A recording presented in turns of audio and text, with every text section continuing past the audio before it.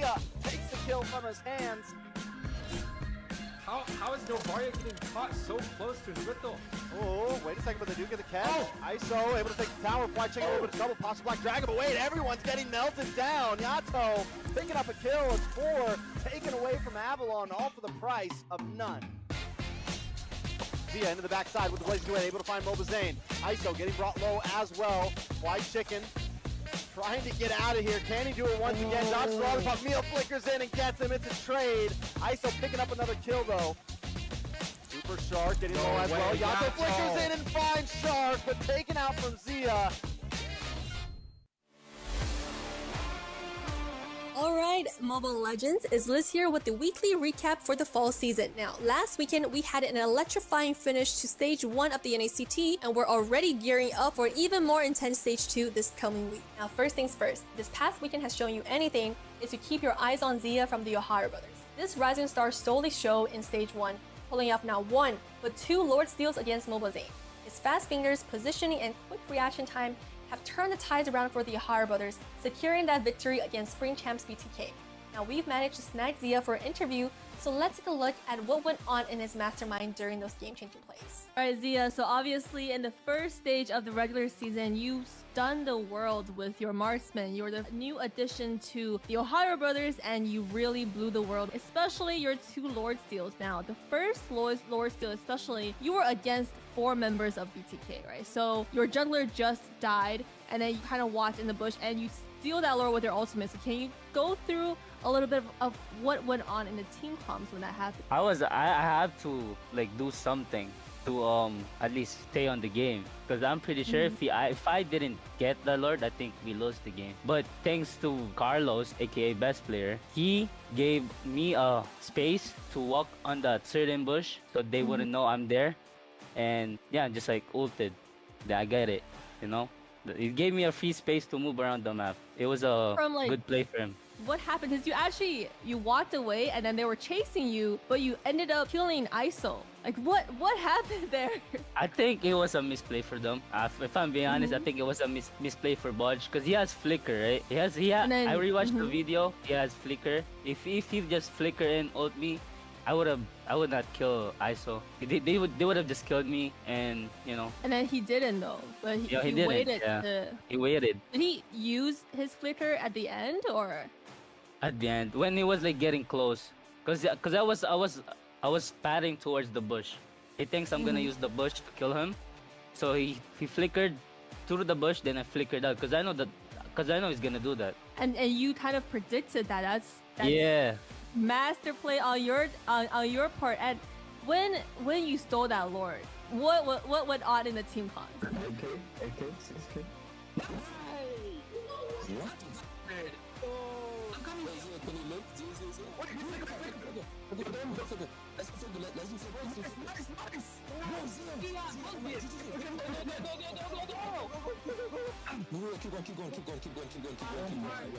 I didn't say anything. I think it was them. It was them, because I still had to focus, because like four people chasing me. Oh, I cannot rack it. And then I think it was Shark, Hoon, screaming. I don't know. Yeah. And talk about making an entrance. Not only did Easy Peasy's Martis secure the first Savage of this entire tournament, his team Bloodhounds is also the biggest underdog who rocked Stage 1. Their unique Valir drafts catapult them into top 4, and their Navarra Lassie combo also took a game from none other than our reigning champs, the O'Hara brothers from Stage 1. Let's quickly take a look at Bloodhounds team highlights.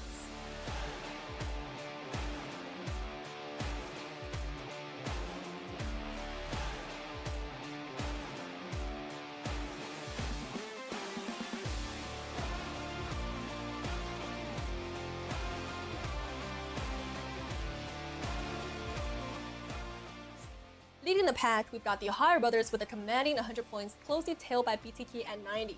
These teams are doing pretty well, but it's not smooth sailing for everybody. The 4 teams on the bottom tier, the Knight of Fate, AggravateOne, Area 77, and the Night Horde, are lagging at 60 points. Now, according to our calculations, these foreign teams need to score approximately 150 points to land their playoff dreams. And that is it for the recap, guys. Stay tuned for more excitement happening this weekend as we move forward to the next stage of the NACT. Join us this Saturday, and remember, This isn't just a tournament, it's the official path to M5 and your path to glory. I'm your host Liz, and I'll see you next time.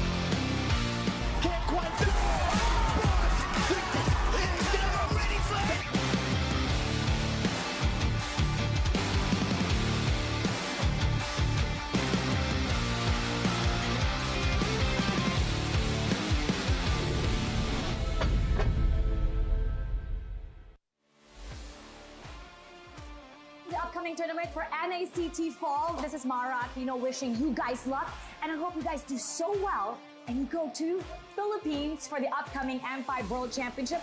And you never know, it might be you that I announce as the winner. Hi, I'm Gideon Q. I'm from Malaysia. I'm a talent as well as a caster for a majority of the MLBB tournaments that you may see internationally. Good luck to all the teams who are coming in for NACT fall season. I can't wait to see potentially new talents coming out from North America. Obviously, we love the old, but some new ones would be great to see how the community is going to continue to grow, and especially when we're looking at the top 1%. Good luck to all of you guys, and especially those who are prepared to deal with a giant crowd when you start flying over for the international. Good luck, everybody. Wait, start. Hi everyone, I'm Eterna. How are you guys doing? I just want to say a few good words here. I've been very excited to see you guys grow. It's so great to see how things have developed over the seasons, over the years. I hope it gets bigger. I hope you guys have more to say on the international scene, and I heard you guys are coming to ISL, so that's super great. Can't wait to see you guys there. Can't wait to see you guys rock the, LBB scene. Hey guys, my name's Tefel, and here's the thing, we watch NACT Grand Finals, and if that shows anything about how NACT is as a region, you know what?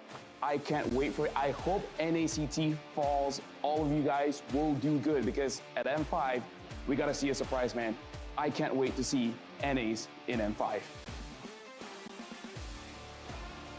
What's up guys, I'm Mirko, Indonesian caster. Right now, casting for MSC. I'm eating. They told me to do this. It's all good. NACT is gonna be insane, all right? You know who I'm rooting for. I'm wearing their colors. BTK all the way, all right? So yeah, BTK.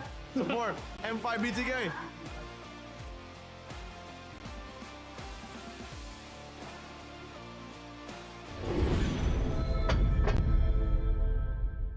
Welcome to a journey through time as we delve into the transformative milestones of North American Challenger Tournament, NACT.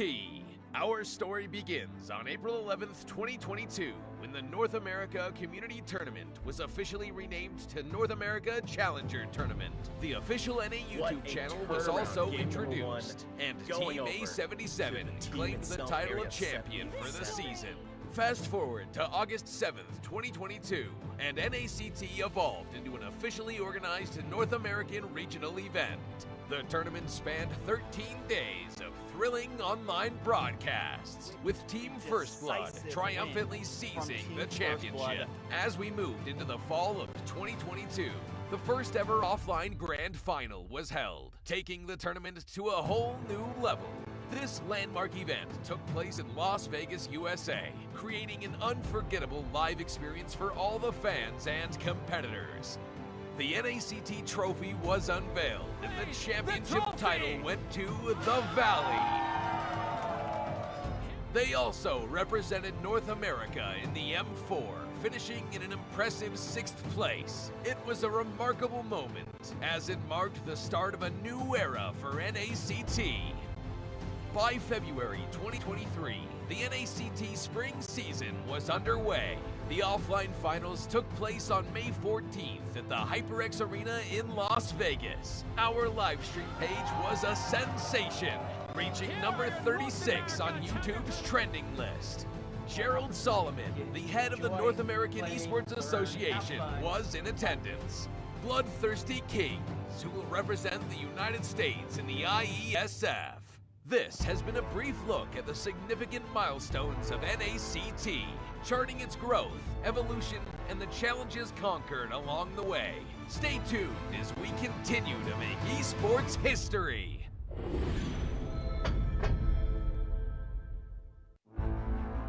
In the world of esports, every battle is a chance to prove oneself. Every moment holds the potential for greatness. It's not just about winning, but the spirit of competition that drives us forward. NACT 2023 Fall Season is where dreams are realized, where champions are crowned, and where legends are made.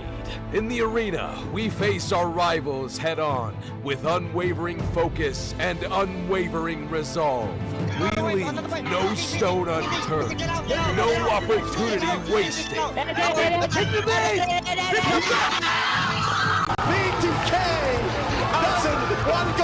Together, we create moments that will be etched in history. We inspire, we innovate, and we forge new paths towards glory. NACT 2023 Fall Season. My fight, my moment.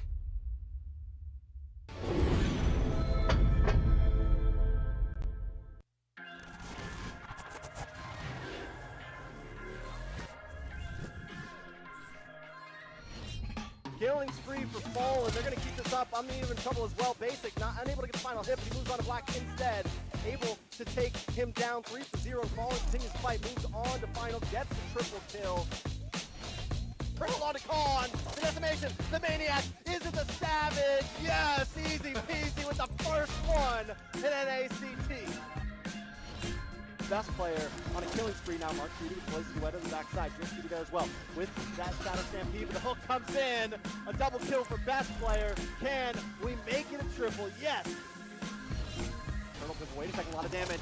Comes in onto Kai, takes him out. Next is going to be powerless. The hook just falls away from Tao. And luckily Zero is able to find Zoibaj there. But now Zero in trouble, taken out from Nova Zane.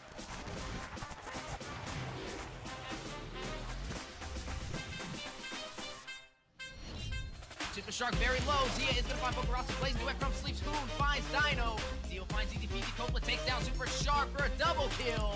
And Zia with the triple is going to find Sleep. Third Shaker goes down. Fried Chicken finds Steven. Yato finds Fallen. Big members dropping. Nova Zane drops down Tote Neck. Arvo very low on the engagement as well. A full wipeout as ISO takes down Arvo. Spree activated. 2 members falling to 1. Make that another falling as the Bloodhounds just fighting it out. Coppola is going to find Fallen. Basic falls, Sleep falls, Dino, and Bokarasco. Oh. He plays with the passing. Thorn Rose, not enough. The full team beat the game, stampeding around him. They reverse him down. And oh my goodness! Zia stills the Lord from Nova Zane.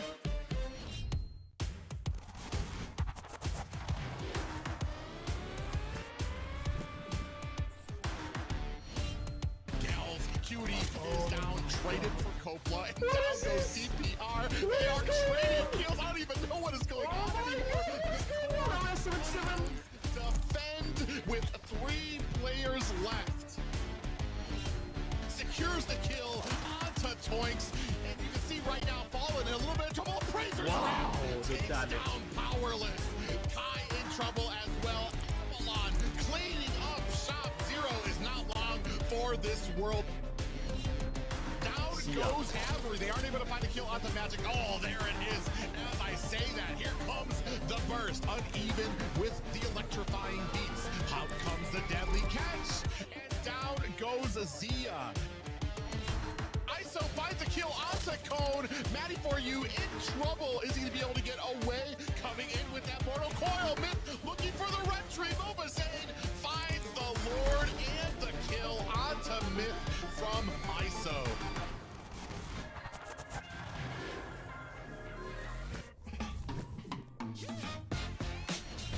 once again moving on to Coppola here, looking for the finish, gets the final shot. That's a godlike kill over the side of Best Player. Zia's gonna flicker in, double kill. Dino goes down, and Best Player continues the torment, making a triple, looking for the Maniac. Can he lock on? He's under the tower, he doesn't care. Loco Roscoe trying to get the outplay, but Zia takes the kill from his hands.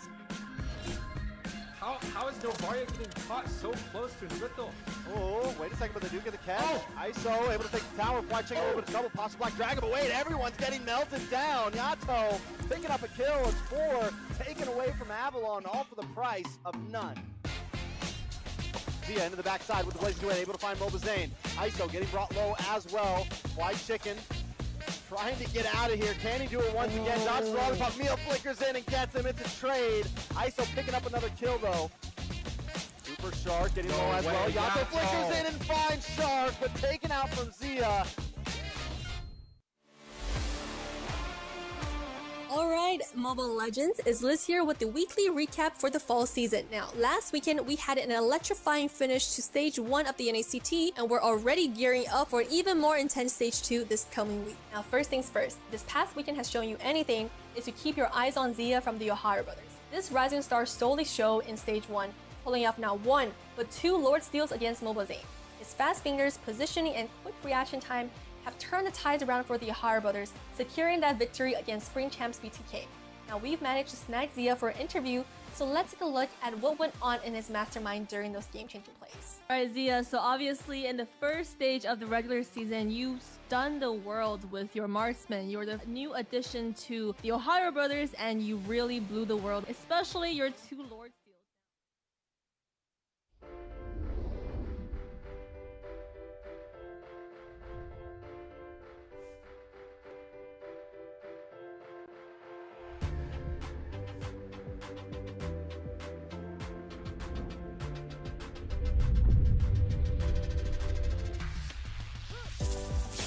When you find something in life that speaks to you, then you win that thing. 8 teams, the dream for each team, take their place on this trophy. Who's gonna win this baby and go on to M5? If you want to hoist this holy grail, then know this. You will never be forgotten. Now it's your moment. Come and get it. It lasts a lifetime.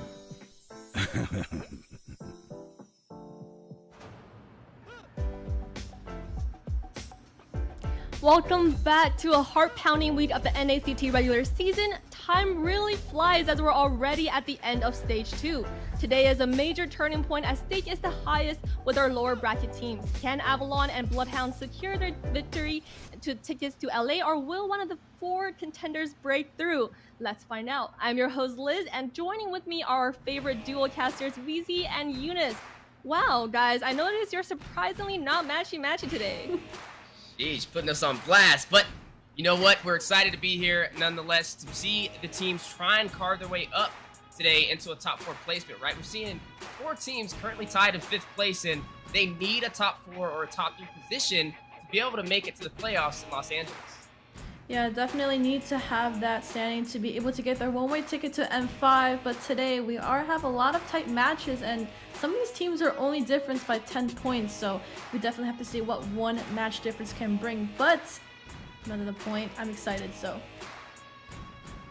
You bring a very good point. Today is going to be a very wild ride, and to get us started, Wheezy, why don't you take us through the format and the schedule of the NACT?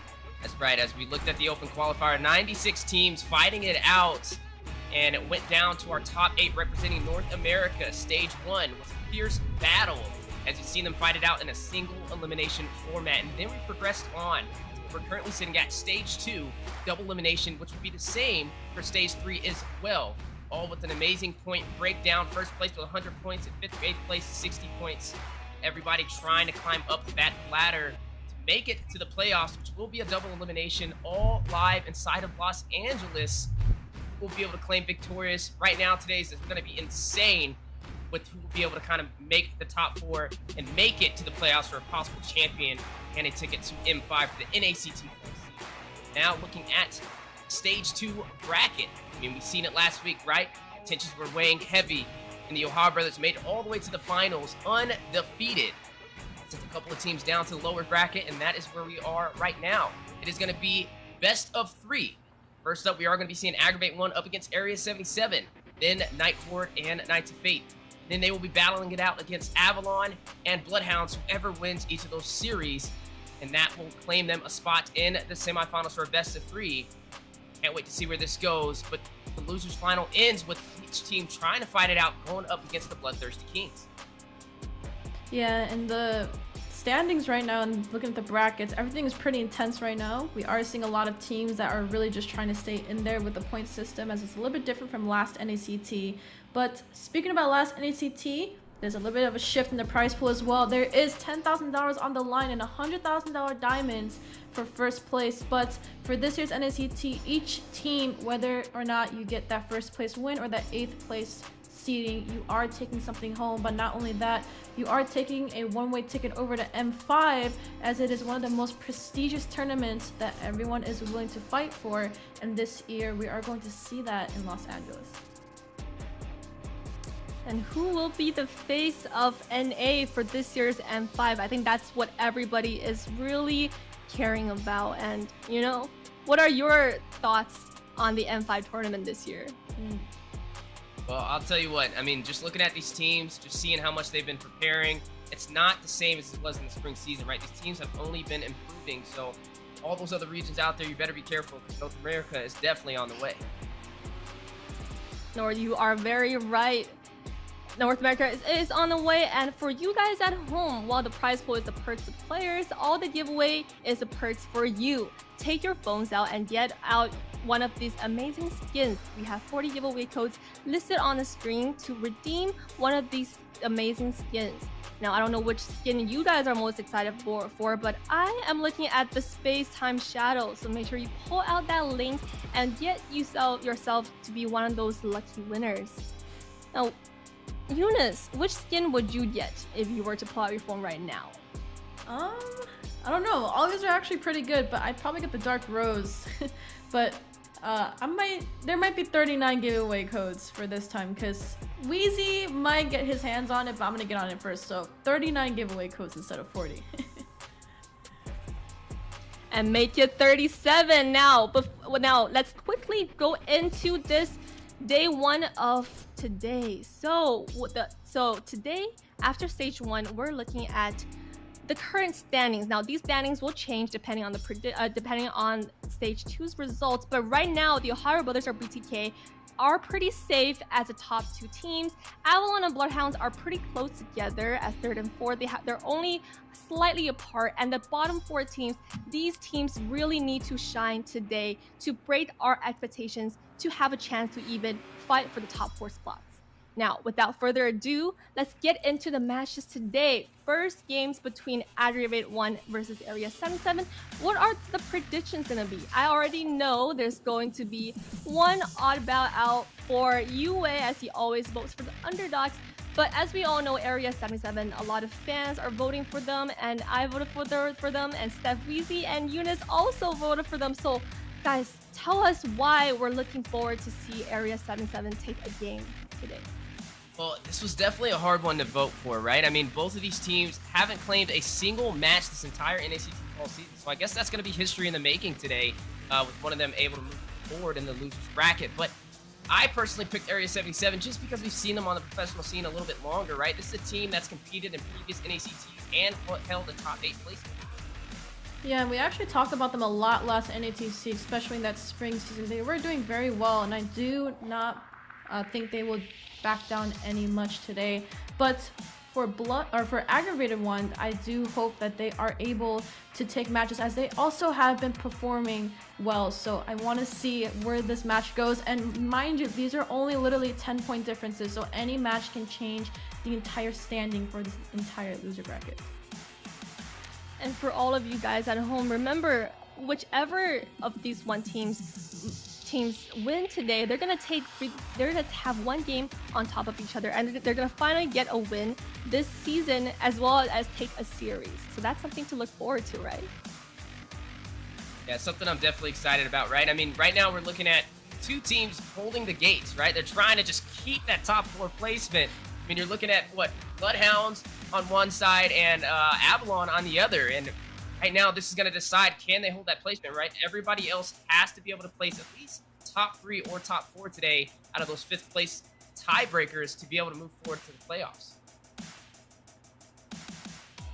And yeah, well, regular season stage 3, there's still a lot to look forward to, but today is definitely a crucial upset. So without further ado, let's quickly jump into game 1. And moving on into the Land of Dawn for the draft, 2 amazing teams ready to go head-to-head in the losers bracket. Stage 2, round 1. We have AggravateOne up against Area 77. Now, just looking at these teams, right? Eunice, we haven't seen either of them claim a victory in a single match. This has just been clean sweeps, no wins. Not working in their favor. So today, you know, hopefully it'll work in their favor, but somebody's not going to be able to move forward, and I wonder who that's going to be. Yeah, so I'm just gonna fall a little bit short in this match, but we are currently in draft phase, and I already see a Ling ban coming out and a Kaja ban coming out as well.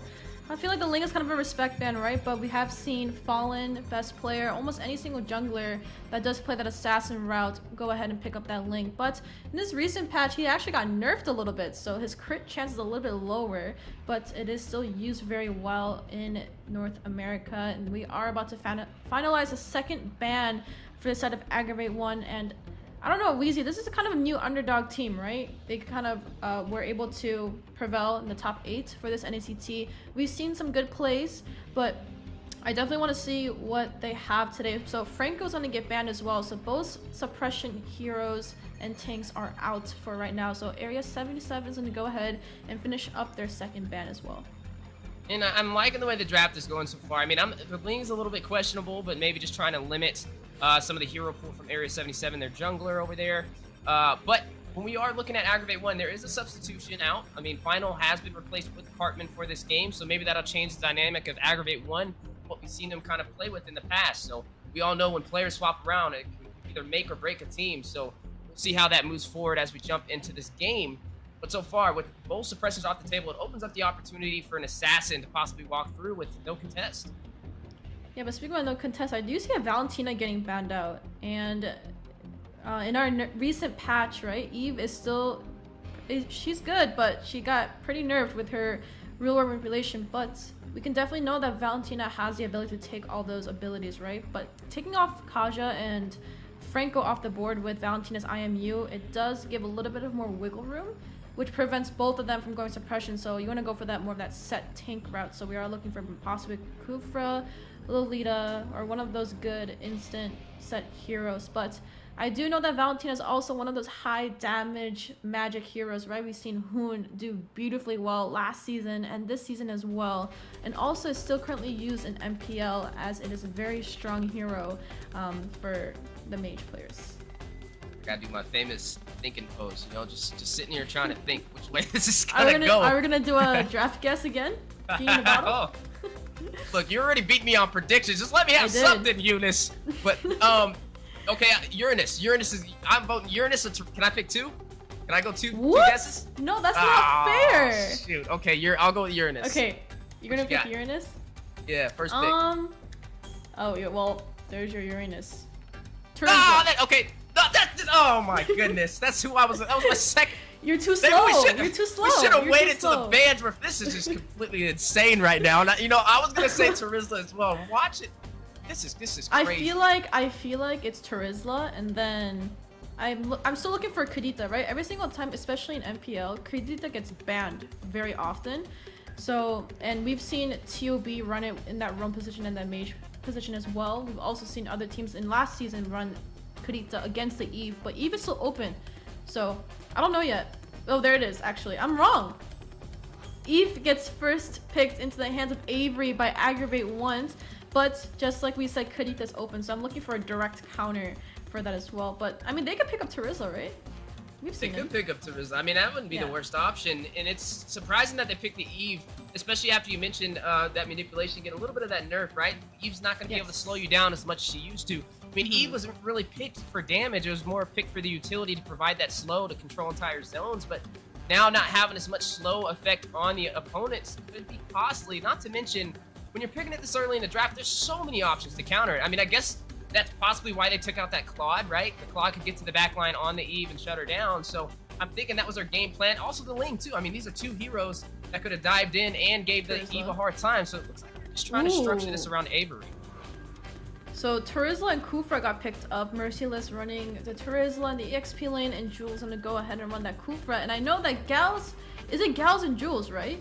The brothers.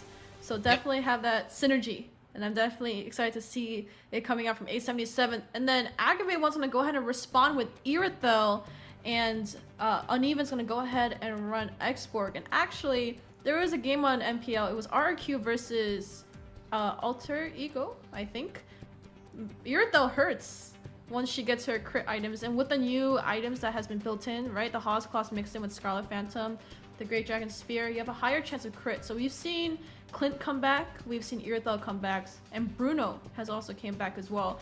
So I'm definitely seeing maybe one of those marksman pickups as well. But DPR, he's hovering, and I know he is, but I do wonder what he's gonna pick, because I think they're gonna go for a tank jungle for the side of AggravateOne, but Export can be also flexed. So Beatrix. You know something funny, right? I mean, what? Fanny wasn't banned. Fanny wasn't picked, and there's not really anything to counter the Fanny on the table. I mean, they have the Kufra, and there's no suppression. So I mean, you could take the Fanny if you really wanted to, but does DPR play Fanny? I think that's what it is. That they just, well, it's Area 77. I feel like what we've seen them in the past, they play pretty much everything. I want to say Area 77 has been, even though they're not able to always execute and win the matches, they're very high on IQ when it comes to drafting. So I definitely think they have something up their sleeves. But yeah, they are going to ban out that Joy, and I mean, Joy could be a problem, right? I mean, there is no suppression on the table, nothing to really stop in their tracks, and they picked the Terizla, so they already have their XP lane that they're running, and they don't want to have an even harder time trying to chase down this Joy. So, I mean, what we're looking at so far, you're looking at Area 77, strong frontline presence and a little bit of versatility from this Beatrix to be able to use multiple weapon types, fight from afar, fight from up close. I'm liking what I'm seeing, but when we look at AggravateOne, have this X-Borg who definitely soak into the beefier opponents such as the Kufra and the Terizla with those fire missiles and his Paraga armor for sustainability. Yeah, but I feel like this X-Borg is going to be placed in the jungle area. I am looking for a Yuzong pick actually from AggravateOne, and Yuzong against Terizla, I feel like it's kind of a one-to-one situation depending on who has aggro over the lane first. But I feel like that's also a good pick, is able to peel through Mark QT on the Benedetta, use a Black Dragon, get through, push through in these team fights. But they're also missing a mage. So I really want to see what mage they are willing to pick for A77. And AggravateOne's actually not banning out any mages. So they have a little bit of wiggle room. Gals can pick whichever one. They're going to ban Florin though, however. So Angela's still open. But Kufra has already picked up for A77, so maybe it's something to pair it up with the X-Borg, which we've seen it's pretty tanky. Angela's been pretty good in the meta currently right now. They're finalizing their last ban, and if I'd ban Kadita, because it saves Avery and Magic. They both can't run Purify, and instead they're gonna ban Haya. Very interesting. Now, you mentioned the Kadita still walking, and I think that'd be an excellent option, but something that we haven't really seen too much of that could really work here too is the Farza. I mean, there is no dive potential so far from AggravateOne to stop a Farza from dropping down those feathered airstrikes, right? I mean, I feel like with this draft so far, Area 77 could definitely profit. You can have the Farza, you can get to the side lanes and drop the feathered airstrike without worrying about somebody diving in and trying to take you down. But you also mentioned the Kadita, which is an excellent answer as well, being able to kind of counter Avery on that Eve pick, but right, DPR is going to lock in his jungle pick. They are going to go in for the Lance. YZ. Well, there's your answer. Well, I harped on the YZ, but I don't think they can pick Farce, or I don't think they can pick Farce anymore. They have the Black Dragon. So Farce is definitely going to be off the board. So I still think Kurita is a really good pick for the side of A77. And we are missing one more, which is going to be that roam position. I'm going to go ahead and see a Grok get slided in.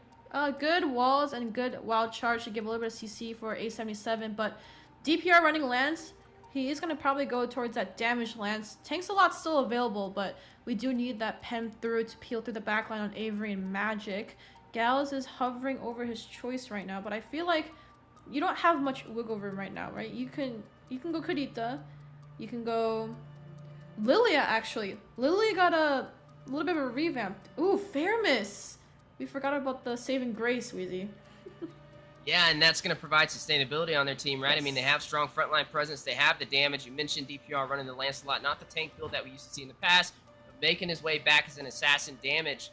And that's what they need, right? They need the damage, especially when you have the Faramis on the board, right? He's not the heaviest hitter with damage. He just provides that utility to keep your team alive. So this is really going to be in the hands of Mark Cutie, really dishing out all the damage and DPR to help assist on the early cuts and pickoffs and possibly trying to get these neutral objectives. But I'm going to be keeping my eye on Merciless and Gauss Cutie for this, right? I mean, they can definitely those two dive into the front line, eat up all the damage, and then get healed right back up from Jules Cutie.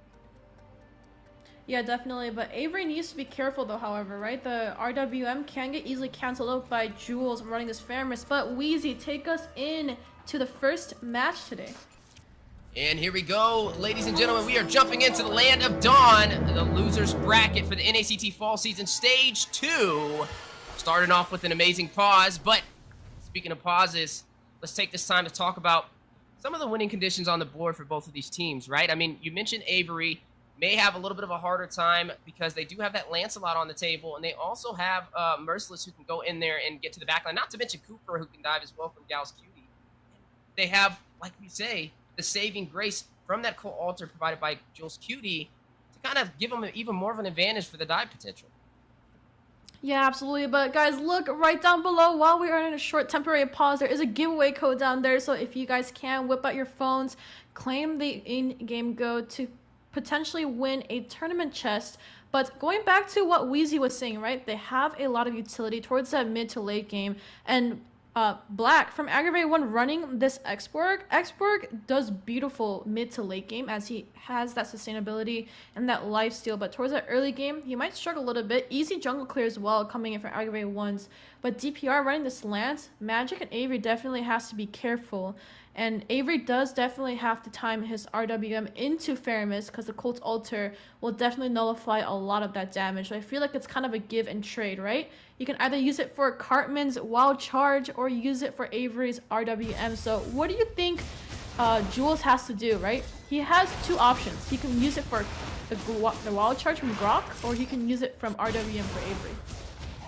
Yeah, I couldn't agree with you more. And I think something we gotta have to look at with this matchup is AggravateOnes did do a substitution, right? Cartman is playing in place for finals, so that may change a little bit of that synergy as they are jumping into the beginning phases of this match. You are seeing some of the emblems pop up on the screen. A lot of those Brave Smites up there. The Lancelot did go in for the damage with the killing spree as well.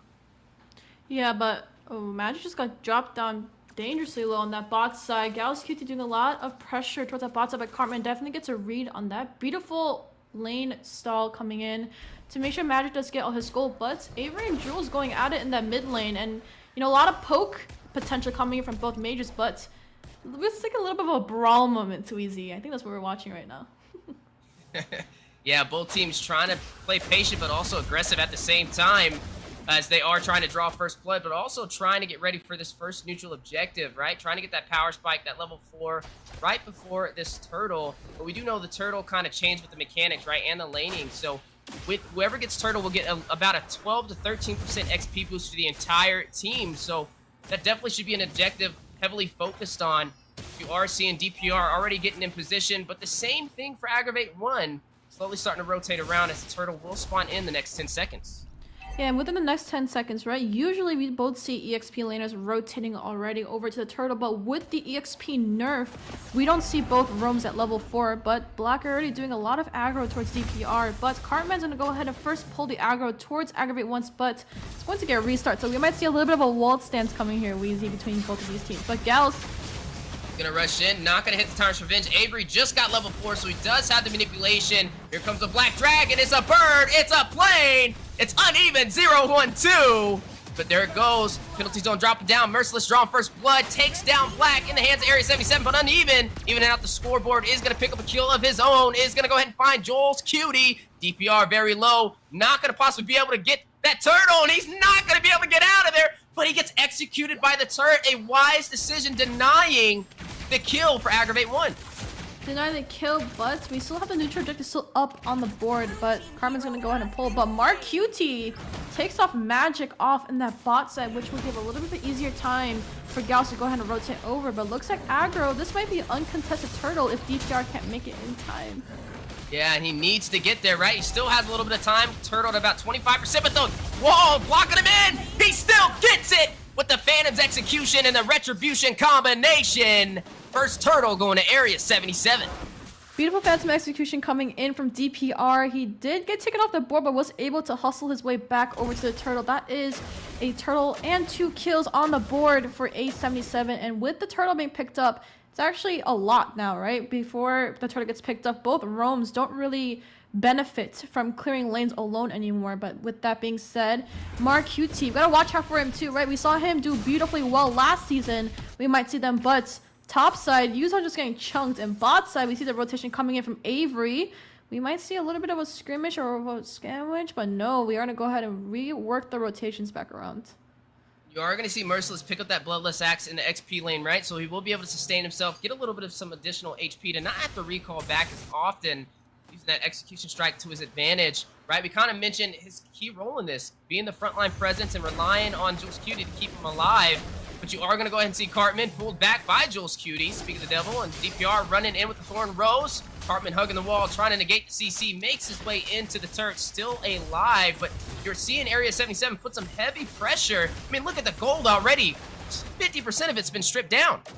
Yeah, we are seeing almost a 2K goalie coming in from A77, but Black might have just overstepped just a little bit. Just got definitely chunked down by DPR on that lance, but look at the setup bot side. Magic not going to be able to hit that Time's Revenge that Gauss Cutie was looking for. Magic still having a hard time defending his lane. I mean, Mark Cutie is just bullying him down there, right? I mean, he's definitely out-farming him. You're looking at about a 2,000 gold lead within the first 5 minutes for Area 77.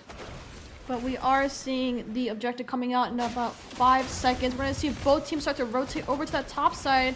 But since DPR's up there, looks like he's going to definitely pull the aggro towards, but Wheezy, from last season, we've seen Mark QT, right? He's been doing actually really well on the marksman pick, but speaking about well, Gauss QT looking for Black. He's going to use the last Insanity, but not going to be able to go in for the turtle. Black Dragon from Uneven, wrapping around again. A little bit of a replay from the last engagement. Merciless is going to find Black, though, takes down the jungle for AggravateOne's. Magic finds Gauss Cutie. DPR in position for the Retribution. Thorn Rose combination is going to be able to claim that for Area 77 as Jules Cutie takes down Cartman. That is a 4-2 kill lead, and the second turtle going to Area 77. And out of that entire fight, A77 just burnt all their utility, but Uneven playing very beautiful macro against Mark QT to prevent him from pushing up these lanes, as they did do a little bit of a lane swap. But I feel like it's a little bit too early. No turrets have been taken down, but mid-side, we do see Avery laning beautifully well. No deaths on the board for Avery, however. He does need time to scale. We are looking at a little bit of items here, right? We do see Avery picking up the Ice Queen wand for a little bit of that slow, but Jules QT is going to go more for that penetration, but Uneven.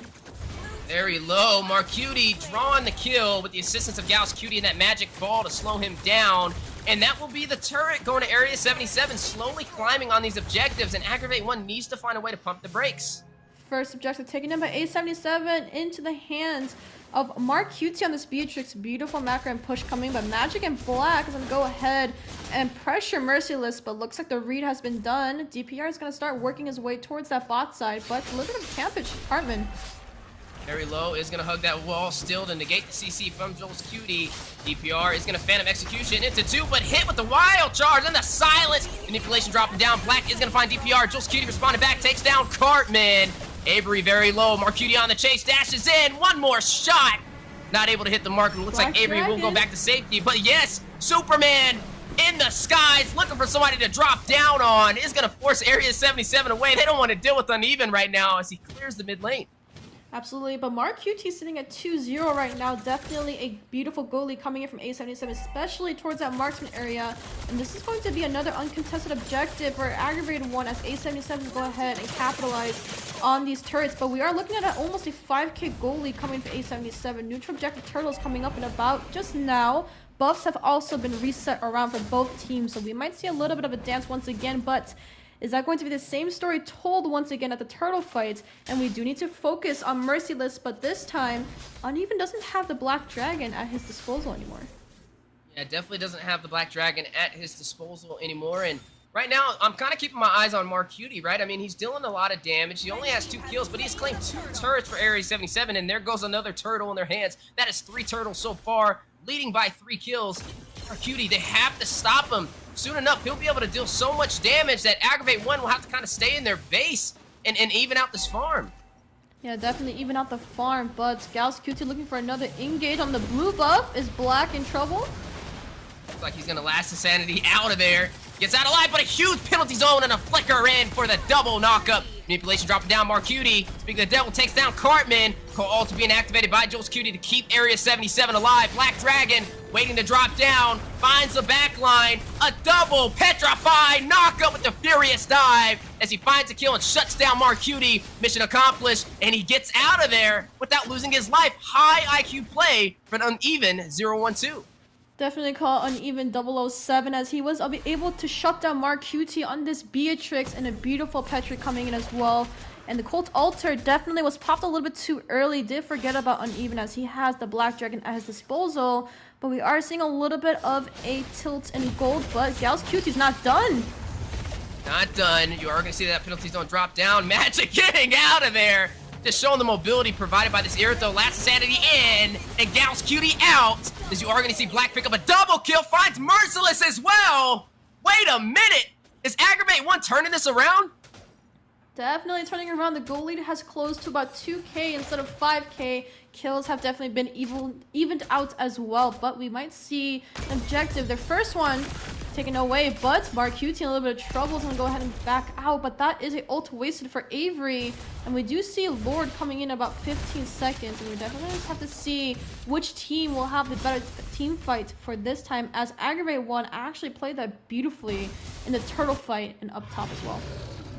Right, I mean, we've seen Avery, right? He picked up that Ice Cream on nice and early. He's going to be able to provide the slow he's looking for, even though it got a little bit of a debuff, right? It's not as, or a nerf, it's not as strong as it used to be, but it looks like it's still effective for AggravateOne, as they are still banking in for that option. But as this Lord does spawn in, first Lord of the game, we've seen every single neutral objective go to Area 77, right? 3 turtles so far, and also 2 turrets. We haven't seen anything go in the favor for AggravateOne outside of kills, right? I mean, they haven't claimed a turret, and they haven't claimed an objective. Ooh, looks like they're gonna go. Wild charge, here we go. And you are going to see the Co-Alter to save the team and negate the damage from the last Insanity provided by Black.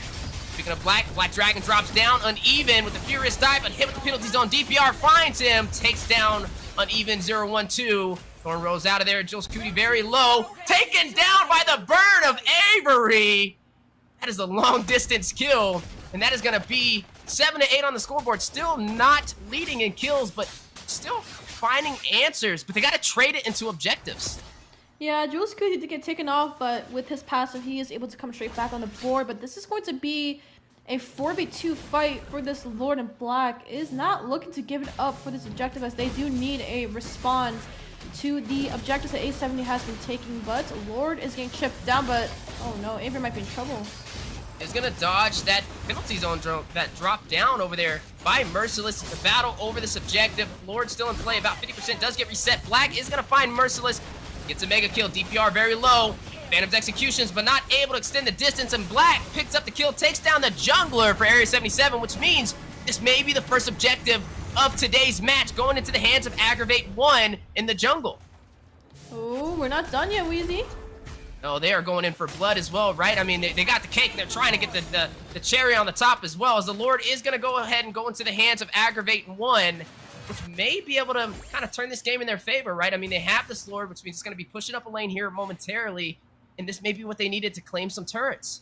But speaking about cherry on the tab, let's take a look at his items real quick. We are seeing that AggravateOne has turned the gold lead around into their hands. We see Black running in with the War Axe and Bloodlust as well to give that good sustain, and also a lot of lifesteal. But let's take a look at Magic and Marcutie, right? Marcutie has been scaling pretty early in the early game stage. He is locking in 3 core items. He is looking for a pen item as well. But Magic is gonna lock in with Hawes Claws. But speaking about Hawes Claws, yeah, battling it out Uneven. Speaking about uneven, 3-1, that's an uneven combination right there. I mean, that math just was not mathing, and he gets taken down. And now AggravateOne just trying to seize the mid lane turret, as the Lord is going to go ahead and push into the tier 2 on the bottom side. Avery will take the mid lane tier 2 as well. And now, turret advantage is going in favor for AggravateOne. Yeah, one Lord pickup can do a lot of damage, especially on your major objectives such as turtles and also turrets as well. So we are seeing AggravateOne turn things around very slowly and put things into their hands, show them who is king of the jungle and who is the king of the map. A conceal play coming in from Gauss QT is going to go ahead and land on Cartman here. Tried to find the setup, but didn't get what he was looking for, and now the punish may be on the way. Cartman and Magic dealing some damage, forcing Gauss QT back, and it looks like they're going to go ahead and readjust themselves. But, I mean, this is a pretty close game. 9-9 so far, even though the first objectives went to Area 77. AggravateOne still kept their foot on the gas and maintained themselves, and now here we are, a pretty even matchup.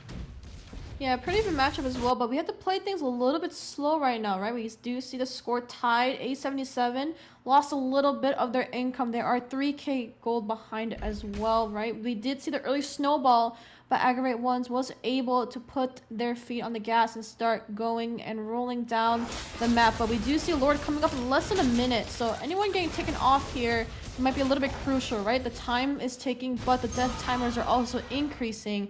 We do see a beautiful split push coming in from A77, but good response from Uneven, kind of micromanaging these waves. But look at the setup on the top side. Avery and Cartman. Definitely waiting for somebody to step in the wrong place, but will they do it? Time will tell. Now, I mean, I'm looking at Black, right? He's 5-2-1 on this export, just having an amazing game. So he picks up that Rose Gold Meteor for that additional shield and a little bit of that magic defense. But, I mean, they're just having a great time. Black was able to still kind of sustain himself and pick up majority of the kills for AggravateOne. I mean, he has about 60% of the kills for their entire team. And then, I mean, you mentioned the Aerithel, right, with new items in play. Definitely going to be a heavy hitter, a high priority pick. And I think that's going to be the next power spike we're looking for, right? Magic kind of closing the distance and securing some of these kills as we transition into the late game.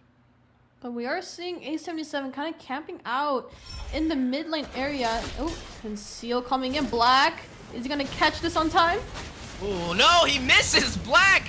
Gauss QT not able to get the time's revenge, and now the punish. Avery dropped down the manipulation. Merciless falls in Avery's magic damage. You are going to see the wall drop in as well. Avery finds Gauss QT for a double kill. Magic finds Jules QT, takes down both brothers in an instant, leaving only Mark QT and DPR by themselves, which means they don't have the numbers to be able to contest this objective. But AggravateOne, they're not going to go for the Lord, right? We have the numbers. All we got to do is just take them down and possibly close this out.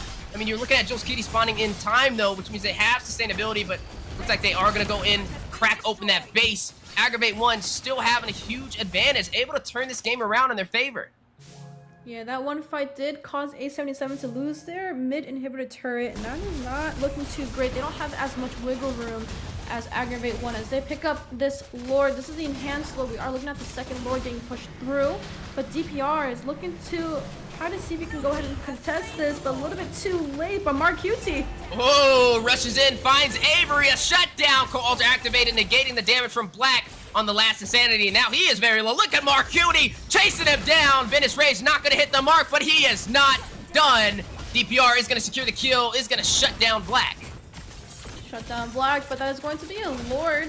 Not in the favor of AggravateOne anymore. They are going to go ahead and take it down in that mid side before it does move any further, but Aggro has definitely pushed A77 up into those turrets, and they're just taking turrets down one by one. But Gals, here we go. Gonna rush in, huge Tyrant's Rage onto the wall. The double stun. Mark QT caught in it. The Petrify dropping down, but Cartman does fall. Mark QT picking up the kill, but Magic responds back, avenging his teammate. Is gonna go ahead and take down Mark QT. That is a 2-to-1 trade, but neither side gonna push even further into the enemy's jungle. Now, I mean, looking at what we're seeing so far, right? 13-12.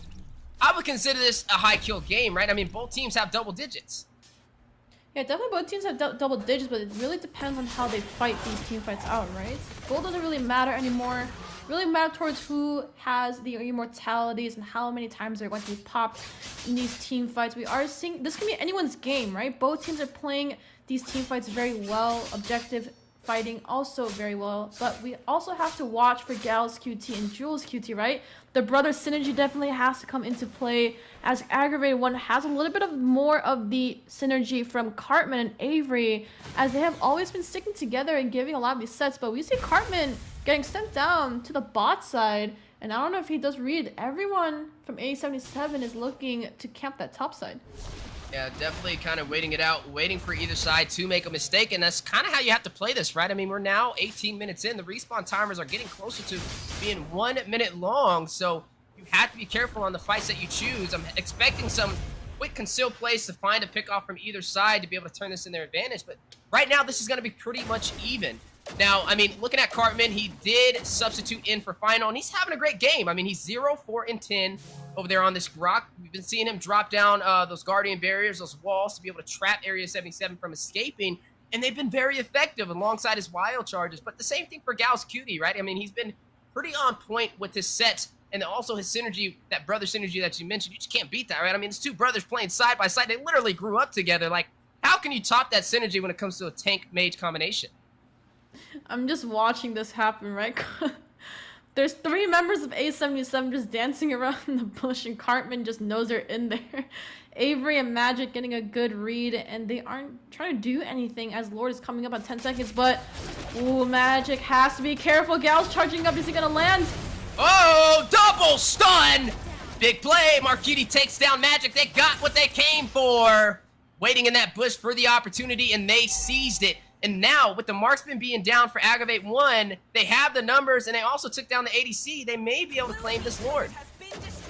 I think that was a little bit of a misplay or miscommunication coming in. Cartman had a good setup on all 3 members for the side of A77, but looks like Kufra, Gal's QT can go ahead and take the aggro over Cartman, and that is going to be a Lord picked up in the hands of DPR, and that's going to be the Lord that A77 is going to use to potentially close this game out if AggravateOnes are not careful with how they're playing. They can't step on anyone's toes right now, right? They gotta be careful, as one death is now going to start turning into minute timers, Wheezy. Yeah, and I mean, looking at the items so far, 15,000 gold for Marquiti, only to 12,000 for Magic. And I mean, just looking at the items, right? He is full build already. I mean, he could just sell his boots and just pick up something before we even see Magic get full items. And that just shows you how much of an early advantage he had from taking those first 2 turrets and picking up the first kills. But now, speaking of kills, Lord making his way into the base. Gonna go ahead and take down this mid inhibitor turret, which means both bases are cracked open for the mid lane. Definitely cracked open, but this might be a crack in the hole, depending on which team makes that first mistake. And as we always talk about, right? One mistake can cause a crucial difference by Gals charging up in the bush. It's going to charge up in the bush. Looks like they are going to possibly try and go in for some more of these turrets. No, they're going to go ahead and change direction now. I think that's a wise decision. Oftentimes, we see a lot of the teams in the lower portion of the top 8, right? Like the 5th through 8th place teams, being a little overly aggressive and confident when they have this advantage, right? You got to know when to pull your punches and regroup. You don't want to overstay your welcome and then be punished for it. I mean, it's a 21-minute game so far, so the respawn times are going to be about a minute long right now, and if anybody falls, it can definitely be a game changer, and this may be a fall right here as, oh my goodness, a wild charge from Cartman gets out of there with 1-8. Whoa! Marquita with the sniper procs his immortality. He's still in there, though. Uneven jumping in with the furious dive.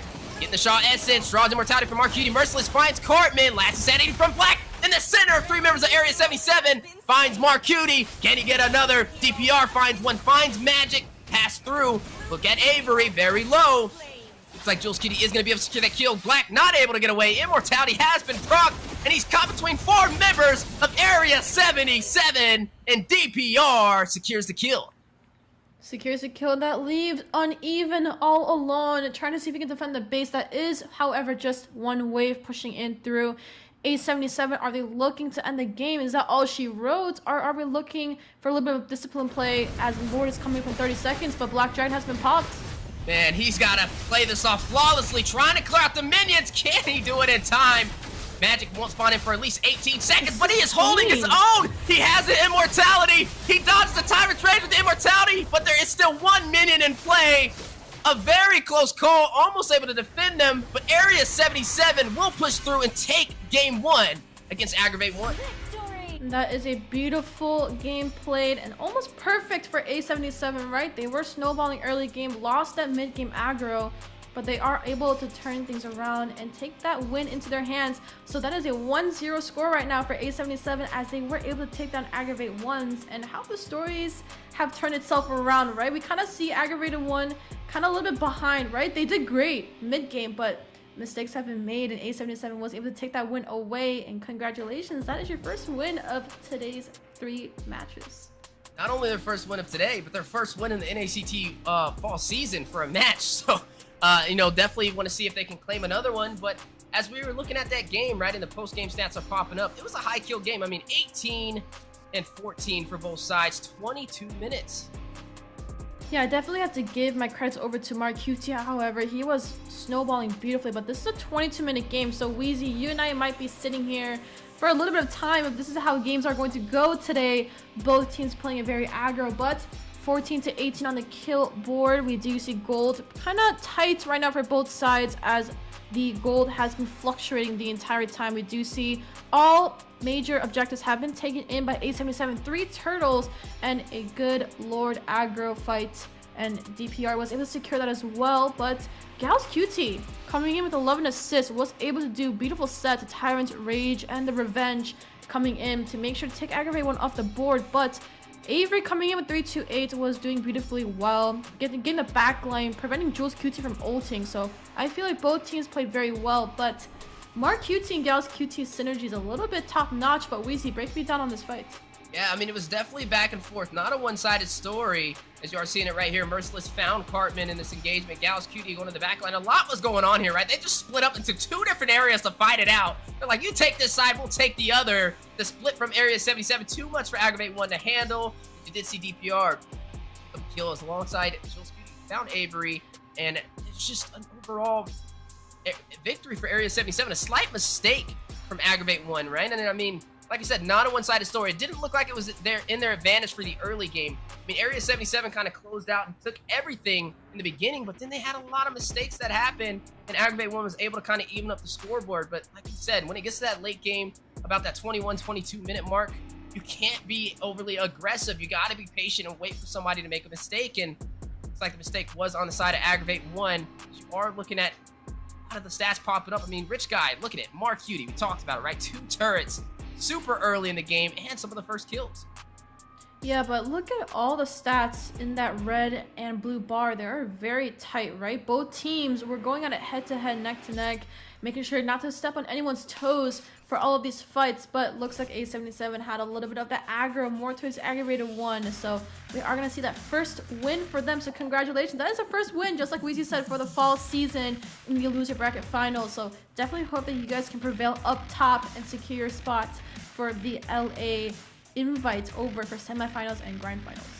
Yeah, and you know, it's interesting, right? We got to kind of reiterate the importance of this. I mean, this is stage 2. There's only 3 stages, right? And stage 3 is almost on the way. So they have to find a way to make it into top 3 or top 4 positions for this stage if they want a chance to kind of compete in Vegas, or not Vegas, but LA for the playoffs. So that's what I'm going to be looking forward to. Definitely Area 77, congratulations on getting your first victory of a match so far. Now, looking at AggravateOne, they haven't won a single match yet, right? I mean, Area 77 was just in that same boat. I'm hoping this goes to a game 3. I love seeing a game that keeps you on the edge, wondering which way it's going to go. And just from what we've seen in game 1, I think we may have that.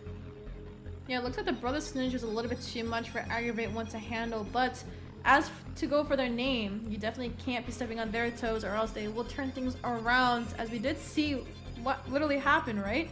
But I do want to talk about the mid lane roam matchup. We do know that in A77 we have the brothers, right, running that mid and tank synergy, as they have synergy in person as well, right?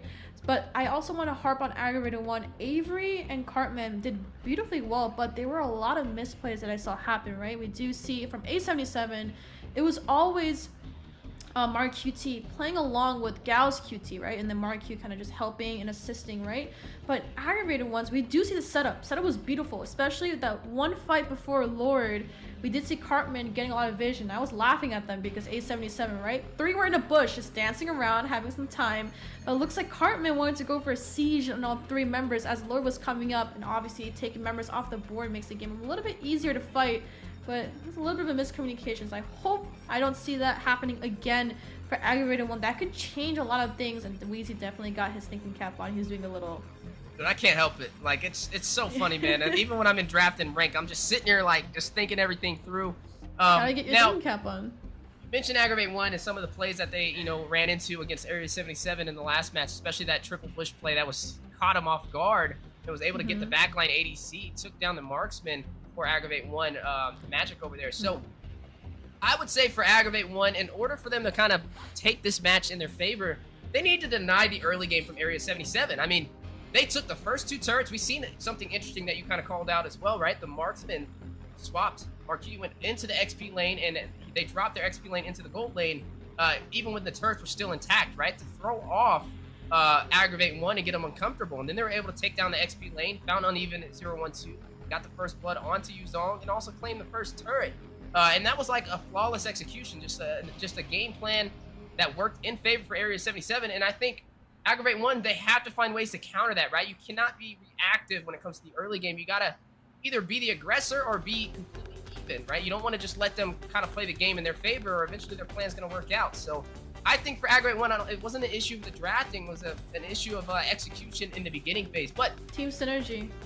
Something that looked promising too was how they came alive in the mid game. I mean, they were able to turn it around, and it looked like they were gonna take it. They did. They had a 3-kill goal lead as well. They were taking Lords away from the hands of DPR too. So that's, we both thought, right? AggravateOne was coming back, right? They were sieging everything. They had objectives at one point, right? When that Lord came down, they took topside, they took midside, and cracked open their base. But you can only tell a story once, right? Before it repeats itself. So hopefully it doesn't repeat it in this game. But A77 actually banned out Valentina and Eve, and that is actually 2 good bans, which means we leave room for Kurita, Farsa. We also seen Lilia getting played as well.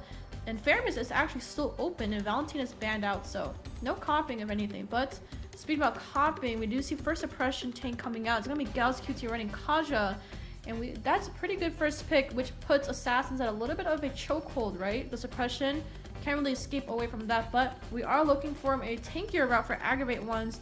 Black is gonna go ahead and run the Fredrin, and we're gonna go see Avery run Fairness one more time. Kind of looks like an Ube strat, right? It's like a tank type. It looks jungler, like Ube. And then you have the Paramus to keep them alive. I mean, it definitely working in favor. But I mean, that's 2 heavy cards showed early, right? I mean, you know who the jungler is now, and you know who the possible mage is going to be for AggravateOne. Now, something interesting about this is they have this Paramus, and they had Paramus last game, right? No, Area 77 who had Paramus last game, right? No. No, A77 had it. Avery ran the Eve, so the Colt Altar kept getting countered, right? So definitely have to be careful. But Mark QT ran this called the Blazing Duet's definitely gonna cancel out Avery. But Black can also be, the Fredrin can be run in the EXP lane. We don't see as much anymore, but it can still be run in that EXP lane. So I think it's still a little bit of a flex. We can't drop the gun yet, Weezy. You gotta load the bullets before you can pull the trigger, right?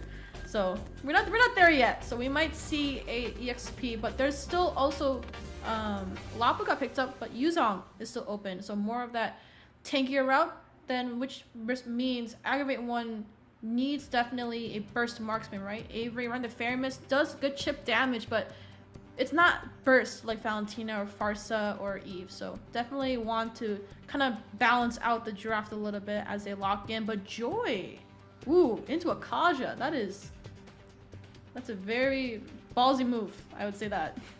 It's funny how this played out. I mean, when we were looking at the bans and picks from the last one, right?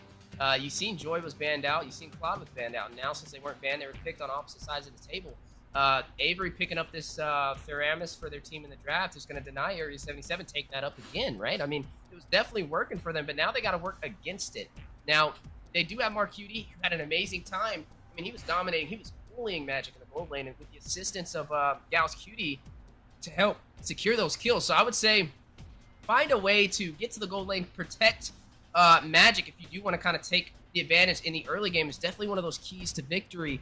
But looking at some of the bans, something getting banned out that we haven't seen in a while, that Farza being taken off the table for AggravateOne. Yeah, but we still have a lot of things open still. We still have the Kadita, right? I don't know why no one's picking Kadita. Kadita's so good right now. He's been using a lot in MPL too. I mean, if it's getting used overseas, I mean, you might as well. I think we'll see it. Here, right? I think we'll see it. I think we'll see it for Area 77 right now. I think they'll pull it. Yeah, and it's not banned. we've seen Hoon play it from TOB. We've seen Shark put it in the roam position too as well. And you know, Kadita can be flexed around as well, but we're gonna have to definitely see. They have a lot of magic right now for AggravateOne to kind of balance it out. I'm looking for possibly a Franco pick, maybe. I completely forgot about Novaria. Yeah, I was wondering when we were going to see her banned out. Yeah, but she's getting banned. Yeah. She wasn't even banned in the last game, but she wasn't picked up. So, yeah, they are going to ban her out this time. And the last ban from Area 77 is going to be the Cooper, trying to limit some of the roam options for AggravateOne. Now, I mean, just looking at what we have on the table so far, late game damage is definitely checked off for Area 77 with Marcuti, and also survivability in the goal lane, which means it's going to be very hard to kind of take him down unless you have somebody that can rush in and keep him in place, like some suppression. Now, you mentioned the Franco being on the table. I think that'd be a great answer. I mean, there's already suppression working against AggravateOne right now with Gauss Cutie picking up this Kaja, which can stop an even 0-1-2 on this Joy. Yeah, absolutely. But speaking about Joy, I know Uneven, he one-tricks that hero, I believe, if I'm not mistaken. We've seen it in our last NACT, the last season. But Cartman's going to go for this Lolita pick, and that's very interesting. It's going to do a lot to cancel out Mark Cutie's Blazing Duet, prevent a lot of damage hitting their back line. But, you know, Cloud running a sprint, he can still peel through that. It just matters if the team can catch up with him. And Dexter, right? Dexter is a partner. So definitely have to see if they can keep up that duo synergy. And we're going to go ahead and see A77 pick in their pick as well. DPR and Jules QT are the two people that are left. We are missing a mage and a jungler right now. So there's no suppression on the board. Weezy's thinking again. And we're going to see Mardis. Ooh, so they're going to go that tank jungle again. Mardis has been picked so many times. We've seen Savages come from Mardis, and we've seen them also in the EXP lane as well. So going to go ahead and run that tanky route. And we're going to see, ooh, see a Valir pick. So no Kadita, I guess, today, Weezy. We're not seeing one today. We've been seeing Bloodhounds run a lot of the Valir, but to see Area 77 pull it out is going to be interesting. Yeah, Bocarasco definitely been kind of favoring that, but now Area 77 kind of sipping on the same tea. But looking at Mark Cutie, right? He does have this Claude. He can definitely undo the Cult Altar from Avery if that goes out, but also if he does the Blazing Duet, they can use the Cult Altar to negate it. So it's kind of like both of them can cancel each other out. But something interesting is Cartman on this Numeon Blast to be able to wind down and get a knockup. It may be a little bit harder considering you have the Searing Turret from Joris Cutie that can push him back. You have Mark Cutie who can definitely rush in and hit him with the Azura's Wrath or the Mortal Coils to cancel it out. You also have a stun from Merciless to be able to stop it. You have the Kaja who can stop it as well. And then you got to hope that you can catch a Claude in a Numeon Blast with the mobility that he has with a Battle Mirror Image. It may be a little bit of an upscale battle. The only thing really working in favor of picking up this Lolita here is negating the damage from Marcuti and also the burst fireballs from Jules. Yeah, but speaking about Marcuti, Maddox running a Leslie, which definitely counters Claude with the Blazing Duet. You could definitely cancel it out. But Weezy, take us into a potential match point for Game 2, or are we looking for a match 3 between these two teams? That's right, as you are seeing both of them revving up in Game 2 for the losers bracket NACT Fall Season Stage number 2. And we are looking at Area 77 and AggravateOne, right? A little bit of history from what we just seen. Area 77 was able to take a game away. Like Eunice mentioned, this means they have a potential to close out this best of 3 with a sweep.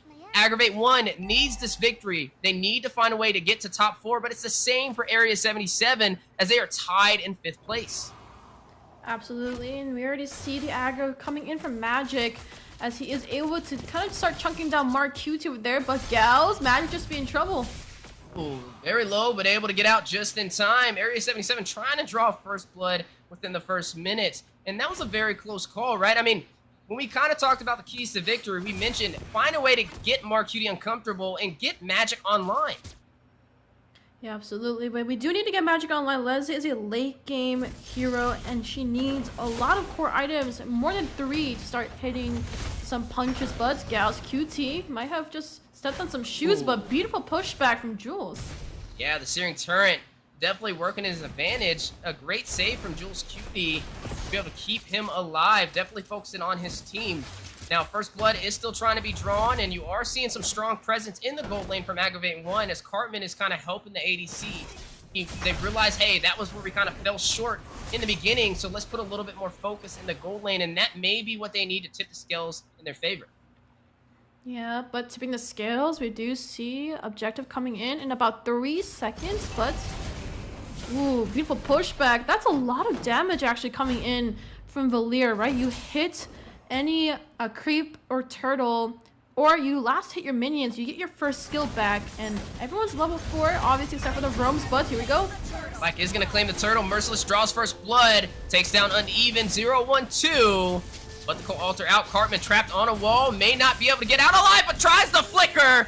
A good attempt, but DPR finds a kill. That is 2-0 for Area 77, but they lose the first neutral objective. And looks like we can still even up the gold, right? The 2 kills can, I guess, equal up the gold, but we are looking for a direct invade DPR. Can you get the buff? He does secure it, but Uneven looking for blood here on Jules. This electrifying beats onto Jules Cutie. I don't know if he'll be able to pull that off, though. Looks like Jules Cutie will be able to get out just in time. Mortar coils in. Where's the decimation he's looking for? Whoa, gets pulled back. That was a very close call. Wait, he might be able to pull it off. Numion Blast, 4 possible stun. Mortar coils to negate the CC. That is some huge utility wasted from Cartman. Now, I mean, looking at what we're seeing so far, right? DPR picked up his first kill. We know the Martis is a great way to kind of pave the way in the early game when teams are overly aggressive. The power of that decimation can definitely make it in your advantage when teams are very low in HP and try and continue that fight. And I think AggravateOne realizes that, right? They're playing a lot more passive, but they're playing focused. A little bit of a different story from what we've seen in Game 1. Yeah, but we do see the setup coming on the top side. DPR and Black are just going head-to-head with these jungle creeps, but we do see Claude starting to scale towards that mid-game. We do need both of these marksmen to definitely come online, as both marksmen are towards that late game, but I'm a little bit worried for Avery running this Faramis, right? Once a Blazing Duet does get popped, the Colt's Altar is not going to do too much and not give that saving grace, Weezy, as you love to call it, for the rest of his teams here. You know, I kind of like how Magic picked up this Leslie. Definitely going to be an okay matchup against the Claude in the gold lane, but also because he has the ultimate sniper to be able to give vision when there's a Claude or a Kaj on the opposite side of the table. You need to know where they're at all times. But speaking about knowing where players are at, a big kill. Black takes down Jules Cutie, finds the mage in the mid lane, and now going to focus on this turtle. Focusing on Turtle. Black is going to go ahead and start that as well, but looks like this is going to be uncontested, or unless DPR is looking for some blood here. Numion Blast. The bravest fighter from Merciless trying to find a kill. Alter being activated. Blade Duet from Mark Cutie. Merciless very low. Look at the turtle. Black is going to secure it for AggravateOne. DPR is going to find Avery. They're able to find a kill, but not able to find the objective. Magic finds Merciless. That is going to be 1 member falling so far. DPR is going to take down Cartman for a double kill. My goodness, 4-2 on the scoreboard. Area 77 still leading in kills. Jules Cutie is going to go ahead and find a kill, though, with the Searing Turret and the Burst Fireball. Is going to find Uneven in the Tier 2 turret for the top side. Just look at the power of the Valier. A wizard in the making for Area 77. Wizard in the making, but some magic brewing up in the pots. And, oh my goodness, Jules is just putting Magic and Avery on their backs, and they're not allowed to move. That's a lot of damage also coming in from Jules, and I feel like this Valier pick, I was questioning this Valier pick just a little bit, but he is doing well. Good pushbacks coming in, right? He is able to kind of help the CC a little bit towards Black and Lolita, and is also able to cancel out Lolita's Numion Blast if she does decide to ult in there. But here it goes once again. Look at all that pressure. Yeah, I mean, they're able to crack open the turret for the top side, and that means that they may be able to rotate Marcuti to the bottom lane if they really wanted to claim yet another, and this is kind of like how we saw in Game 1. Area 77, Marcuti was able to take a turret, and then they rotated to the opposing side and took the other, and that's where AggravateOne kind of fell short. I feel like they kind of pick up in the mid-game when you don't have to really worry about the map awareness of where these turrets are. That's where AggravateOne kind of shines, so... Speaking of AggravateOne, big Numion Blast, not going to hit the mark in the mid lane. Another wasted ultimate from Cartman. And keep in mind, he's substitution, right? He's substituted in for final, so it's definitely a different level of synergy. And you are going to find that turret fall. We just talked about this. Marcuti able to claim the bottom one as well, but battle on the way. Mortar coils in. Jules, You are going to see DPR very low, but look at Jules. All the teams trying to fight it out. May be able to find a kill. Co-ult being activated by Avery. Magic in the back line. Trying to deal that damage from afar as the turtle spawns in. Blazing Duet. Dropping down. Merciless joining the party there. Low. DPR hits the decimation. Finds Avery. Gets a double as he gets uneven. Gets DPR to a triple as he finds Magic. A Maniac takes down Black. DPR is unstoppable. And now we'll be able to claim this turtle uncontested. Unstoppable indeed. He did get that Maniac. Unfortunately, the Savage let Cartman off on a very low end of the stick as he was able to get out, but that is 7-0 right now for DPR. A perfect KDA, and he is doing well rotating around the map, and this is not looking too great for AggravateOne as they are losing objectives left to right, but the gold lead also is not into their favor. Yeah, I mean, that's 3 turrets falling, right? And again, AggravateOne, even though they look like they're going to have a great early game, they start falling short, and they haven't claimed a single turret. Were able to claim 2 turtles, though, but that's not enough against Area 77. It's like their offensive pressure is too much for them to handle, and now trying to pick up a kill uneven very low. Look at that. The Blazing Duet was activated by Marcuti. A little bit of wasted utility. Not going to be able to find any kills, though. It looks like they're going to disengage. You know, I see Avery running this flicker. I want him to try and do some pulls, right? We do see Volir with the pushback, but Avery has the potential to be able to pull any of these members as long as they don't have Purify, except for Marcuti, right? The Ghostbusters should be able to go ahead and negate a little bit of damage on there, but Ferris is stacking up pretty well as long as you kind of have your stacks, right? You're kind of able to come right back. You know, 3-second death timer is no biggie for Avery, but for the rest of the members, they definitely do have to be careful, and they can't chase the cheese too fast or else they will snowball, as we might just see happening right now, Weezy. That's right, the man that got a Maniac going in for more. DPR leading the front line for Area 77. Oh Cartman taking a lot of damage. Down goes the Numeon Blast. Not going to hit the stun again. That's like 3 Numeon Blasts not landing for Cartman so far. And now Area 77 is going to punish on the Tier 2 turret. May be able to take it down as Marcuti claims it. Battle still on the way, though. Bulwark Shield goes out. Merciless claims the turret on the top side. DPR with the decimation finds Cartman. A legendary kill! Another decimation! Azura's Wrath. Maybe able to hit it. Wait! The kill on Joy with a little bit of a technical issue coming in, but we are seeing a beautiful trade coming in. 10-2. A77s definitely go ahead and pick up that stable goal lead as well. We do see Lord getting pulled over by Merciless. He's going to go ahead and grab his hands on it first. DPR is going to go ahead and sustain a lot of that Lord damage as Marcuti. And Jules going to go and take this Lord down. Merciless doing a good job zoning out the backside. And that is going to be a Lord taken up, but we do see Bravest Fighter coming in. Gonna drop down. You are able to looking do at some damage on the backside. Not looking for too much yet, and they're going to keep going and fight their way out. Yeah, definitely going to go ahead and fight their way out, as you are going to go ahead and see a 10-2 lead. 10 minutes in, Area 77 just having a great time so far, taking advantage of the early game, especially with DPR picking up this Martis. We do see Fairmere still doing a lot of damage, but not yet there. We do see Lord coming down that top side.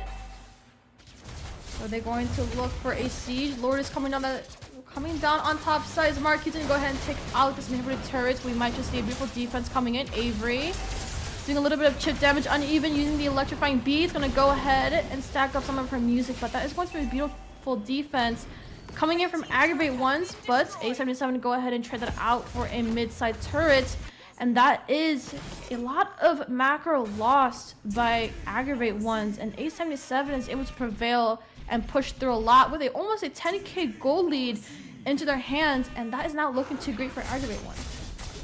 Yeah, not looking too great indeed. AggravateOne trying to find a way to turn this around. They were only able to claim 2 turtles so far.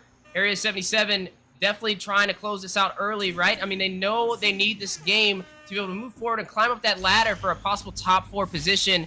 as they're clawing their way down in the lower bracket. They were able to claim their first victory so far in the NACT fall season. It looks like they're trying to claim another, starting to kind of stack up a win streak if you must. But as we are going to be seeing this battle possibly leading on the way, we are going to see the Black go in, but a little bit over-aggression may be costly to save them. But look at the burst fireball, the searing turret, the triple stun provided by the Wizard. Jules Cutie, DPR, takes down Avery, may be able to get another, finds Cartman for a double kill. Is it a Maniac? A triple goes down, and Maniac, he has done it again!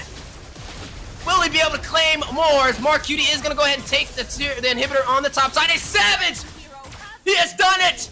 DPR, the second Savage on Martis, the first from Easy Peasy from Bloodhounds, but now Area 77 leading the way, a double kill as well, and they will move forward in the losers bracket, taking down AggravateOne.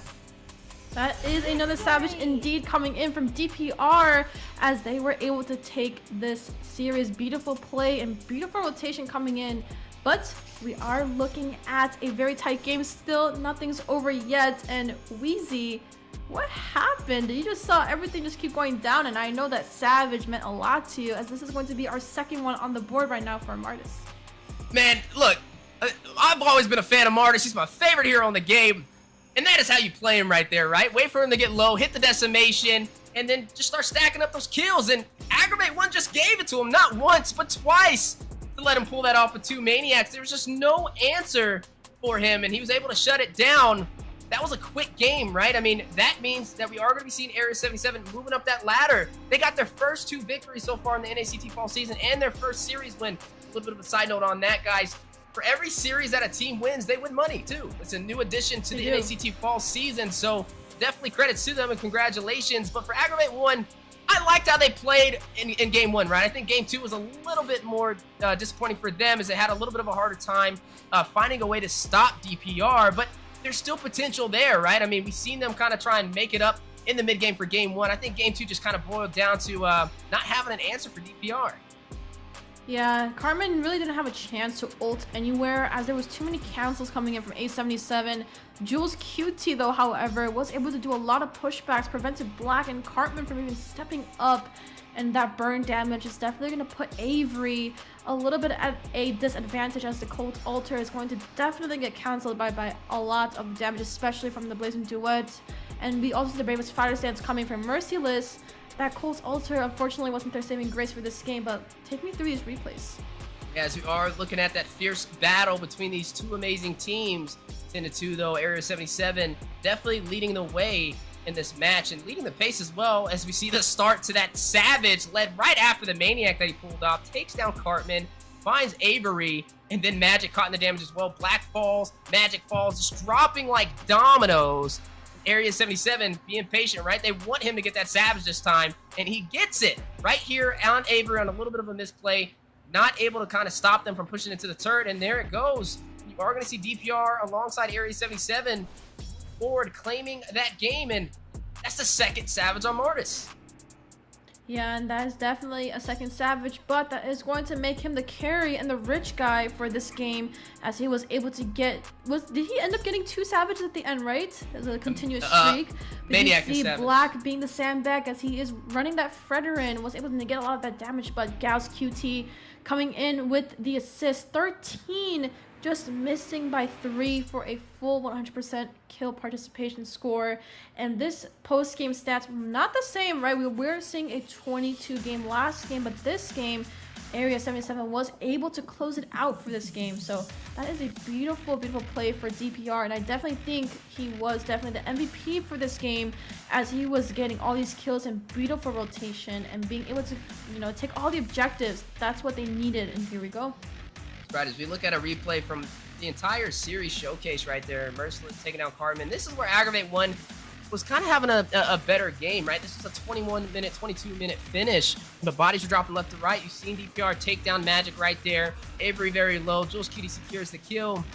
And overall, we're able to see Area 77 kind of move forward, right? They just have a little bit better so far aggressive synergy when it comes to the teams rushing in on these 5v5 engagements, and that's where AggravateOne kind of has to start shifting their focus as they progress through the NACT fall season.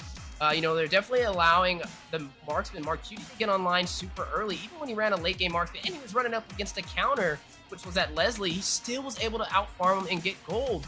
As you are looking at that game too, that Maniac from DPR, which led up to a Savage, which is right here, able to get both in one match. Just let you know that they are not playing around. Area 77 may be the team to be able to stop the Gatekeepers from holding that number 4 position, and they will move forward, right? I mean, that just now means that AggravateOne is going to be still in 5th place, in last place currently so far for the NACT fall season. So looking forward to seeing how this goes.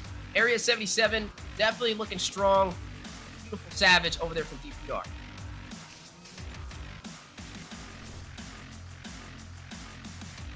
Yeah, it was would say, definitely like, a beautiful play. looking at everything so far with as DPR, well, with and that I think Savage, both were doing good. what do you do with Martis, right? Martis is just insane right now. Do you ban him out?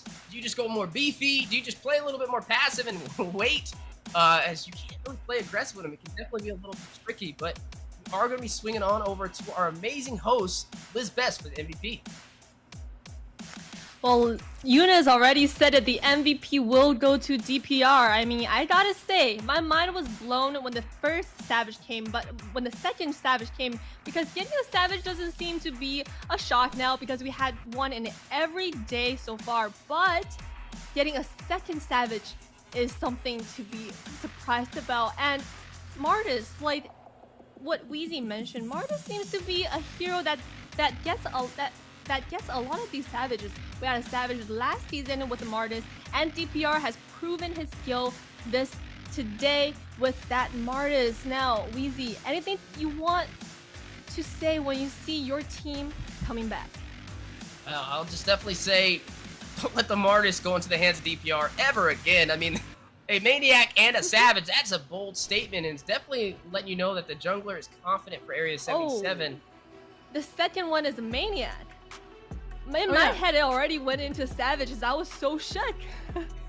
Yep, there was a Maniac then a and Savage. Yeah, he got 2 Savages, I think. Oh my goodness. So at the end, wow, he picked up another DPR is kill. making the highlight of the week. And despite not having a great season, right? But Area 77's experience and the Brotherhood synergy and that Savage making DPR, their head is still in the game. And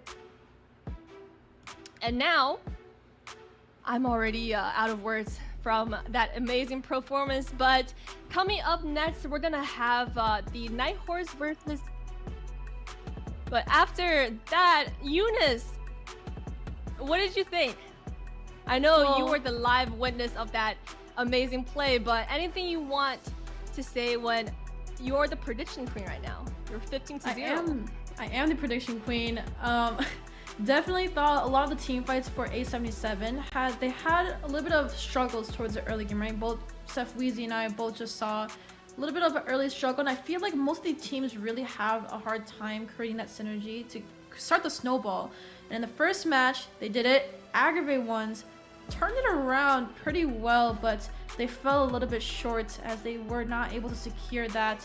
But DPR, monster on these tank jungles, right? Xborg was one of them, and now it's going to be that Lance, right? Xborg was played by A77, but I know DPR can play those tank jungles as well. But he was showing off his skills on that Lance, but now it's going to go ahead and show off his skills with that Martyrs. So beautiful hero, and I know Wheezy's favorite hero is literally Martis with the 3,000 different worlds. So definitely he saw a world of his own as Martis was able to prevail in today's match.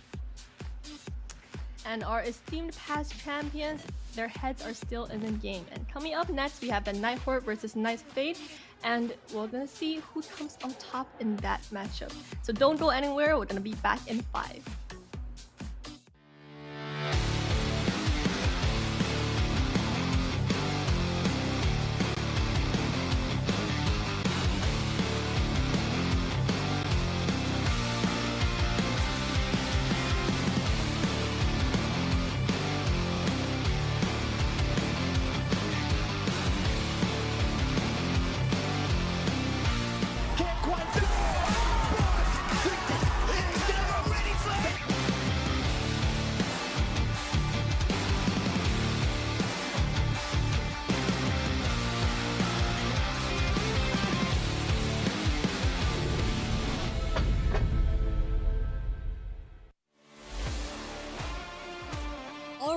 Mobile Legends? Is Liz here with the weekly recap for the fall season. Now, last weekend we had an electrifying finish to stage 1 of the NACT, and we're already gearing up for even more intense stage 2 this coming week. Now, first things first, this past weekend has shown you anything is to keep your eyes on Zia from the O'Hara brothers. This rising star stole the show in stage 1, pulling off not one, but 2 Lord Steals against Mobile Zane. His fast fingers, positioning, and quick reaction time have turned the tides around for the O'Hara brothers, securing that victory against Spring Champs BTK. Now we've managed to snag Zia for an interview, so let's take a look at what went on in his mastermind during those game-changing plays. Alright Zia, so obviously in the first stage of the regular season, you stunned the world with your marksman. You're the new addition to the O'Hara brothers, and you really blew the world, especially your 2 Lord Steals. Now, the first Lord Steal especially, you were against 4 members of BTK, right? So your jungler just died, and then you kind of watch in the bush, and you steal that Lord with your ultimate. So can you go through a little bit of what went on in the team comms when that happened? I had to like do something to at least stay on the game, because I'm pretty sure if I didn't get the Lord, I think we lost the game. But thanks to Carlos, aka best player, he gave me a space to walk on that certain bush so they wouldn't know I'm there, and yeah, just like ulted. I get it, you know. It gave me a free space to move around the map. It was a good play for him. What happened? Because you walked away and then they were chasing you, but you ended up killing ISO. Like what happened there? I think it was a misplay for them. If I'm being honest, I think it was a misplay for Bodge, because he has flicker, right? I rewatched the video. He has flicker. If he just flicker and ult me, I would not kill ISO. They would have just killed me, and you know. And then he didn't though. But he didn't. Waited. He waited. Did he use his flicker at the end or? At the end, when he was like getting close, cause I was padding towards the bush. He thinks I'm gonna use the bush to kill him, so he flickered through the bush. Then I flickered out, cause I know he's gonna do that. And you kind of predicted that. That's yeah. Master play on your part. And when you stole that Lord, what went on in the team con? AK, 6K.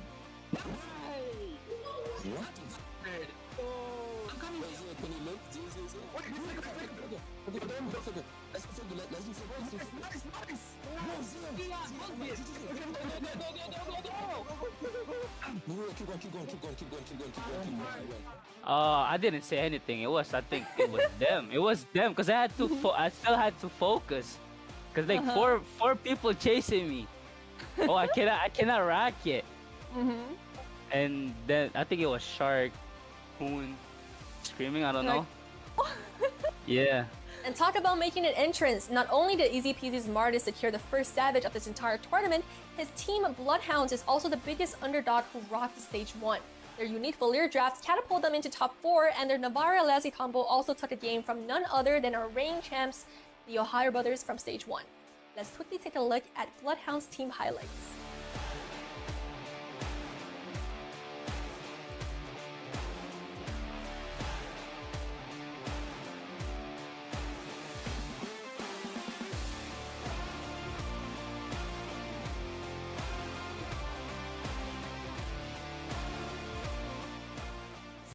Leading the pack, we've got the O'Hara brothers with a commanding 100 points, closely tailed by BTK at 90. These teams are doing pretty well, but it's not smooth sailing for everybody. The 4 teams on the bottom tier, the Knight of Fate, AggravateOne, Area 77, and the Night Horde, are lagging at 60 points. Now, according to our calculations, these foreign teams need to score approximately 150 points to land their playoff dreams. And that is it for the recap, guys. Stay tuned for more excitement happening this weekend as we move forward to the next stage of the NACT. Join us this Saturday, and remember, this isn't just a tournament, it's the official path to M5 and your path to glory. I'm your host Liz, and I'll see you next time.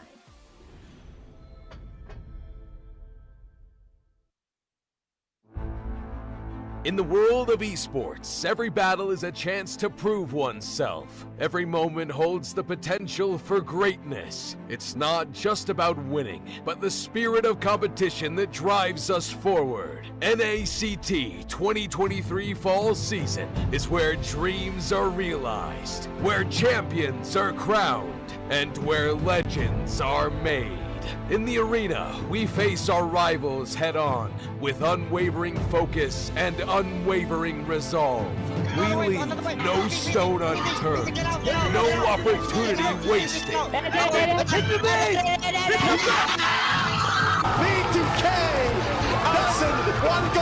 Together, we create moments that will be etched in history. We inspire, we innovate, and we forge new paths towards glory. NACT 2023 Fall Season. My fight, my moment.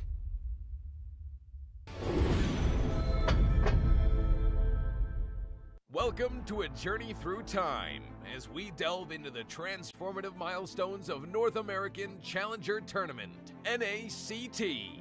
Our story begins on April 11th, 2022, when the North America Community Tournament was officially renamed to North America Challenger Tournament. The official NA YouTube channel was also introduced, and Team A77 claimed the title of champion for the season.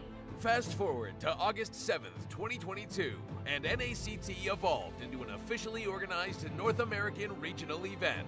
The tournament spanned 13 days of thrilling online broadcasts, with Team First Blood triumphantly seizing the championship. As we moved into the fall of 2022, the first ever offline grand final was held, taking the tournament to a whole new level. This landmark event took place in Las Vegas, USA, creating an unforgettable live experience for all the fans and competitors. The NACT trophy was unveiled, and the championship title went to the Valley. They also represented North America in the M4, finishing in an impressive 6th place. It was a remarkable moment, as it marked the start of a new era for NACT. By February 2023, the NACT spring season was underway. The offline finals took place on May 14th at the HyperX Arena in Las Vegas. Our livestream page was a sensation, reaching number 36 on YouTube's trending list. Gerald Solomon, the head of the North American Esports Association, was in attendance. Bloodthirsty Kings, who will represent the United States in the IESF. This has been a brief look at the significant milestones of NACT, charting its growth, evolution, and the challenges conquered along the way. Stay tuned as we continue to make esports history.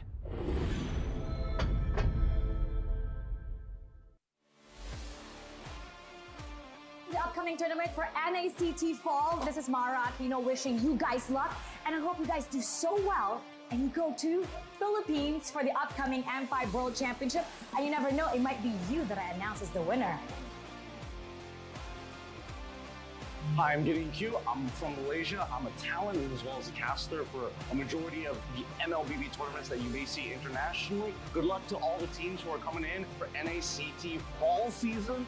I can't wait to see potentially new talents coming out from North America. Obviously, we love the old, but some new ones would be great to see how the community is going to continue to grow, and especially when we're looking at the top 1%, good luck to all of you guys, and especially those who are prepared to deal with a giant crowd when you start flying over for the international. Good luck, everybody. Wait, sorry. Hi everyone, I'm Eterna. How are you guys doing? I just want to say a few good words here. I've been very excited to see you guys grow. It's so great to see how things have developed over the seasons, over the years. I hope it gets bigger. I hope you guys have more to say on the international scene. And I heard you guys are coming to ISF, so that's super great. Can't wait to see you guys there. Can't wait to see you guys rock the, LBB scene. Hey guys, my name's Tefel, and here's the thing, we watch NACT Grand Finals, and if that shows anything about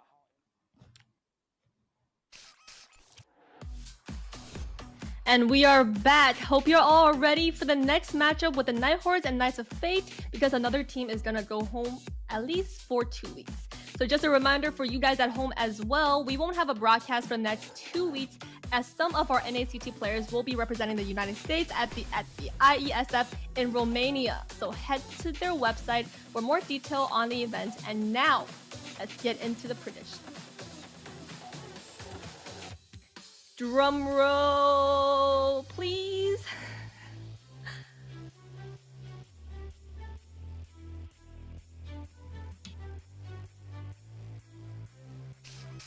Right, AggravateOne in Area 77. 2-0 finish. Area 77 is going to be moving forward, which means today we're going to be able to see them go up against Avalon, which is going to be interesting as well. I'm still competing over there with both of y'all for our predictions so far. I believe you are still ahead of me as well, Liz. I think I'm in 3rd place right now in this trio best. Yeah, you definitely are. Yeah. You're not catching up to me, Wheezy.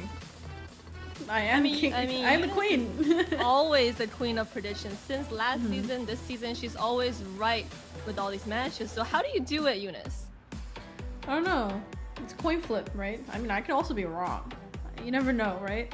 But I don't know. I've been on a streak since last year, and I want to keep it up. But I think actually, Liz, you were doing good too. I don't know which. It was one of the matches that, you know, the coin flip did not go into your favor. But we were sitting at well, you were sitting at 14-1, right? You and Wheezy? Or no, I wish. yeah, I think it's 13-2. There's one game that I was a 14-2. little bit off, but Yue got it. So my loss went to Yue. So he was able to secure that victory. He had the faith in the underdogs, or somewhat underdogs. So some of the teams were a little bit less familiar with, right? Area 77 were the champions for like many seasons, for a few seasons. They were always been in the community in this regular season scene, but some teams are pretty new this year, and with those ones is what really comes on top for Eunice, because you can kind of tell, or you're the mastermind in making predictions, and obviously you have very good knowledge of all these teams. So yeah. Yeah, I definitely picked Knights of Fate for this one. Oh yeah, and you picked Knights of Fate too, but the reason why I picked Knights of Fate is because they're known for 1-3-1.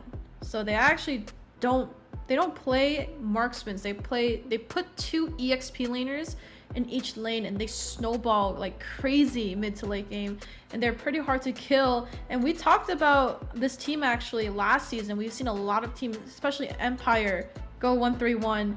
We've seen Freya getting picked. We've seen too many get picked. And Wheezy, I know exactly what you're talking about, and you know that is crazy, especially when it goes to that late game.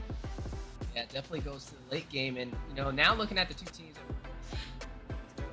I feel like this one was very hard to vote, right? I mean, looking at Reckless and Tyrant swapping in place for him over there for the Night Horde. Now, for those who don't know Tyrant, he's a huge pillar in the North American community. All those local meetups that you see in all the remote locations, they're usually spearheaded by him, right? It definitely goes the extra mile to make sure everybody can meet up and bring MLBB into the real life times. So it's going to be exciting. I know Tyrant is a tank main, so he will be taking the spot for Reckless today inside of the team for Night Horde. Yeah, and that's I'm super excited. I haven't exciting. seen Tyrant play, so I don't know. Kind of excited. Super excited to see production actually joining in to play as a pro player. I would be shocked. I would be even more shocked than that Savage plus Maniac if Tyrant actually made plays and turned the tide around for this matchup. Yeah, that'd definitely be something exciting to see. Now, we know Tyrant, he has played in professional tournaments for Mobile Legends Bang Bang. I guess more like local community tournaments. He's also spearheaded and hosted some himself. Right before the NACT fall season, we did have the Night Horde tournament, which had a lot of the top 8 teams competing in there, right? And Night Horde did really well. So, looking at what we're going to be seeing so far, Night Horde needs to be able to claim this victory. They have not won a single series so far for the NACT fall season, but the same thing goes for the Knights of Fate. And speaking of the Knights of Fate, another substitution, but this time on the opposite side of the table, as we are going to see Chappelle replaced in for Mikasa. Yeah, what but is going this on, this guys, time's gonna be with mid. this swatch ups? Chaopao and Mikasa? Oh yeah. Because Chaopao is a mage main or he was playing mages for the past 2 weeks. So Mikasa, as we know, is a very pro side laner. So I wanna find out like what's going on in the teams that's causing these player substitutions, because synergy is very, very important, right, guys? So I don't know. What do you guys think? It's a hard one. Well, Neither side has won a single series, so it's like, how do you really vote this appropriately, right? I mean, both of them have been struggling so far, and the lower half tied in that last position for the top 8 teams, that 4 teams that were currently tied, and now one possibly, one Area 77 having a slight chance. I mean, but nonetheless, all these teams have to claw their way up there, right? They need a top 3 and a top 4 placement. We're only getting closer to the playoffs, and these matches, points are starting to weigh very heavy. And Mikasa getting subbed in for Chow Pao, and he's going to be playing mid, but Mikasa's known for EXP, so this might be a very interesting match. And just like Liz said, right, the team synergy is what's important, and that is what teams need to be able to prevail in the Land of Dawn. So definitely want to put on a lookout right now, as there are some switcheroos happening. So Liz, take us away. Definitely, and because Knights of Fate, they're all very well-versed players, so I'm sure they can make something work. So, casters, let's find out what role Chow Pao's playing and how the team was gonna do with our game 1 of the series.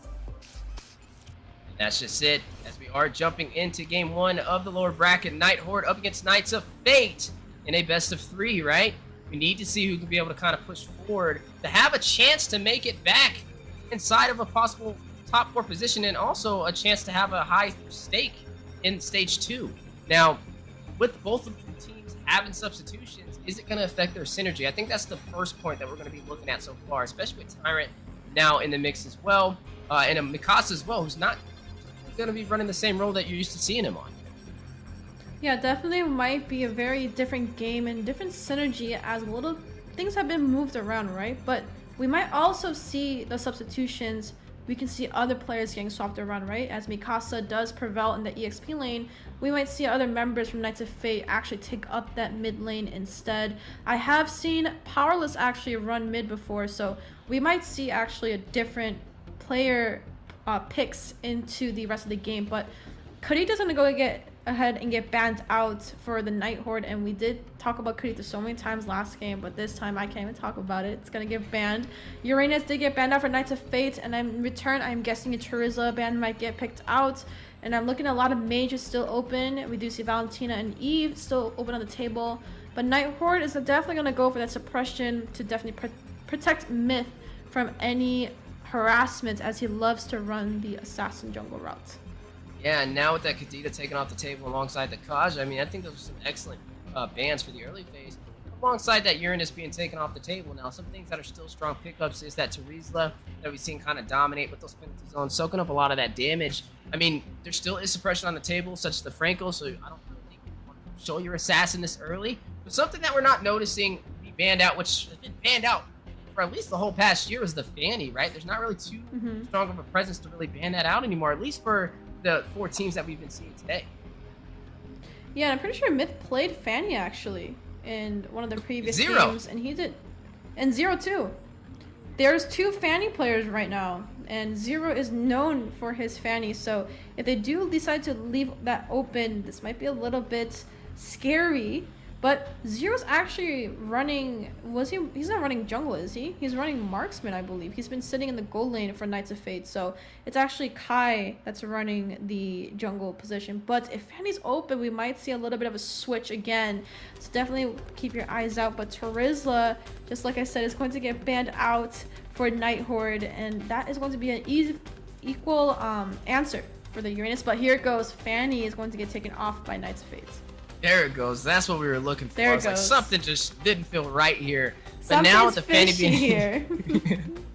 So now, you know, as the options are definitely being limited, we got to see which way this goes for the Night Horde. They do have first pick, so they have the slight advantage to be able to slot in whatever they want. So looking at these teams, there goes the first pick right there, the Faramis. I didn't expect that one. I don't think I would have been able to guess that one. But hey, now they got sustainability checked off the board. They will be able to keep themselves alive in these engagements. Maybe be able to try and go for a Ube strat. Maybe their game plan. But Knights of Fate, how will they respond, right? I mean, Claw's still on the table. You can kind of negate the Cold Altar if needed, and I think it would be an excellent pick. I mean, there's still Eve, right, to counter out the Faramis, but we do, oh yeah, Weezy. So we do see Angela getting picked up, and Mikasa, his one signature hero is going to be Freya. And Weezy, we saw it in our last season, right? Our spring season. we did see Mikasa run Freya. And I know Mikasa's Freya is pretty scary, so definitely getting that picked up into the hands of Mikasa is something you gotta definitely watch out for. But we do see picks still getting picked up for the side of Night Horde. Weezy's thinking, ooh, we're gonna go that tank route this time. Myth is gonna go ahead and pick up the Fredrin. And you wanna take a guess right now? Esmeralda. Ah, I had to get it out there. Esmeralda would be perfect here, but they're not gonna go in for it. Assault is gonna go ahead and pick up this Beatrix. There's just so much shield on that team right there. I mean, you have Freya and you have Angela. Like, Esmeralda would profit so much. I don't think this is gonna be a Freya in the XP lane. I think it's gonna be a Freya in the gold lane. We have gold lane. We've seen it before, but still, nonetheless, once the Freya starts transitioning around the map in the 5v5 engagements, when there's no turrets in play, that's when the Esmeralda is gonna profit. So I would have thought they could have slotted that in and did away with picking up the Fredrin this early, possibly, or even the Beatrix. I don't think the Beatrix is the worst option, but I definitely would have slotted an Esmeralda there. I mean, you're countering 2 heroes on the side of Knights of Fate with that one pick. So what do you think there? Ooh. Oh my god. I was gonna say what. Oh. 3 heroes. Guys, Weezy's having a moment, right? There is a lot of shield coming in, and Esmeralda is definitely counters out Angela and especially Freya, right? As soon as she ults, she gets a really huge shield, and Esmeralda definitely does counter out all that damage, which is why Weezy is going crazy over there. Esmeralda would be a beautiful pick for Night Horde, but you know, as soon as he saw the expert getting picked up, yeah, he had his little moment. But I mean, hey Weezy, we can't say anything yet, right? She can still get picked up. Who knows, right? Myth can run that Fredrin jungle, so we still have EXP open. We're not done yet, but we're gonna see Kufer getting banned out from the side of Knights of Fate to protect a lot of that immediate set potential. But Night Horde is going to definitely respond, maybe with a marksman pick. If they know that Knights of Fate does go 1-3-1, they shouldn't be banning out marksmans. They should be banning out more EXP laners to limit pools here. So maybe a Lapu or Yuzong, definitely some 2 good strong picks for Night Horde to go ahead and ban out. Oh, but Claude. This is going to be very interesting. Yeah, the Claude gets taken off the table. Now, did they jump the gun on picking the X-Borg? I'm not really sure. I mean, they could have waited for the X-Borg pick. I don't think that would have got banned out. I think they could have slotted that in later in the draft and possibly took that Claude instead of allowing it to be banned. As they do need the Claude here to kind of negate the ulti from Kong. So, is that the right answer? It could be a flex pick. It could be flexed. It could be flexed. I think it would have been a little bit better to have the Claude, just considering you can stop Kong on that Faramis, than having the X-Borg. And I'm hoping they ban the Esmeralda, because if they don't, there's no way Night Horde is not going to pick that up. I mean, that's 3 heroes that you profit on, right? The Borg, Angela, and the Freya. Now, this is possible. Oh, no, they're going to ban the Yuzong. Do they pick the Esmeralda here? I don't know. They still can. They still can, definitely can, but... Oh, Knights of Fate can too, though. Oh, man. You know how much shield that's about to be? Yeah, that is... But Knights of Fate's draft right now already looks so beefy. They have Mikasa running the Freya, then they have Kai on X-Borg, and then you put Angela on both of those, the Heart Guard. It's going to definitely guard them from getting taken down pretty fast. But if Esmeralda was slotted, this would have been 10 times easier. Because if, you know, you put Esmeralda there, Powerless uses a Heart Guard, then their health is gone until the Heart Guard shield is triggered off. But Weezy, you might just have to say a prayer or something. Hopefully Night Horde gets the read and picks up Esmeralda and take it away. But... Oh! I knew it! I knew it! That is insane. The way that they just pulled that off and it was not noticed by Night Horde is a huge advantage for Knights of Fate. They have definitely won this draft. I mean, they have nothing to stop them right now. I mean, you can, pull in the Dyroth and hope that's enough to stop the Esmeralda in the early game, but with all of that shield that they have provided right now, Angela can pretty much ult anybody and it'll be, you can't kill them. How are you're going to have to get anti-heal and hope that you can pierce through all that shield, and that's a very beefy team. Yeah, a lot of pin, and you're going to have to bank on getting the early game to get that pin. But if early game goes to Knights of Fates, they're just going to be so sustainable that Night Horde won't be able to damage them, and I can't wait to see which way this goes. But so far, This is the first time I've ever seen 4 heroes with shield on the same team. I don't know, right? Assault is running the Beatrix. Beatrix does take time to scale. There's Lance. But if, let's say he runs a damage Lance, he's way too squishy to kind of tank the damage for Mikasa and Kai. So I feel like he has no choice but to go tank, which means they're already lacking the damage. Fredrin is going to be in the EXP lane. He can only do so much into a Esmeralda and a Freya and Exborg. So their draft is it's just so tanky, but they give enough damage. So we're missing a mid right now, right? Or it could be Angela mid and they can slap a actual tank. Like, they're so beefy. Like, they don't need the Angela, they just need a Heart Guard. But wait, Melissa? So Esmeralda mid. That's interesting. Yes, that's interesting. So Esmeralda mid, Angela roam, and then Melissa and the marksman. So Mikasa's actually gonna still stay in EXP. It's just Zero this time is gonna run the mid. This is very interesting. But I'm still worried about Night Horde. They need time to scale. I mean, time to scale. I feel like they have a game plan around it. I mean, they don't have the worst draft possible. I mean, they do have sustainability with the for Rammus, so he can keep them alive. They have the tankiness from Tyrant and also Matt for you to be able to frontline that damage. And then you have Lancelot who can be invulnerable and possibly take some of these neutral objectives. He's just gonna have to play a little bit more patient, right? Now, when you're looking at Regrets, the Melissa being picked up, you know, it is interesting. I thought we would have seen a Freya in the gold lane, but they're going to go ahead and run Regrets in the gold lane on this Melissa as we are jumping into game 1 between these two powerhouses, the Night Horde and Knights of Fate. Game number 1 in ACT Fall Stage 2 lower bracket. Who will be able to take this match as they are clawing their way, trying to make a statement and a seat in the top 4. Yeah, talk about seat though. Who is definitely going to take this crown right now, as we are looking at 2 very tight matches, especially Night Horde versus Knights of Fate. These both also have a 10-point difference, but do you see Esmeralda up against a Faramis? So a lot of damage has already been chipped off of Zero, but Tyrant already under half. Yeah, already under half, and you are going to go ahead and see zero on the scoreboard. Nobody's going to fall in that engagement. But you're already seeing a sneak peek of what we're about to be watching today. KOF Knights of Fate, right? Hasn't won a single series so far for the NACT Fall, but it's the same for Night Horde. They were able to claim some matches, but not able to close out the series. So today, again, similar to the first series of the day, history will be made, and they'll be able to claim their first series. You get money for every series you win, too. So that's definitely an accomplishment and also an amazing addition to the NACT Fall season that we didn't have in the spring. Yeah, definitely, but we do see Mikasa already battling out this Fredrin, Matt for you, as they are just kind of chilling right now. They're just kind of cutting waves, trying to just get the most of it, but bot side, Powerless might be stuck. Yeah, maybe stuck, but able to sustain himself, and the later this goes, the stronger those heals are going to get, so you definitely want to look at Night Horde picking up a lot of anti-heal fast. I mean, pretty much in every lane, you almost need anti-heal, minus the Melissa on the bottom side, so I'm expecting that to be picked up from the Night Horde to be able to kind of soak in to that sustainability from Knights of Fate.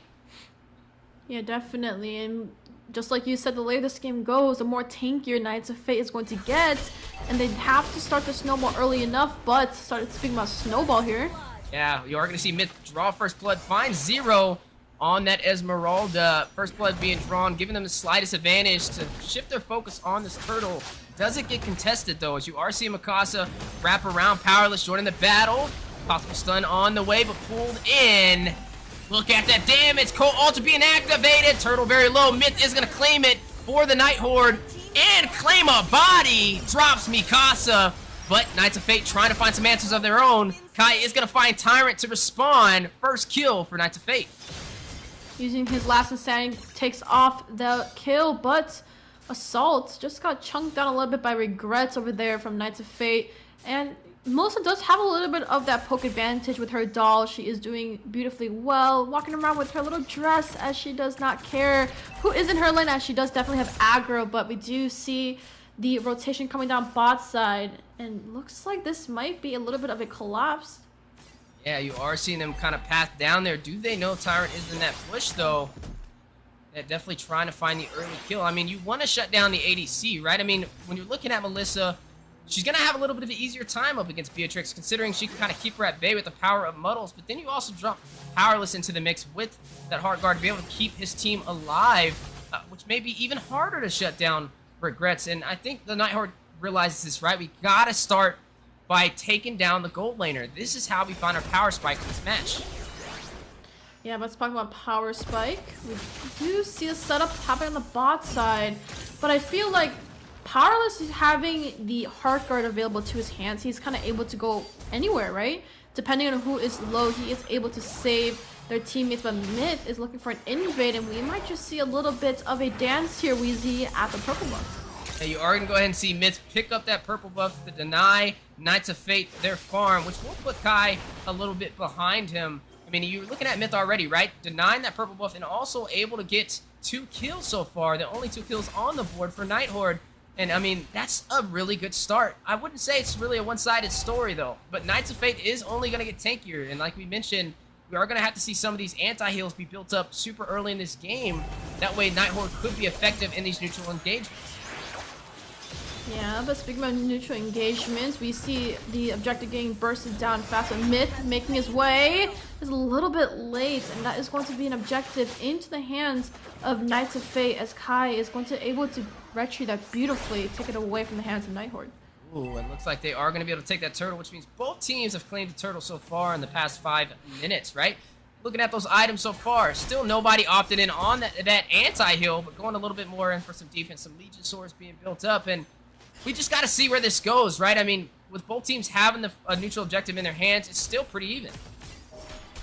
Yes, but speaking about even, we do see Fairness kind of getting chunked down a little bit, but bot side, they're looking for a squeeze here. Regrets might just mean a little bit of trouble. Ooh, but Power Heart Guard to kind of flip it in his favor will be able to deny them on that seize for that turret in the bottom lane. And it looks like Night Horde is going to go ahead and shift their focus around. They're just waiting for an opportunity. You can definitely tell their passion and their aggressiveness, very eager to kind of claim some of these turrets. But Knights of Fate, they're doing really well on defending. Ooh, but Myth looking for a little bit deny last insanity. Gonna slow him down, deal some damage, but not gonna take him out. Falling Star Moon from Zero joining the fight. You know, what's interesting seeing what this Esmeralda was pulled out for. Kai is gonna take down Tyrant. That is gonna be 1 member falling for the Night Horde, evening up the scoreboard 2-2. And that is going to be equal as well, but the gold lead is starting to snowball into the hands of Knights of Fate. Looks like they are trying to make this their game, but Regrets. The Finish Rage drop down the immobilization on Nakan. Powerless, very low, dodges Demir's passion. Mikasa, though, in the midst of all this chaos, is going to claim the turret in the mid lane. And that is an objective into the hands of Knights of Fate, but we might see a little bit of a fight down here for this bot side. Tyrant is going to go in, drop a Guardian's Barrier, but Regrets will dash right through it, right? I mean, this is the power of the Melissa. Has an easier time up against the frontline heroes, and also will give Assault a little bit of a problem, so he is going to have to kind of pick his battles wisely in that 1v1 matchup, as you are going to see Assault pick up that Blade of Despair. Problem indeed, but both marksmen are equal right now. But speaking about equal, they are going to go for this fight here. We do see a little bit of a fight, but wall charge goes in, but the Heart Guard to sustain Mikasa, and now the Falling Star Moon as well. Myth is going to claim the turtle for the Night Horde. They got what they came for, but can they get away with their lives? Assault gets out with 1 HP, but not the same for Khan. As Zero draws the kill, gets a double, finds Tyrant. Myth very low, is going to puncture through into the turret, and it looks like he's able to get out of there. They're able to claim the turret, but lost 2 members.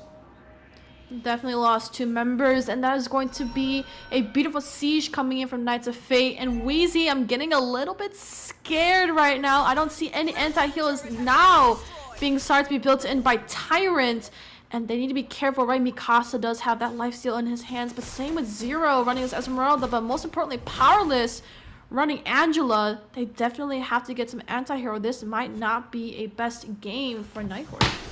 Yeah, I mean, right now you're looking at Knights of Fate slowly opening up this map, able to take that first turret in the mid lane, which means they have map pressure, right, in their favor. They can definitely invade the jungle of the Night Horde and possibly see some of the side lanes. I mean, they took the turret on the bottom side as well, so right now, Knights of Fate, they lost the 3rd turtle, but they were able to claim 2 towers, and that is a great trade. Night Horde needs to be careful, or they may find themselves in a hole they can't climb out of. Yeah, talking about Hold, they might not be able to defend this turret, but beautiful ult coming from Assault is going to prevent the tower from coming down, but they are doing a good job actually micromanaging their waves, as there has been no objectives taken yet from Knight Support. Yes, they took 2 turtles away, but it's macro that what we are really focused on. But look at the rotation coming in again. A 3-man going to top side. They might have just stepped into the wrong bush. And I just providing a lot of pressure, rushing in. Heart Guard locked in on him if he needs the sustainability. And that just shows you the power of Angela. But speaking of power, speaking of kills, Regret's very low. Is going to be able to chip a lot of damage off that turret on the top side. Definitely told them to go away, as he is actually still staying there, making sure that they know that they can't take away any objectives right now. But we do see Lord up, but Myth, beautiful pathing. Ooh, very low. There goes the Heart Guard just in time. Myth needs to get out of there. Angela, powerless on the chase, is going to force him out, but the Lord has spawned in. I'm not sure if that was the right decision from Myth to try and execute that, but he's still in the battle, does have a retribution for a possible contest, and he can be invulnerable with the Thorn Rose, but a triple knockup from the Lord himself. Regrets is going to claim this Lord for the Knights of Fates. Kai is going to take down Tyrant. They get a Lord, they get a kill, they get another. Wow. Hit Zero finds Assault. Khan trying to run away. The stun from Powerless may be able to catch him. The immobilization does catch him, but he gets across the wall just in time, so he will not fall. Yeah, speaking about not falling, did you see how much damage Mikasa was doing? He is also running the weakness finder, which makes it even more of a power spike for him, as he is gonna go sit at 0-1, but with 4 assists. But Kai doing beautifully, seeing 3-0, perfect KDA. But we do see Lord coming down this mid side as Tyrant. I feel like Tyrant definitely has to make a set on either Mikasa or Regrets, as they need to take away the main damage dealers. And Powerless doing a good job hovering over all the members to make sure that their heart is safe from being taken off the board into the caster's desk. But we do see a beautiful macro coming in from Knights of Fate, and a good lane management coming in, definitely from all the members of Knights of Fate. And Powerless is going to pick up that Ice Queen one, right? So now he'll be able to provide the utility of slow on to the Night Horde when he does attach himself with the Heart Guard onto any of the members on his team. When you're looking at Zero, right, we harped on the importance of the Esmeralda. I mean, just look at it so far. 3-1-1, and it's only going to get harder to kill him.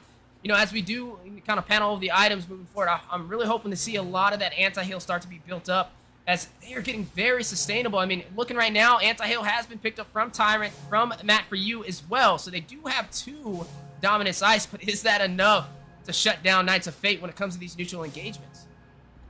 That definitely depends on the hands of Night Horde, as they definitely need to be more careful, right? We do see Tyrant running this Grok with a wild charge, but speaking about wild charge. Oh, a misplay. Assault finds Powerless in the Bennett's Rage. A good start to turn this around, as he does pick up the Malefic Roar as well. Yeah, they did pick up a lot of pen items, but just like I was going back to Tyrant, right? He is able to do these sets, but he needs to do it onto the right people. There is Mikasa, Regrets, and Regrets, because of all that frontline coming in from Zero, Kai, and Mikasa, he is able to free hit with Angela behind his back, and that needs to be figured out by somebody from Night Horde, right? We do see Faramis coming with the Cult Altar, is going to negate a lot of damage, but immediately getting cancelled out by the Last Insanity coming out from Kai, or we do see Zero coming in with the Falling Star Moon, so definitely has to time both of their ults at the same time, and this is the mid lane and roam synergy we were talking about, Weezy. Yeah, just definitely overpowering the Night Horde right now. They need to find a way to turn this around, right? I mean, they're stripped down to their inhibitor turrets 12 minutes in and haven't been able to claim a single turret from the Knights of Fates. I mean, just looking at the gold lead, they're up by 6,000 gold, 6 turrets, a Lord, and not in terms of turtles. The only thing Night Horde has claimed so far is 2 turtles over there. Yeah, speaking about 2 turtles, they might just take their first objective here, but Regrets doing a beautiful job defending, and that is Knights of Fate. They are holding on to their fate to take this win away from Night Horde, but knowing that Night Horde does have a bite back with that wolf, they might be able to turn this around. But we are looking at a dance here at the Lord. Definitely has to be careful not to step on anyone's toes, but Tyrant forced to use a flicker. Ooh, and the battle on the way. The Lord very low is gonna go to the Knights of Fate. Kai securing the Retribution. Myth will fall to Powerless. Zero is gonna take down Assault 1. Regrets gets a kill. Takes down Matt for you for the double. Oh my goodness, is that all she wrote? Khan by himself and 4 members of the Knights of Fates. A wipeout! And that is Knights of Fate trying to push forward, trying to close this out. 13-minute finish for game number 1 as Knights of Fates takes down the Night Horde. That is a very fast match, and that was a full wipeout coming in from Knights of Fate against Night Horde, and there was not a good answer, right? I did mention that there was nobody to kind of harp on to Regrets and Mikasa as they were doing so much damage, and we did say watch Mikasa on that Freya as that is his one trick EXP. We see it picked all the time, even banned out at one point to prevent him from getting any of those picks. But that is a beautiful game. That's all she wrote from Knights of Fate. And Weezy, how are you feeling right now? Man, it's a hard pill to swallow. I feel like it just we kind of predicted that was going to happen, though. I mean, I felt like all the data was there for that type of finish, right? I mean, they beat them in the draft, and they had the opportunity to counter them at multiple different stages, but it didn't work in their favor. And then also, I mean, I assume they picked those picks for a reason, right? They had a game plan, but they just weren't able to execute it.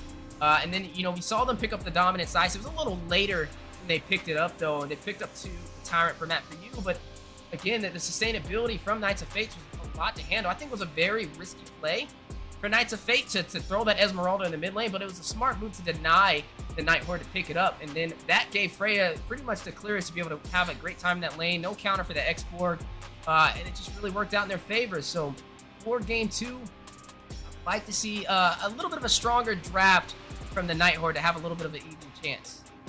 Yeah, definitely. And the Dominance Ice, the anti-heal you were talking about, got picked up a little bit too late coming in from Fredrin and that Grok. But Weezy, like, what just happened here? A wipeout from Knights of Fate, just overly aggressive and confident. They knew they had the numbers, they knew they had the sustainability, and not really much to stop them.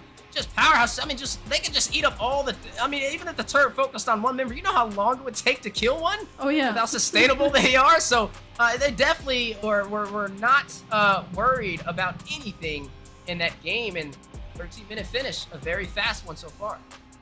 Absolutely, very fast finish indeed. But let's take a look at these little substats here. The rich guy's definitely gonna be Mikasa. He did run it actually in the EXP lane, so he was farming a lot of those farm down there, but also helping out the team fight to carry. Definitely gonna be Regrets sitting at a perfect KDA aside from Kai over there on the X-Borg, and Tyrant definitely gonna be that sandbag as he's running the Grok, so the Roam is definitely gonna take the most amount of damage. But I feel like the Night Horde definitely needs to have a comp that dives their entire backline, right? Yes, there was Mikasa Zero powering through, but Regrets was just standing there free hitting.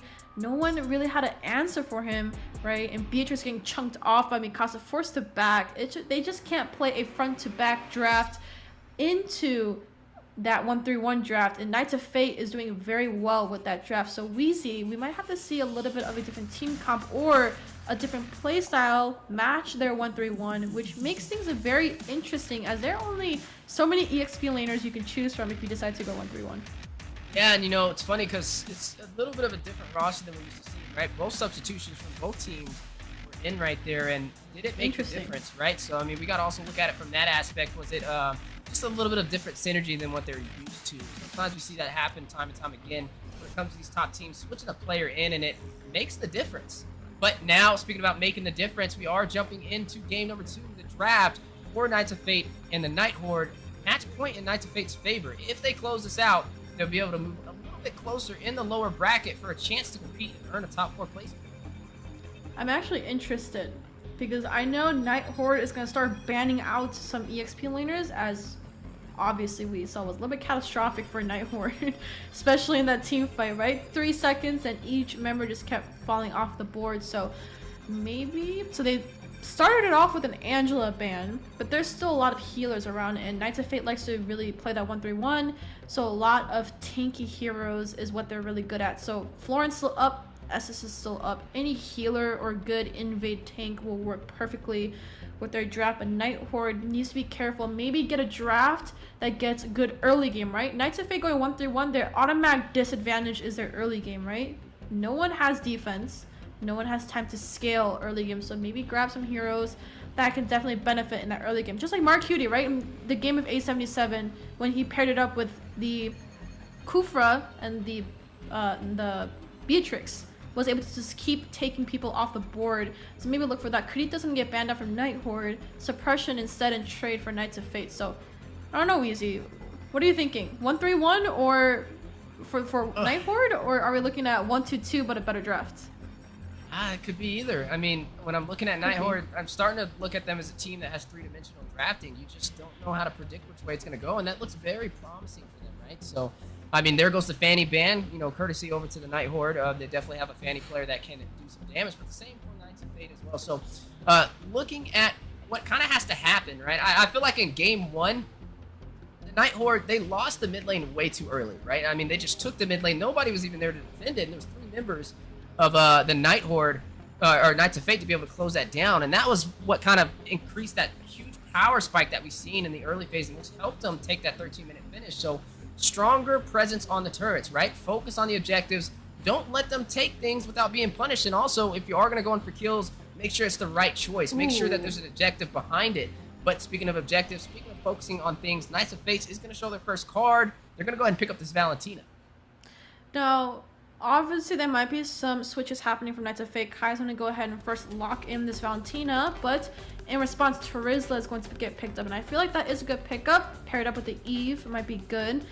Uranus to get banned, so we are looking for a really sustainable EXP. So Yuzong, Lapu is still up on the table for them to use. I mean, Esmeralda is still up on the board, but, you know, might not be too beneficial anymore. So Carlos definitely go pick up the Kufra. Good set engage, but oh, these picks are going fast. Regrets is going to go ahead and pick up the Claude. And good mobility, right? You kind of want a marksman that can work around the Kufra and work around the Terizla. The penalty zone of Tyrant's Rage is definitely going to be a huge setback for Claude if he does get caught. But with the battle mirror image, he should be able to kind of work his way around the Kufra jump. So I think that's a good pick, but we have one more to lock in. So what are you guessing? Well, I mean, they could go in. There's no suppression on the table so far. I mean, you can go Florin, you can go Franco, considering you already have a Valentina. But no, they're going to go ahead and pick up this Fredrin instead. It looks like that's just something that they're comfortable running, right? It looks like they just kind of favor that Fredrin. Maybe just a what do you call, a comfort pick for the Knights of Fate. I mean, it's the second Fredrin we've seen so far, and when I kind of look at why was the Fredrin slotted, I mean, Fredrin's one of those heroes, he can pretty much work anywhere. I feel like against any composition, he's a safe pick. But the question is, was he the right choice this early in the draft? So I'm kind of leaning more toward that's just a comfort pick for Knights of Fate to slot it in, but it can work. I mean, he's a good, strong frontline presence. He has the Praetor's Wrath. He has the Retribution, possibly be able to take some neutral objectives. And he's pretty tanky. So kind of like a jack of all trades when it comes to utility and when it comes to sustainability for the jungle working in favor. But seen it again, right? The Claude versus the Faramis matchup. Which one overpowers the other? Will the Co-Alter sustain the damage of the Blazing Duet, or will the Blazing Duet push through? I mean, also can use the Cold Altar for either the Blazing Duet or the Appraiser's Wrath coming in from Fredrin, but Fredrin can also be used in EXP or jungle yet, so we don't know. But Leslie is getting banned out by Knights of Fate to prevent Claude from getting counterpicked into that marksman lane, but Freya is actually going to get banned out by Night Horde, and this is what we kind of harped on, right? You got to ban it out. Don't give that over to Mikasa, but I do know Mikasa has some pocket picks, and he's probably going to definitely run a good sustained EXP, so we're looking at a Lapu or a Yuzong that can be picked in, but Garok is going to get banned out by Night Horde.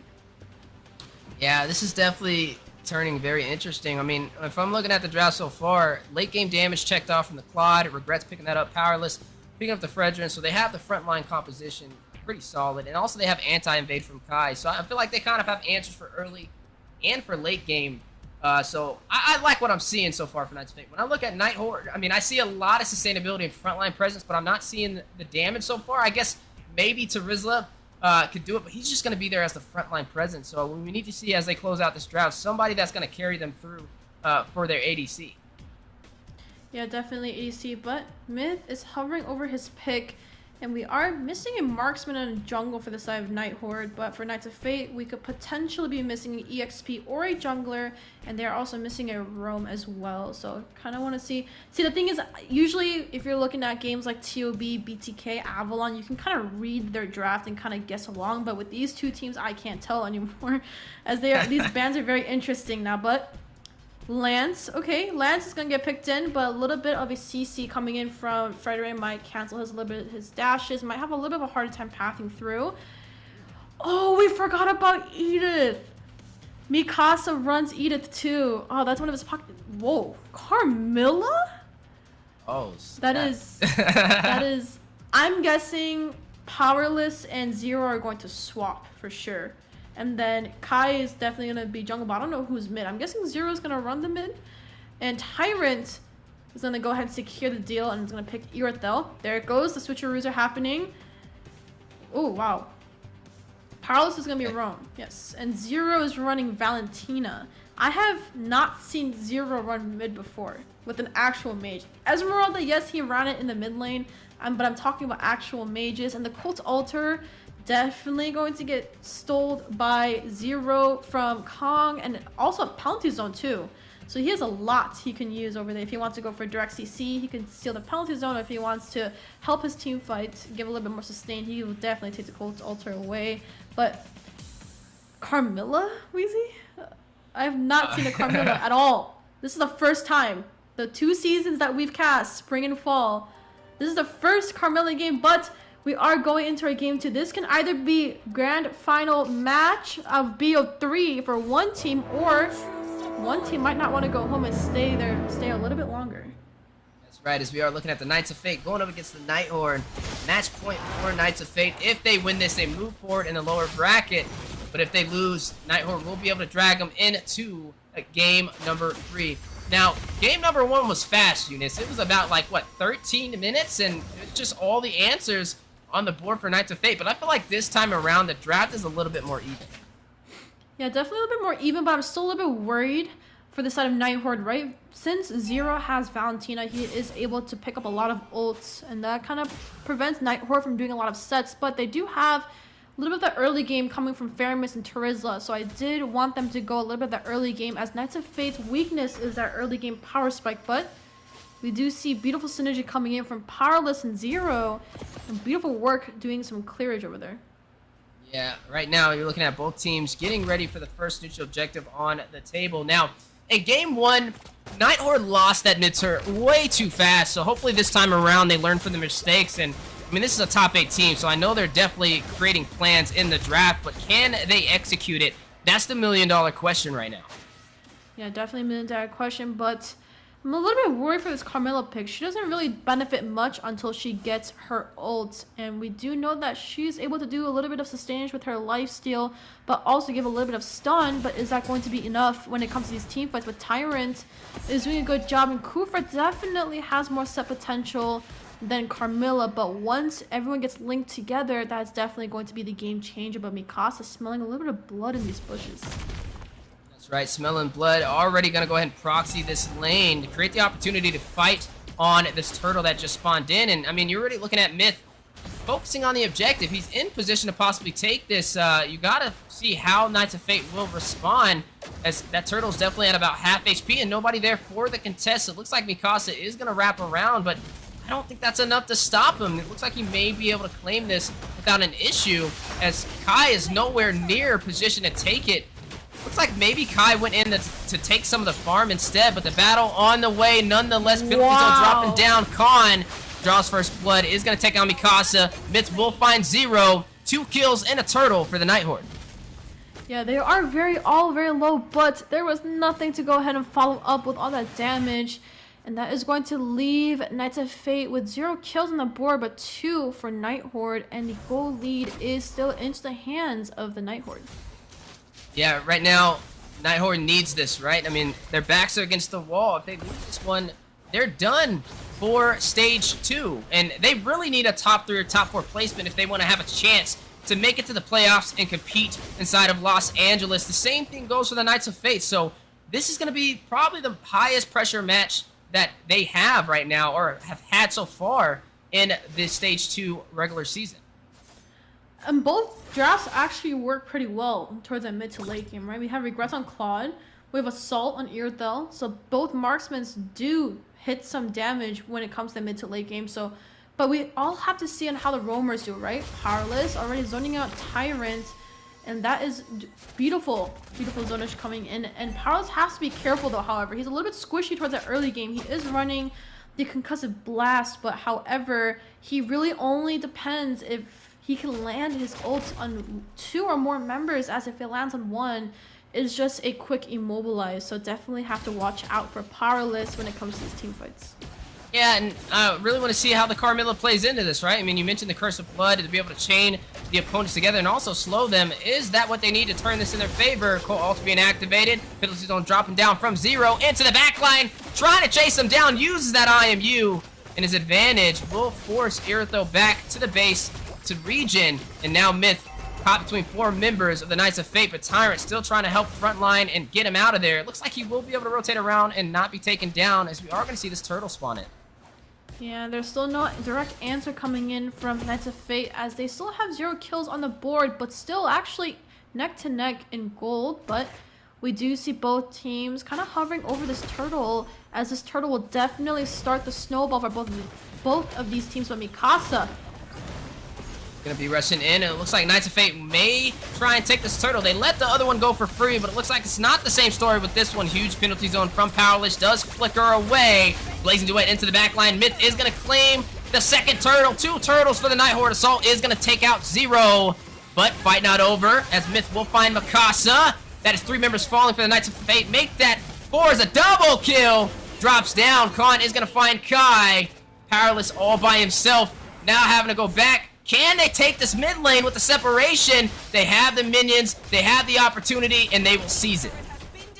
Absolutely. And 0-6 right now for the scoreboard. Night Horde doing beautifully well. 3k gold lead and objective taken away from Knights of Fate. And we are seeing the gold, right? Claude regrets locking in his first core damage item, but in return, Assault has already finished his core item, but Tyrant gonna dive in, but is that the right answer? He's very low. He's definitely not gonna make this one, but a huge triple set on his way out. Regrets picks up the kill, but looks like Night Horde is gonna try and claim that turret. It does fall, so overall they got what they came for. A good play from Night Horde. Beautiful play indeed, and we are looking at the first kill on the board, but Myth, can he get out of Regrets? He is doing a lot of damage. Oh, is he gonna get out? He definitely does get out, and that is a very lucky. He did get the good end of the stick, as he was able to get back out, restart his rotations, and that is a beautiful pathing also coming in from Myth as well. You're already seeing Night Horde leading by 3,000 gold, 5 kills, 2 turrets, and 2 turtles. Nothing has been claimed for the Knights of Fate so far. This is not the same game that we saw in number 1, right? This is working in the Night Horde's favor. They may be able to drag this out into a game number 3. Now for Knights Fate, they definitely have to find a way to get Regrets online. I mean, he's the mid to late game ADC, but he had a very hard time in the early phase, so trying to get him some gold is definitely where their focus should be. But the stun goes down. Mikasa picks up Assault 1. Tyrant very low. Mikasa dealing massive damage. Core Alter activated by Khan, trying to get his teammate out of there. Tyrant will fall. Mikasa picking up the double, and now Khan taking a lot of damage. They are going to seize in, and Kai will pick up the kill with that Appraiser's Wrath, and now we'll be able to claim that turret on the top side, but in the mid lane, Myth gets pushed back as well, and down goes the turret. Beautiful turnaround coming from Knights of Fate. They were able to harp on 2 turrets in the top side and the mid side, which makes the objectives equal now, as they did lose 2 turtles, but they are taking away macro 1 at a time, and turtle is going to be uncontested. Kai is going to securely pick that up, and that puts a goal lead right back to where we started, Wheezy. Yeah, right back to where we started, and I mean, looking at the map so far, both teams have equaled out the turrets, so I think this is a win overall for both teams. This is more of a stalemate. It's just going to boil down to execution now, right? We're only 7 minutes in, and both mid-lane turrets have fallen, which means the power of invasions is definitely there for either side. Yeah, but look at the collapse. Conceal coming in from Tyrant. Yeah, he did opt in on that conceal. It's not going to lead to the set, though, so a little bit of wasted utility, but that's not going to stop them from trying to take this turret. Mikasa is going to use that Primal Rat dealing a lot of damage. Look at Kai wrapping around, and now they're trying to run away. Hit with the retribution for the slow, and the damage is there, forcing out the Cold Altar. But he may be able to get out. Does he extend that distance, or will they shut him down? Powerless joining the fight. Khan still alive, able to soak up all that damage and utility, and now the punish from the Night Horde may go in. Penalty zone dropping down. Myth is going to take down Zero for a mega kill. Is going to path in with the Phantom's execution. Is going to hit Mikasa, dealing damage over to Kai as well. Thorn Rose dropping. Tyrant joining the party, jumps in with the Tyrant's Revenge, using the bouncer ball for the slow, and Myth, unstoppable, finds Mikasa powerless. Now, looking powerless, he's not going to be able to rush in. He's trying to play this safe, trying to help out Kai the most he can. But Phantom Execution goes down. Not going to hit Kai. He sustains himself, but Myth is going to path through and fight powerless. Focuses on the backline, eyes on the prize. And it looks like they are able to get some kills and still push through. Night Horde still having the slightest advantage. Yes, talk about advantage. That was beautiful pathing with the Thorn Rose, but they are still looking for more. Lots of flickers burnt. Ults have been burnt as well. And this, we might be looking at a more of a neck-to-neck game this game, Weezy, as both teams are really, they're playing everything slow. They still need their marksmen to scale, but the team fights are always one side. I kind of feel like I'm watching a TOB versus BTK game right now, right? We can't really tell which side really wins right now.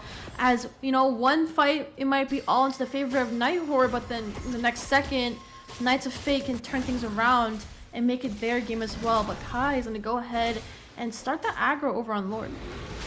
He's going to go ahead and opt in on this aggro, but just a little bit of a distraction to force Night Horde's hand for the contestant. Now everybody's swarming around. This is going to be a 5v5 engagement. Look at Matt for you, waiting to drop in with a huge penalty zone. Phantom Execution may be on the way. Zero is going to take down Assault Cold Altar being activated. That is 4 members left. Kai is going to find the Lord for Knights of Fate. Powerless gets a kill, takes down Tyrant. Zero gets a double, finds Khan. Mikasa finds Matt for you. Myth by himself. Can he escape regrets? Knights of Fate able to do it. They take the Lord, they take down 4 members of the Night Horde, and they turn this game back in their hands. Yeah, it's kind of like trading out cards right now, right? Is it Ace for King or King for Ace? We do see Knights of Fate already start to siege these turrets, but Myth might have just stepped on someone. Woo! And woo! Here we go. Myth rushes in, but Regrets is going to shut him down. Now, I mean, Myth, he's having a good game. He's just not able to kind of, his team just needs to kind of rotate around and play in his favor, right? I mean, he is 6-1-2. He has like, what, 60% of the kills on their team so far. So, I mean, maybe just playing a little bit more safe. He definitely has the items. He has the damage on what he needs, but he just has to wait to pull that trigger. But we are going to go ahead and see this Lord make its way through the mid lane. Yeah, talking about regrets, definitely making sure Myth is regretting for going into that team fight, but Lord is coming down that mid side and going to go ahead and do a beautiful defense coming from Night Horde, but they are still looking to trade some, but Tyrant trying to get set, but Myth once again pathing in again. Getting spicy in the second match between Knights of Fate and the Night Horde, as you are going to see the battle on the way. Myth finds Zero, Regrets is going to find Tyrant to respond. That is going to be a tank for a mage. Knights of Fate, though, still trying to put on some pressure, but they are low. Regrets needs to go back now, and he realizes that he's not going to stay, which is going to force them out of the base for the Night Horde. They were not able to claim any of the inhibitors, but they have the map advantage. That was a one member trade for Zero, but that made that 1-1, which puts the score even. And now Knights of Fate is going to have almost a 4K goal lead taken away from Night Horde, and we saw the answer that we wanted, right? Early game, Knights of Fate struggles with that early game, and Night Horde was able to capitalize it for a good chunk of time, but now since objectives have been taken away from their hands, they're struggling. And usually when it comes to that midpoint game, Night Horde kind of chokes on what they need to do, right? We see Myth just pathing in when there's a full 4-man coming in, but Myth might just made another mistake if he's not allowed to get out of this path, and Kai, retries have been popped. Oh, he's taking a lot of damage. He's been immobilized as well. Thorn Rose, but wait! The Cold Altar to save him! In the midst of the battle! Matthew finds Mikasa, a punish, a counterplay! Regrets is gonna take down Myth. Kai's gonna take down Khan. Tyrant very low. Kai finds Matt for you! Another body drops as Regrets picks up a double, finds Tyrant. Knights of Fate, they have the numbers. Assault and Khan by themselves. Can they push through this mid lane? Can they close it out? They have about a 20-second window. There it goes. The inhibitor may fall. It's at a quarter of HP, and down it goes. And now they're going to shift their focus to this Lord. Absolutely. Very disciplined play, as they are not going to step on anyone's toes for this game, as this is match point for Knights of Fate. But Night Horde, they're going to have to look for something or try something to make sure this doesn't give them the chance for Knights of Fate to steal out the game, as they are looking to stay a little bit longer. But how long can they hold on for? Because they can't keep making those mistakes. And Myth, just like you said, Wheezy, holds literally 60% of the kills. But every time Myth tries to path his way through, his team is not responding as well as I would like them to. But look at the proxy of the lanes, both sending each to each lane to go ahead and start that Lord push down the mid lane, as their base has been cracked open for that mid side. And Regrets is just stacked up in gold. He's leading over Assault by 3,000 gold right now. Has majority of his core items, the Golden Staff, the Corrosion Sight, the Demon Hunter's Sword. I think he just picked up the Malefic Roar as well. Speaking of Regrets, gets a kill, is going to take down Myth, who tries to path in, trying to delay the inevitable. As Knights of Fate is looking to close this out with a sweep, but the Blaze Duet drops down. Alter to negate the damage, Khan finds 0, but Powerless will find Tyrant. Regrets Godlike takes out Assault, takes down Kai, and takes down the base Crystal. Knights of Fate, a clean sweep against Night Horde. Beautiful 2-0 sweep coming in for Knights of Fate. That is all she wrote, and that is going to close out this series against Knights of Fate versus Night Horde. And at the end, the synergy between Tyrant and the penalty zone was beautiful, right? The penalty zone locked in with the flicker, but Tyrant locking in the Tyrant's Rage was a good set. But we see the Blazing Duet coming in through by Regrets, was able to just chunk them down very, very fast. Colt's Altar was not able to be their saving grace for this game, but that is a beautiful 2-0 sweep coming in from Knights of Fate. There you go, another one prediction from Eunice. You know, you just not able to ever take a loss when it comes to predictions. But hey, I voted for that one as well, so I guess we both kind of won in our predictions rating. But speaking of ratings, now jumping into the post-game stats, I mean, that was a 14-minute game, and it looked like Night Horde had everything they needed to take that, and then slight mistakes happened toward the mid, and they got punished, and Knights of Fate was able to find their momentum, their rhythm, and claim that victory. I mean, yeah, definitely, right? We saw Knights of Fate struggling actually early game. There was nothing happening.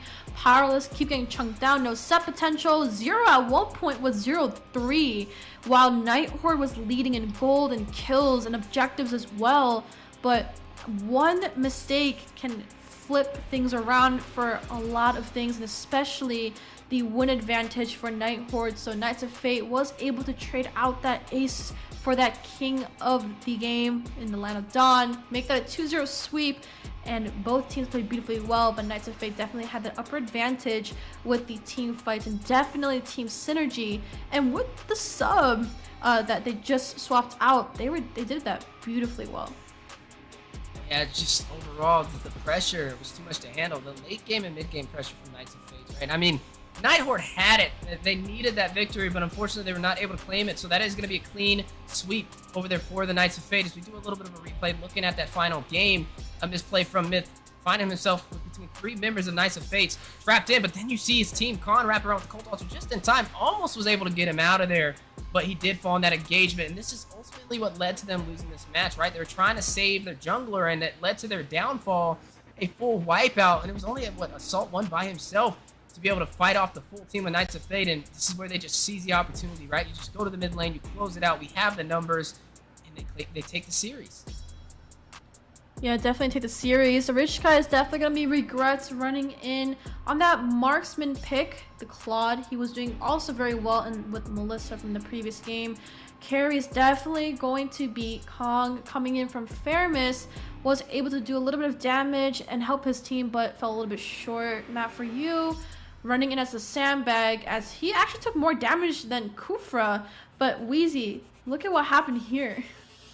Right, as we're looking at the replays between this entire series, it was a 2-0 sweep in favor for the Knights of Fate. The Night Horde just having a very hard time. I mean, you're looking at the Knights of Fate already trying to claim the turret on the bottom side. This is where they get the wipeout, right? And then they just push through and they close this game out. This is the same situation that we've seen in game number 2. Just a couple of misplays, a full wipeout, and an early finish. I mean, here it goes again, that play by Myth, just pathing around at the wrong place at the right time in favor for the Knights of Fate, and they made the most out of the opportunity. It almost didn't work in their favor, though. I would say it was a good rotation around for the Night Horde, but it was just a little too late. And again, Myth is the one that started that catastrophe. You have to kind of play safe. You got to keep in mind, like, the respawn timers are too high, and with the team at, what, a five-man team pushing in on you, that's definitely not where you want to be, especially as a jungler when a Horde will be spawning in soon. That just didn't work in their favor. So Knights of Fate, they do push forward, and that's going to be the first 2 series completed today. You got to see a Savage, though. The first series was Savage, the second Savage that we've seen on the Martis, and it was a Maniac and then a Savage. But speaking of amazing things and what to look forward to today, let's move on to our amazing host, Liz Betts. Well, thank you, Weezy. What a game, right? But before crowning our MVP, we are joined with the one and only G the Ico, the gem of the NACT community, who needs no introduction. So, G, how are you doing today? You watching the games? I have been. I'm actually streaming at the same time of doing all of this, so it's definitely been crazy. So did you pause your stream? No, it's still right now? going. Like, everything's still going right now. Oh, wow. So if you guys want to get some back stories of... Yeah. So if you guys want to get some bad stories, check out G stream. Like, I would check it out after to see like what your live reactions were for the first game. Now, G, you're a streamer, right? You're a streamer, you a shotcaster. You're also working like very closely in the community. Like, you're everywhere on YouTube. What I search in the search bar. So, what do you do for the NACT fall this season? Like, what are your roles right now? So for this season, I'm actually the pro teams managers for the NACT. So I take care of a lot of the pro teams. I make sure they're, showing up on time. I'm making sure that if they have any questions, concerns, they reach out to me. And I'm just like their all go-to person for the NACT. And I'll be doing that even offline at LA. So it's going to be a great time. I get to meet and interact with a lot of the pro players, and it brings up a lot for me. You're like the momagers for all the players.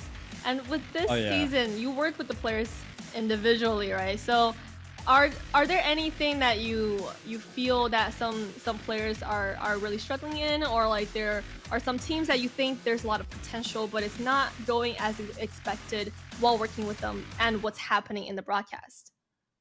Yeah, so I wouldn't say that there's too many teams struggling. Of course, they have to battle some of the technicalities behind the scenes on being able to travel and stuff like that. But in game and like pretty much anything that they have to do in game, it seems like all of them are golden. Like, they have managers now; they're required to have that, right? And then they also have me on the back end.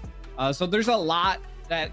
A lot of support that they do have, so I don't think they're really struggling. I do think that NA does have we're stepping stones right now, so they're just trying to get it going. So I hope at some point that a lot of teams are going to be showing out and do as good as TOB and BTK. And among the things that you've helped the players with, what is the craziest thing or request that you had to assist the player in? So I wouldn't say that there's any crazy requests. They normally ask a lot of just common questions and, concerns of scheduling and like when to go and stuff like that. So I don't think there's anything like crazy that's ever come up. They just need someone to guide them and put them in the right position and know when to show up on time. So I wouldn't say that there's any crazy questions that I've got. And in guiding these players, which team do you look out for the most this season? Like, which team is your favorite? Or, I mean, it's hard for you to say because you work with all of them. You know these players like, very closely. So it's hard for you to give an opinion, but is there any like players or teams that in particular you feel really brought your attention this season? So I would say there's probably two teams that have caught my attention, right? Avalon, Bloodhounds. Both of these teams are really, really strong.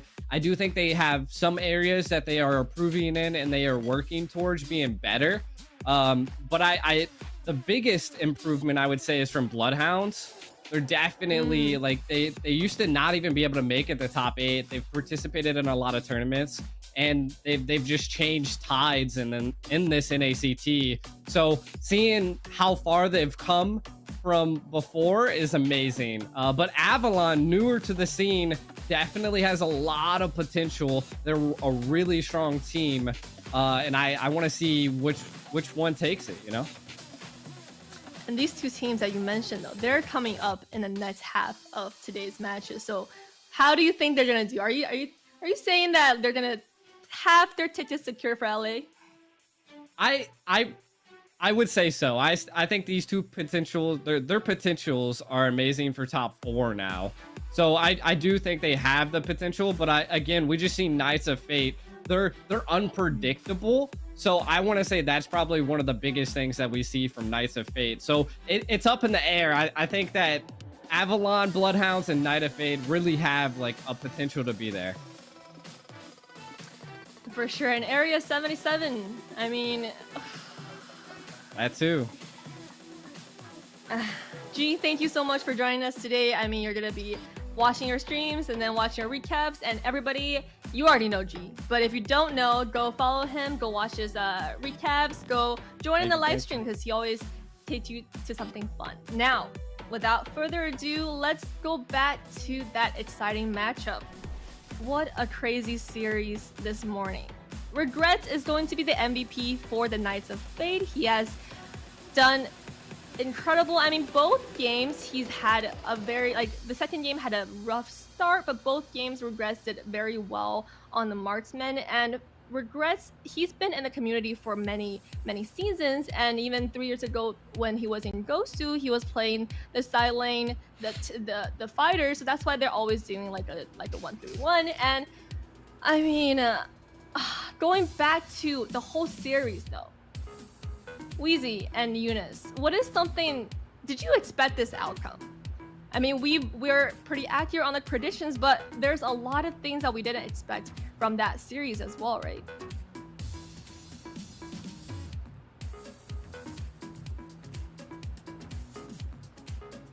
I wouldn't say I expected it to be as fast as it did. My bad. My powers were working against me right there. But I think that overall, they did excellent, right? Both teams fought it out, but Knights of Fate, they just had the cutting edge to be able to close it out. I think Night Horde, we've seen the momentum, we've seen their passion, but they were just not able to push through. I will say we did kind of predict the Night Horde not winning this one, and I think something that could have definitely hurt them was some of the roster changes so suddenly. Sometimes that can make or break synergy for a team. So I look forward to seeing what they do. I mean, there's still a stage 3, but now, you know, as we do move forward, we got these teams who are going to be going up against the gatekeepers, right? The 3rd and 4th place positions, Avalon and Bloodhounds, trying to hold their spot, trying to deny anybody entry so they can have a place inside of the playoffs. But now you're looking at two teams having that chance to go up against them, right? You have Area 77 and you have Knights of Fates. The question is, can they pull it off? Yeah, and for Knights of Fate versus who was the team that just went against Knights of Fate? Night Horde, right? The thing is, she already forgot. I already forgot. Like, I don't even know what happened because, you know, the first game was so quick, right? It was a 13-minute game, I believe. One of the fastest matches. We did see a 12-minute game today, but knowing that we both harped on it, right? Weezy and I was like, oh, Knights of Fate really goes at 1-3-1, so it's a harder time for them to start that early game snowball, right? In the second game, Night Horde was able to start the snowball, but, you know, one mistake can really flip the coin and flip things around, and the same story doesn't repeat itself twice, right? So definitely might have to be a little bit smarter next time, as any mistake in this game can cause a huge downfall for any of these teams, right? We can have a 5k gold siege, but then as soon as one mistake happens, objectives get taken away from your hands. You know, that's just all she wrote for the Knights of Fate. So definitely have to look out for the next season as well. For sure, and definitely have to look out for these two teams because they are comprised of pro players who's been in the community and who's claimed victories in the past, and now they're going to go face with our top or bottom two teams who are trying to secure the stock. Who will win, the Contenders or Avalon? We'll find out after a short break.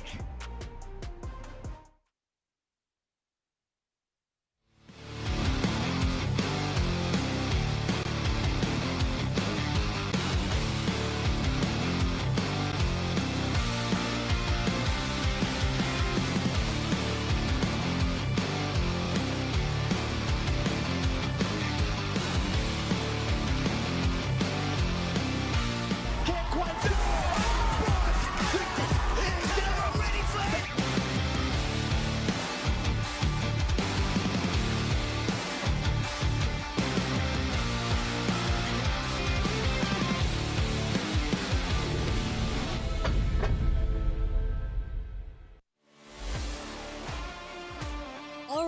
Mobile Legends? Is Liz here with the weekly recap for the fall season. Now, last weekend we had an electrifying finish to stage 1 of the NACT, and we're already gearing up for an even more intense stage 2 this coming week. Now, first things first, this past weekend has shown you anything is to keep your eyes on Zia from the O'Hara brothers. This rising star stole the show in stage 1, pulling off not 1, but 2 Lord Steals against Mobile Zane.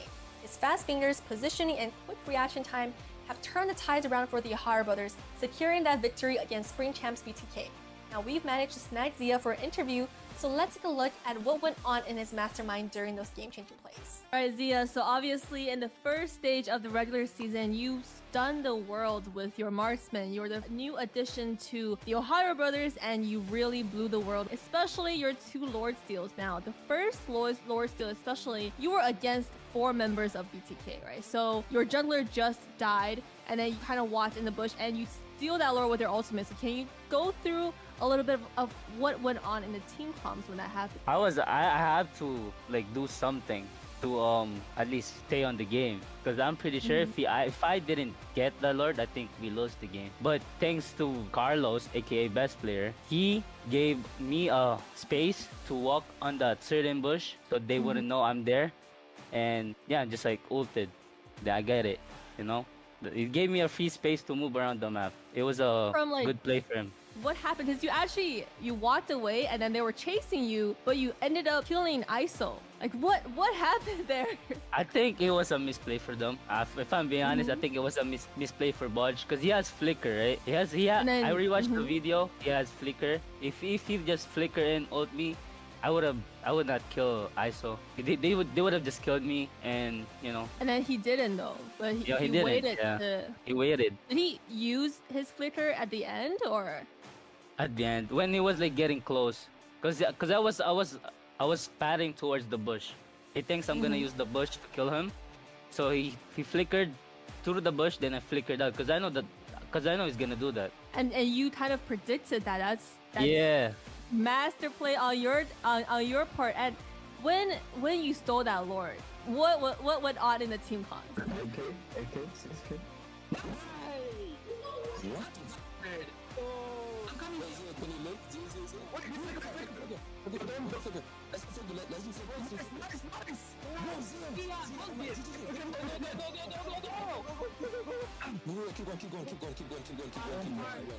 I didn't say anything. I think it was them. It was them, because I still had to focus, because like four people chasing me.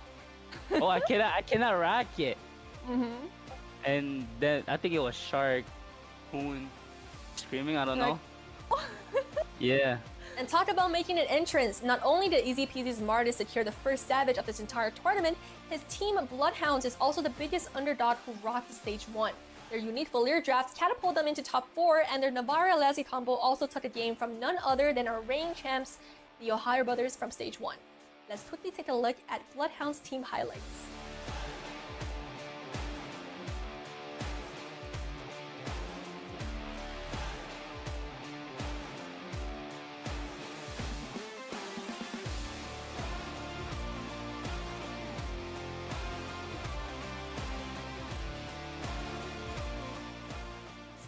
Leading the pack, we've got the O'Hara brothers with a commanding 100 points, closely tailed by BTK at 90.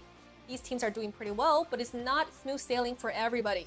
The 4 teams on the bottom tier, the Knight of Fate, AggravateOne, Area 77, and the Night Horde, are lagging at 60 points. Now, according to our calculations, these 4 teams need to score approximately 150 points to land their playoff dreams. And that is it for the recap, guys. Stay tuned for more excitement happening this weekend as we move forward to the next stage of the NACT. Join us this Saturday, and remember, this isn't just a tournament, it's the official path to M5 and your path to glory. I'm your host Liz, and I'll see you next time.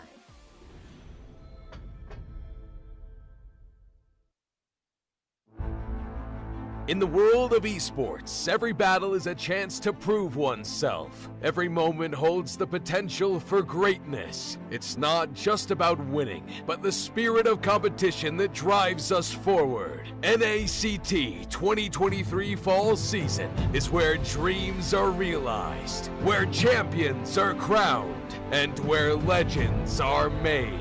In the arena, we face our rivals head-on with unwavering focus and unwavering resolve.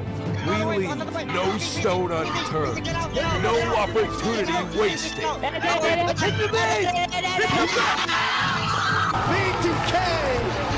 doesn't want to go out Together, we create moments that will be etched in history. We inspire, we innovate, and we forge new paths towards glory.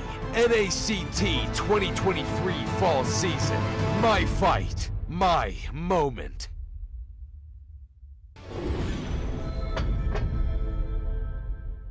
Welcome to a journey through time as we delve into the transformative milestones of North American Challenger Tournament, NACT. Our story begins on April 11th, 2022, when the North America Community Tournament was officially renamed to North America Challenger Tournament. The official NA YouTube channel was also introduced, and Team A77 claimed the title of champion for the season. Fast forward to August 7th, 2022, and NACT evolved into an officially organized North American regional event. The tournament spanned 13 days of thrilling online broadcasts, with Team First Blood triumphantly seizing the championship. As we moved into the fall of 2022, the first ever offline grand final was held, taking the tournament to a whole new level. This landmark event took place in Las Vegas, USA, creating an unforgettable live experience for all the fans and competitors.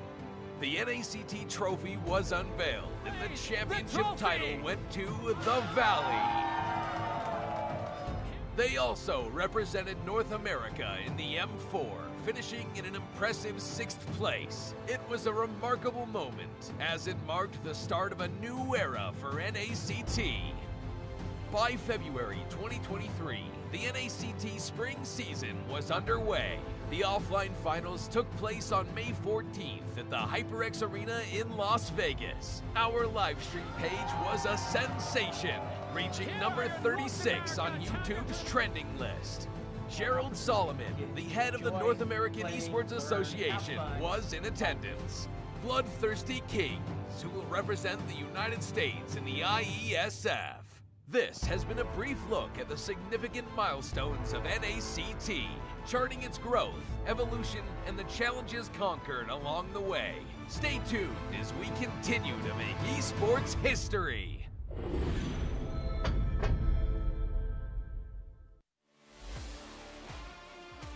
The upcoming tournament for NACT Fall. This is Mara Aquino wishing you guys luck, and I hope you guys do so well and you go to Philippines for the upcoming M5 World Championship. And you never know, it might be you that I announce as the winner. Hi, I'm Gideon Q. I'm from Malaysia. I'm a talent as well as a caster for a majority of the MLBB tournaments that you may see internationally. Good luck to all the teams who are coming in for NACT Fall Season. I can't wait to see potentially new talents coming out from North America. Obviously, we love the old, but some new ones would be great to see how the community is going to continue to grow, and especially when we're looking at the top 1%, good luck to all of you guys, especially those who are prepared to deal with a giant crowd when you start flying over for the international. Good luck, everybody. Wait, sorry. Hi everyone, I'm Eterna. How are you guys doing? I just want to say a few good words here. I've been very excited to see you guys grow. It's so great to see how things have developed over the seasons, over the years. I hope it gets bigger. I hope you guys have more to say on the international scene, and I heard you guys are coming to ISF, so that's super great. Can't wait to see you guys there. Can't wait to see you guys rock the, LBB scene. Hey guys, my name's Tefel, and here's the thing: we watch NACT Grand Finals in that. And we are back for the halftime show where we give you some deep dives in and around the tournament. Now today, I believe the topic is going to be on the jungle, the king of the jungle. So, without further ado, Weezy, you want to take us through the score chart to see who are the top contenders for this role? Definitely nothing would make me happier as we're looking at the player stats of some of the junglers in the top 8 teams for North America. We have the upcoming Prodigy best players, been on the rise lately in the North American scene, dominating in the jungle. Now, it's no secret who the king of the junglers are, right? Mobazane, he's been leading the way in inside of North America for some time now, but now we have some additional talent spreading their wings. We have Best Player, who you will be seeing playing with BTK IESF here upcoming next week. And you get to go ahead and see some of his stats right there compared to Fallen, who is currently on Avalon. A great player indeed. You see both of them running those assassins, and they're definitely ready for that next level gameplay. I mean, just look at the gold, look at the KDAs. They're almost pretty much even. They definitely are, and that's only a couple kill difference, right? If Fallen were to pick up 1 or 2 more kills, that KDA would have been very similar, but the stats of damage, rating, and gold definitely sets them apart, as there is a huge gap definitely in the damage area where 20k is definitely going to differentiate them both as well. But we are trying to give the best of luck over to Best Player, as he is going to represent IESF in the next week. So everyone, please put in your best wishes for Best Player, but also Fallen actually being one of the top 2 players right now in the jungle area for Avalon, and he is a new face, right? We haven't seen him at all in the last NACT as well, but being brought up in here now, we could definitely see who is the king of the jungle. And yes, Mobazane does also know how to work his route around the jungle, but we are specifically talking about the target assassins, as those two have played exceptionally well, especially Fallen. His lean is definitely something you want to watch out for. And in the upcoming match,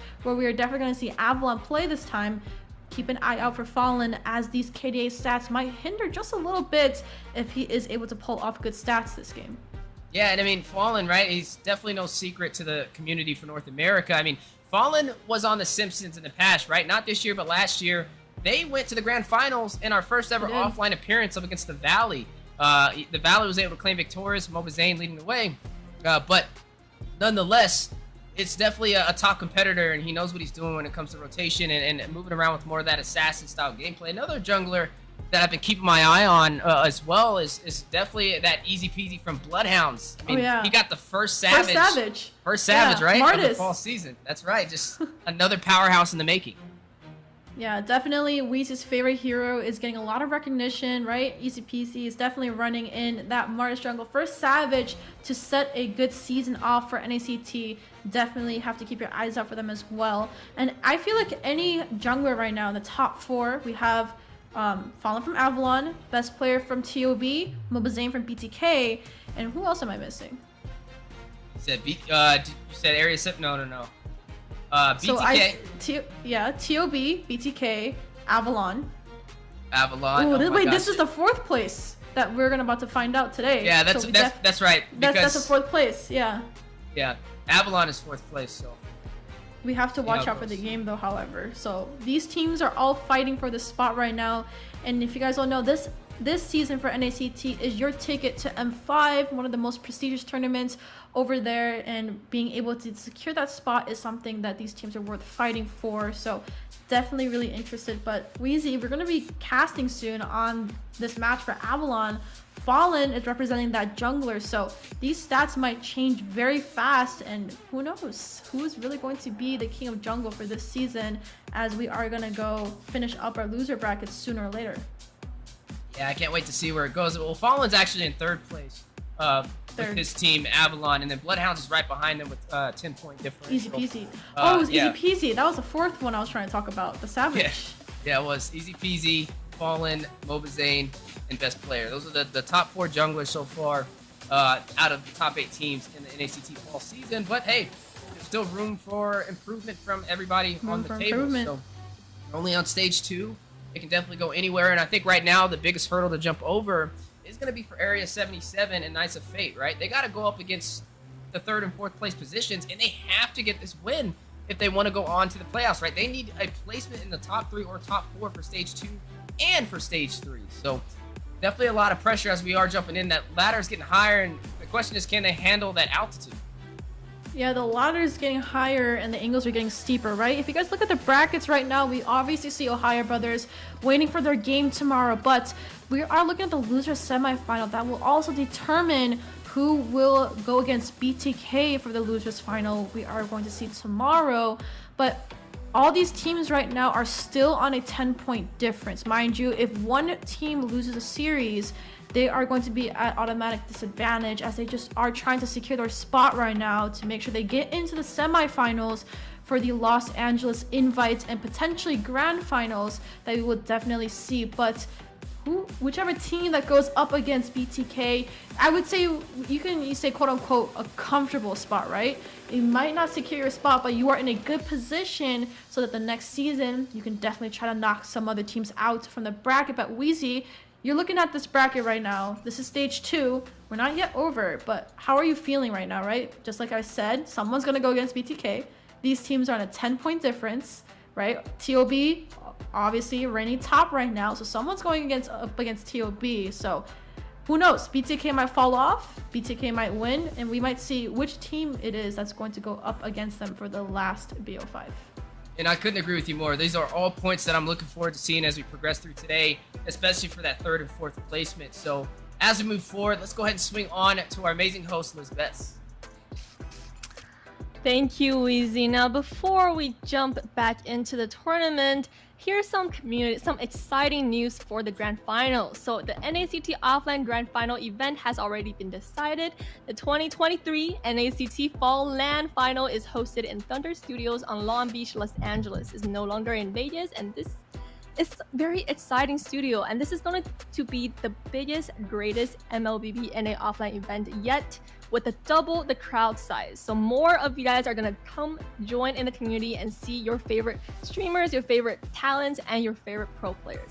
So make sure you share your experiences about the grand final day on social media, including your previous offline events and what you look forward to in the 2023 NACT Fall. So casters, I know Eunice, you live in LA, right? So what are you most excited about for this, or do you know anything about the Thunder Studio or just the LA experience? Well, for the LA experience, you know, I recently moved here, so I can't say too much, but as it's in my hometown right now, as of now, I'm actually very excited. It's held in Long Beach, which is not so far away from LA as well, so definitely a huge upgrade regarding the crowd, right? We did have a beautiful event in Las Vegas in our last season, but we wanted more people to come out, but now we can definitely have twice that size in our venue, and this is going to be very exciting. And Wheezy, you're coming from all the way from the east side, and you're going to be definitely coming to join and say hi to some people. And who doesn't want to come to Los Angeles, right? Beautiful weather, beautiful city, and being able to kind of breach out of California as well. So what are your thoughts, Wheezy? How are you feeling about this venue?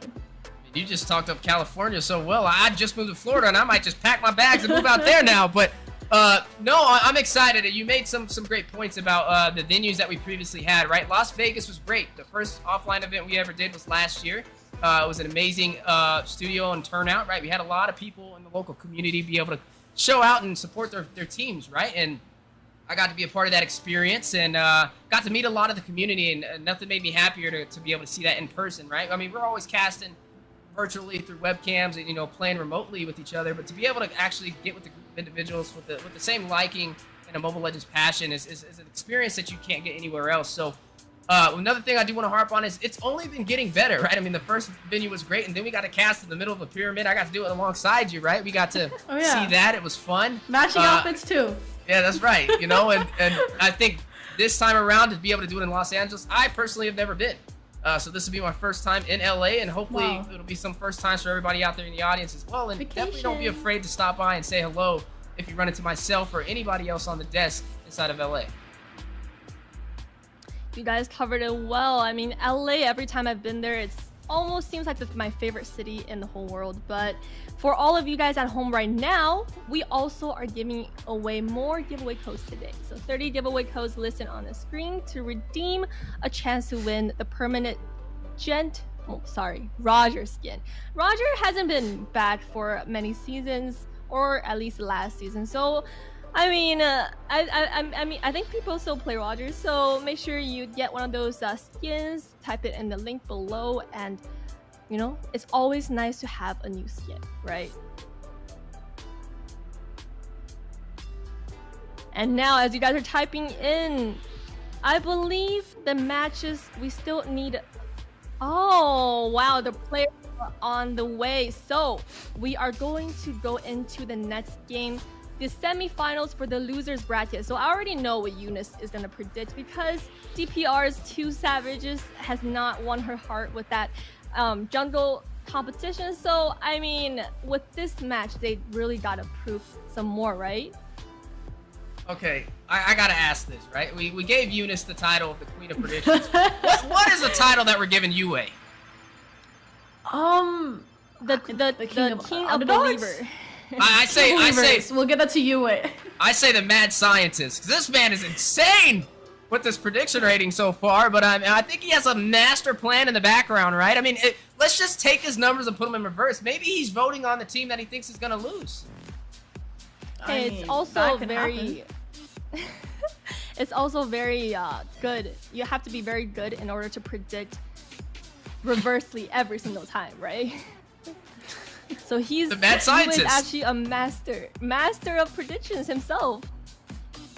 Yeah, definitely master of predictions himself, but looks like everybody on the board voted Avalon, and Yue definitely voting for the underdog A77. But hey, we might be wrong, so we can't put him on the side, right? Definitely A77 has been showing up, especially watch out for Mark QT. Definitely played beautiful games in our last round of games, but who knows? This can be a very long game. It can go BO3, or we might see a potential sweep, as we've been seeing all these entire games actually today has only been sweeps. So definitely watch out for both teams, as both teams definitely have good players.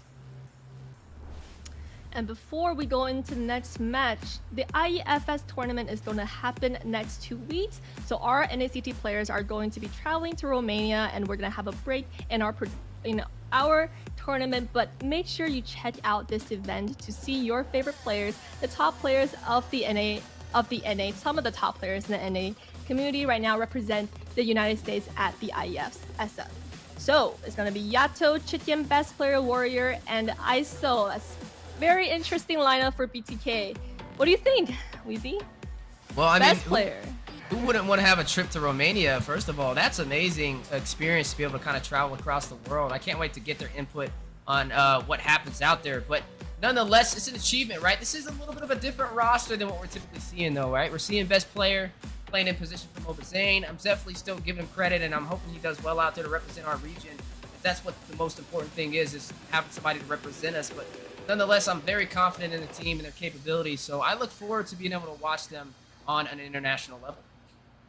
Yeah, and definitely for those members, all have international tournament experience, so definitely might be a good game. But also Warrior, his first time going over to international, but he is a sub roamer for TOB, so he has been for a long time. So synergy is definitely going to be there with Best Player. But I wish the best of luck to all 5 members going to ISF representing North America for us, and good luck to all of you guys as well.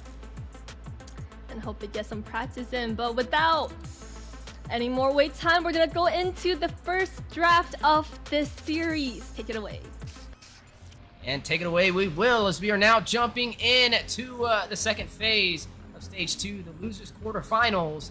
Avalon up against Area 77. Now, let's just take a look at these two teams individually, right? Avalon, they got some familiar faces over there. They got international experience. They have Basic, one of the most famous gold lanes for North America, and also across the Mobile Legends Bang Bang community. They've got Demon, the mid lane menace, has been a problem for a lot of the teams in North America for that position. They have Arvel, he's played on The Simpsons, he's played in the grand finals last year for the NACT first ever offline event.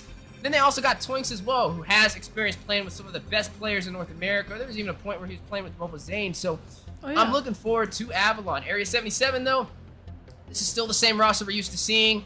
They've been a household name since the beginning of the pro stages for Mobile Legends Bang Bang NACTs, and I'm looking forward to what they pull out. I mean, like you mentioned, they have 2 brothers on the team. What stronger synergy is there? Definitely a stronger synergy, but we do see, and we did talk about this last season as well, there's a lot of familiar faces for the side of Avalon, especially their goal laner, which is going to be Basic, right? He's been playing everywhere, he has a lot of experience, but it all depends on how the team can push him through. But it also goes for the rest of the team, right? A77 supporting Mark QT in that marksman position, but Avalon also being able to push Basic through, and Arvel Fallen also being able to represent NA in our last year NACT, as they were the grand finalist runner-up for the M4 championship. So definitely want to watch out for them as well. And they both all have good synergy with each other as they have been playing against, and a lot of practice has been done. But Avalon's going to go ahead and actually ban out Kufra first, then followed up with Xborg.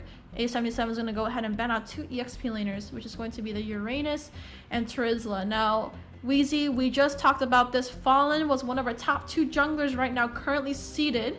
And I know you're just leaning back in your chair, watching him, thinking about his picks over there. But Ling has been his signature pick, actually. He's been playing it very well. He's been actually been able to successfully get a perfect KDA on that team as well. But Basic, gotta watch out for him too. He ended up getting a Savage on Leslie in our last NACT round, so definitely want to look out for him as well. So I feel like both teams have a lot of stories to tell, a lot of pages to turn, but only one team can rip out another page's book for it to end that story. So definitely want to watch out for both of them.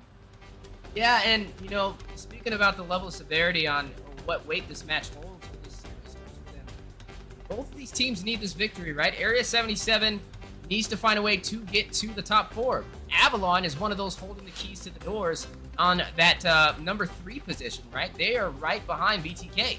They're sitting with barely any more points. So if Area 77 can take them down, this could be huge for the whole dynamic of the NACT fall season point structure. So being able to take down Avalon is definitely their game goal, but they got to go into this with a game plan. You mentioned Basic, you mentioned some of these players, the international experience, high IQ team. And they're definitely going to give them a run for their money. I mean, just from what we've seen today, though, there's 2 players on both sides of the table that has gotten a Savage so far in the NACT fall. So maybe we get another Savage on the way between these 2 amazing teams. But I will say it's definitely going to be a high mechanical game.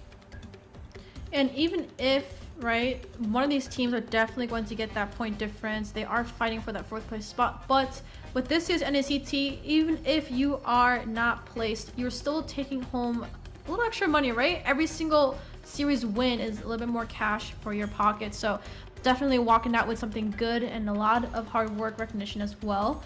But Avalon's actually going to lock in their EXP first. It's going to be Lapu, but in return, Faramis. So A77 actually loves this Faramis pick a lot, and I've seen them play it. Jules played it, I think, almost every single game besides that one Valir game. But he's been locking it in. And Eve is still open, but Mark QT is going to go ahead and lock in this Claude. He did play very well in this last series as well.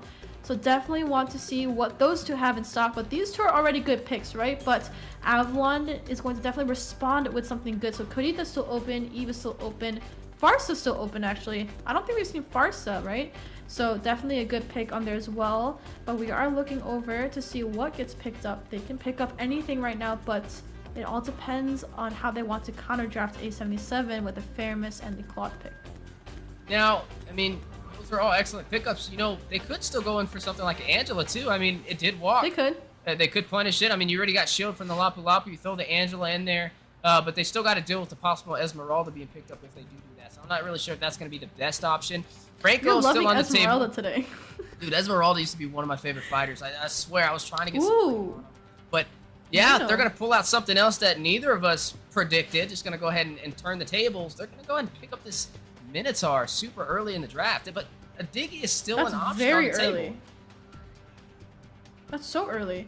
But I feel like Jules QT and Mark QT, the Claude and the Faramis pair is actually great, because usually if you see a Claude up against a Faramis, the Colt's Altar immediately gets cancelled out.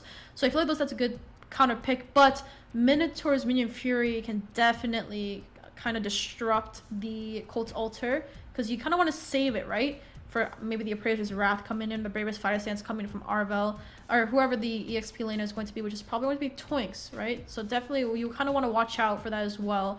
But Merciless is going to pick up this Martis, and Martis has been such a hot take for every single one of these matches. So definitely Wheezy's favorite hero is getting picked up on the board. The 3000 Worlds definitely want to show the world who they definitely are. But Leslie's going to get picked up for 877. Good read. It does protect Claude in his lane to prevent the counter plays coming in.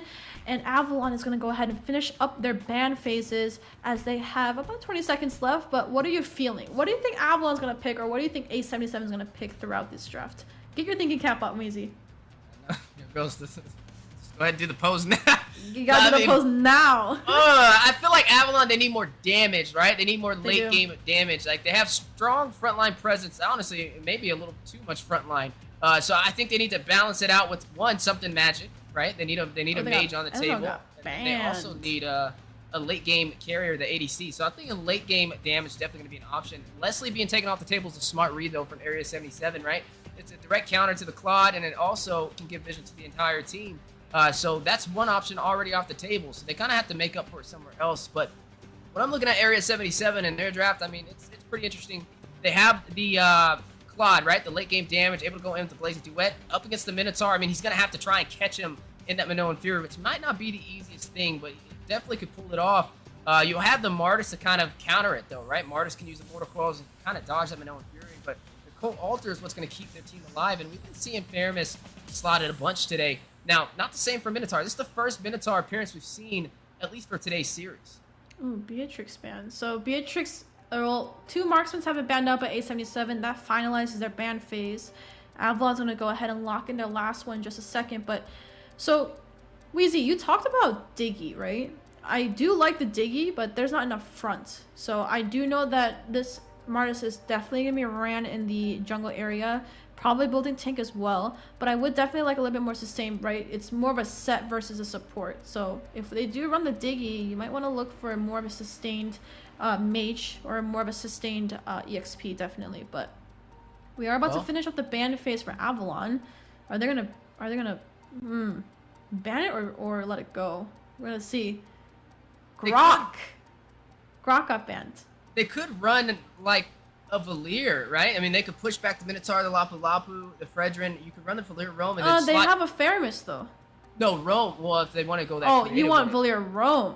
Yeah, I mean they could. I mean, if you could pull in the Valir Rome and then you could put in like the Grok was banned out because I was gonna say you could put the Grok in the XP lane to make up for not having a strong frontline tank. Why is he still up? There's options out there. Yeah, YZ is definitely a good one as well. I mean, but the problem with YZ is he's just jumping into so much frontline pressure. Yeah. He's just gonna get CC'd right when he gets in there. So Colt's Altar too. Yeah, this is gonna be an interesting one. It's like you could go for the Diggy and put the Diggy in the Rome position, and then you go in for some sort of tank that can sustain himself in the XP lane. But no, they're gonna go in for something else entirely. DPR is gonna go and solidify that for this team. I'm sure they're gonna swap around for Gauss Cutie. They're going to go ahead and pick up that Lolita. Now, Lolita into this combination. Yeah. So a lot of heroes that can cancel that Nubian Blast. Yeah, we saw it happen, actually. This was the same Rome matchup, right? Was it Minotaur and Lolita that we saw against A77? Was it their drafts? I think it was something very similar. Yes. Today? No, we didn't see Minotaur today.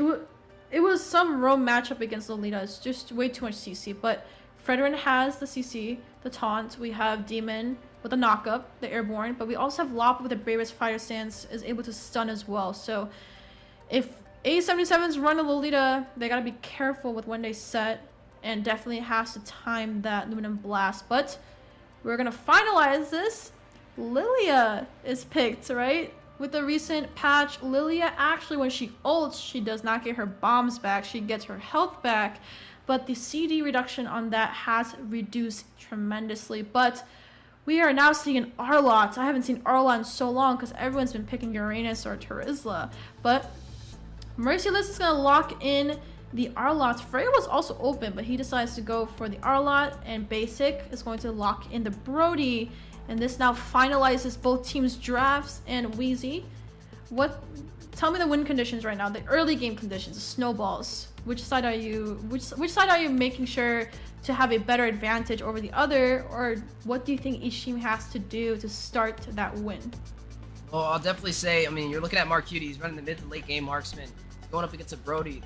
Typically, the Brody possibly will have a little bit of an easier time in that matchup. So definitely focusing on the ADC for both sides of the table is rule number one. And speaking of number one, we are jumping into game one of the lower round for today's NACT Stage 2.